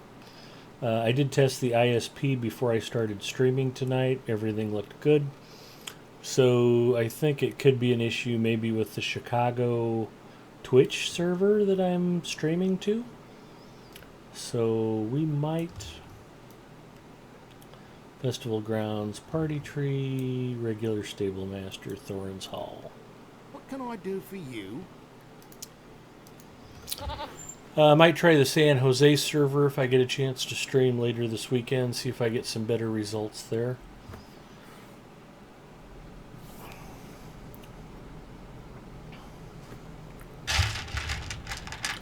We don't have a bunch of stuff planned for the weekend. We're talking about having a movie night with my niece and nephew over. Maybe watch Doctor Strange and eat some pizza. I think we're meeting some friends for dinner tomorrow night at a Cuban restaurant here in town. And Monday we're meeting some friends at their lake house and hanging out and partying.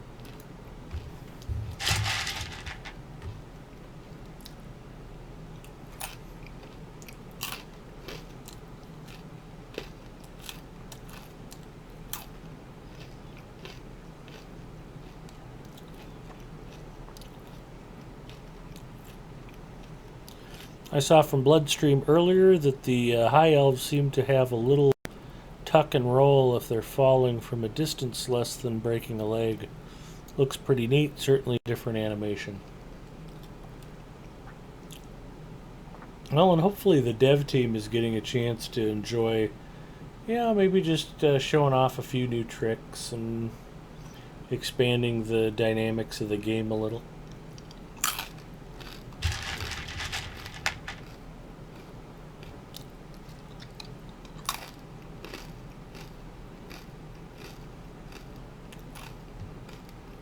Hopefully the new character modeling will be spectacularly good.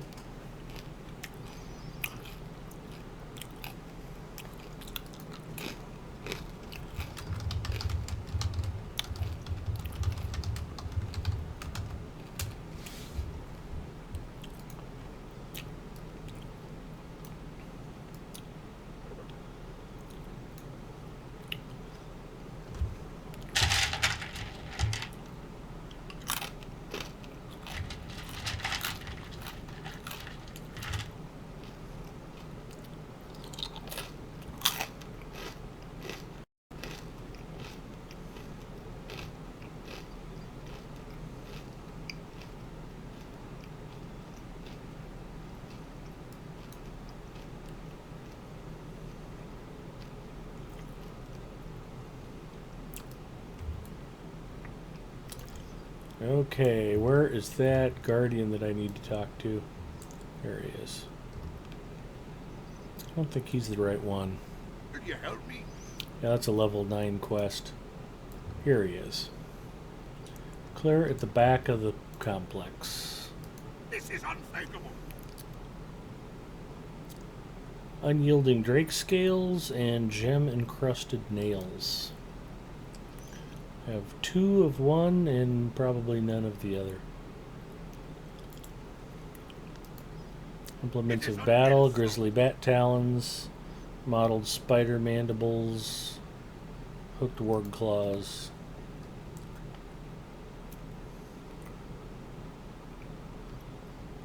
Oh, good. Spider mandibles are done. Warg claws done.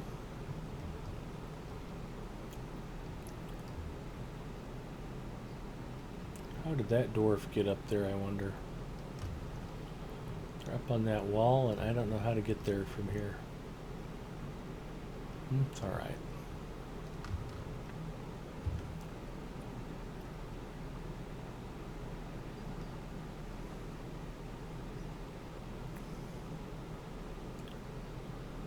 You can just hop on from the top.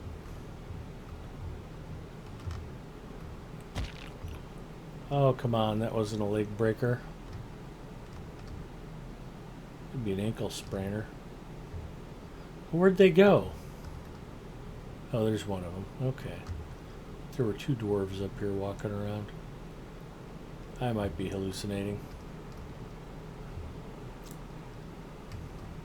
Alright, well, bat talons need to come from Angmar. Spiders, wargs, and bats. Drake scales and nails.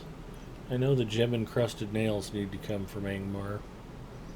And there are plenty of drakes there too, so just about everything on the list can come from Angmar.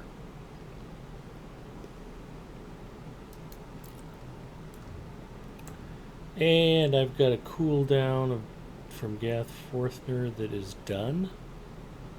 I'm ready to go back if I want to. But instead, I think now is a good stopping point. I want to thank everybody for coming out and watching Adventures After Dark tonight. And I want to thank all my fellow streamers who were kind enough to hang out with me. And I had fun. I hope you had fun too. I hope you'll all come out tomorrow, support Druid's Fire while she's streaming. And let's help her raise some money for St. Jude's Hospital. It's a very worthy cause.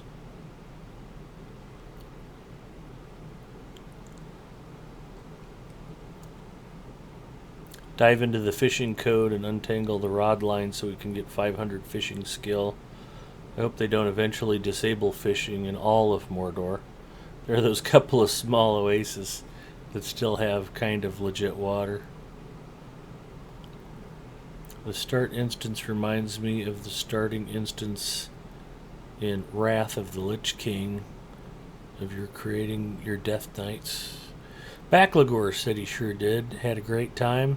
Hansi said he'll be there if there is cannoliness. Bumble says had a great time and will catch Druid's Fire. Thanks for putting up with you. My pleasure. Glad to have you, Bumbles. So let's take a look and see if anybody out there is streaming LOTRO.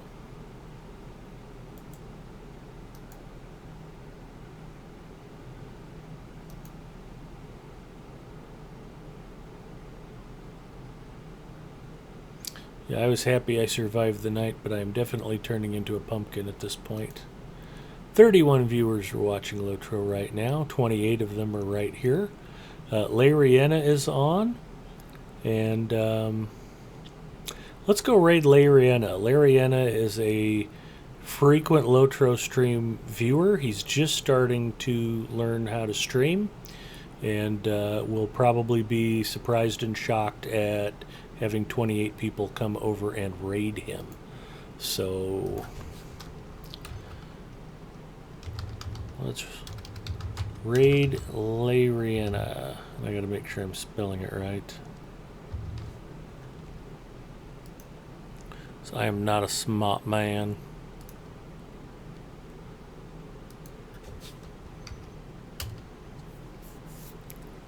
No Feckless today.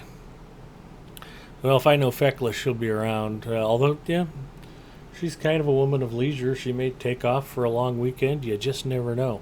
So let's pop over. Let's say hi to Lariana. And that should be fun. And I'd love it if enough of you guys came over there with me to just totally freak Lariana out. Let's go say hi.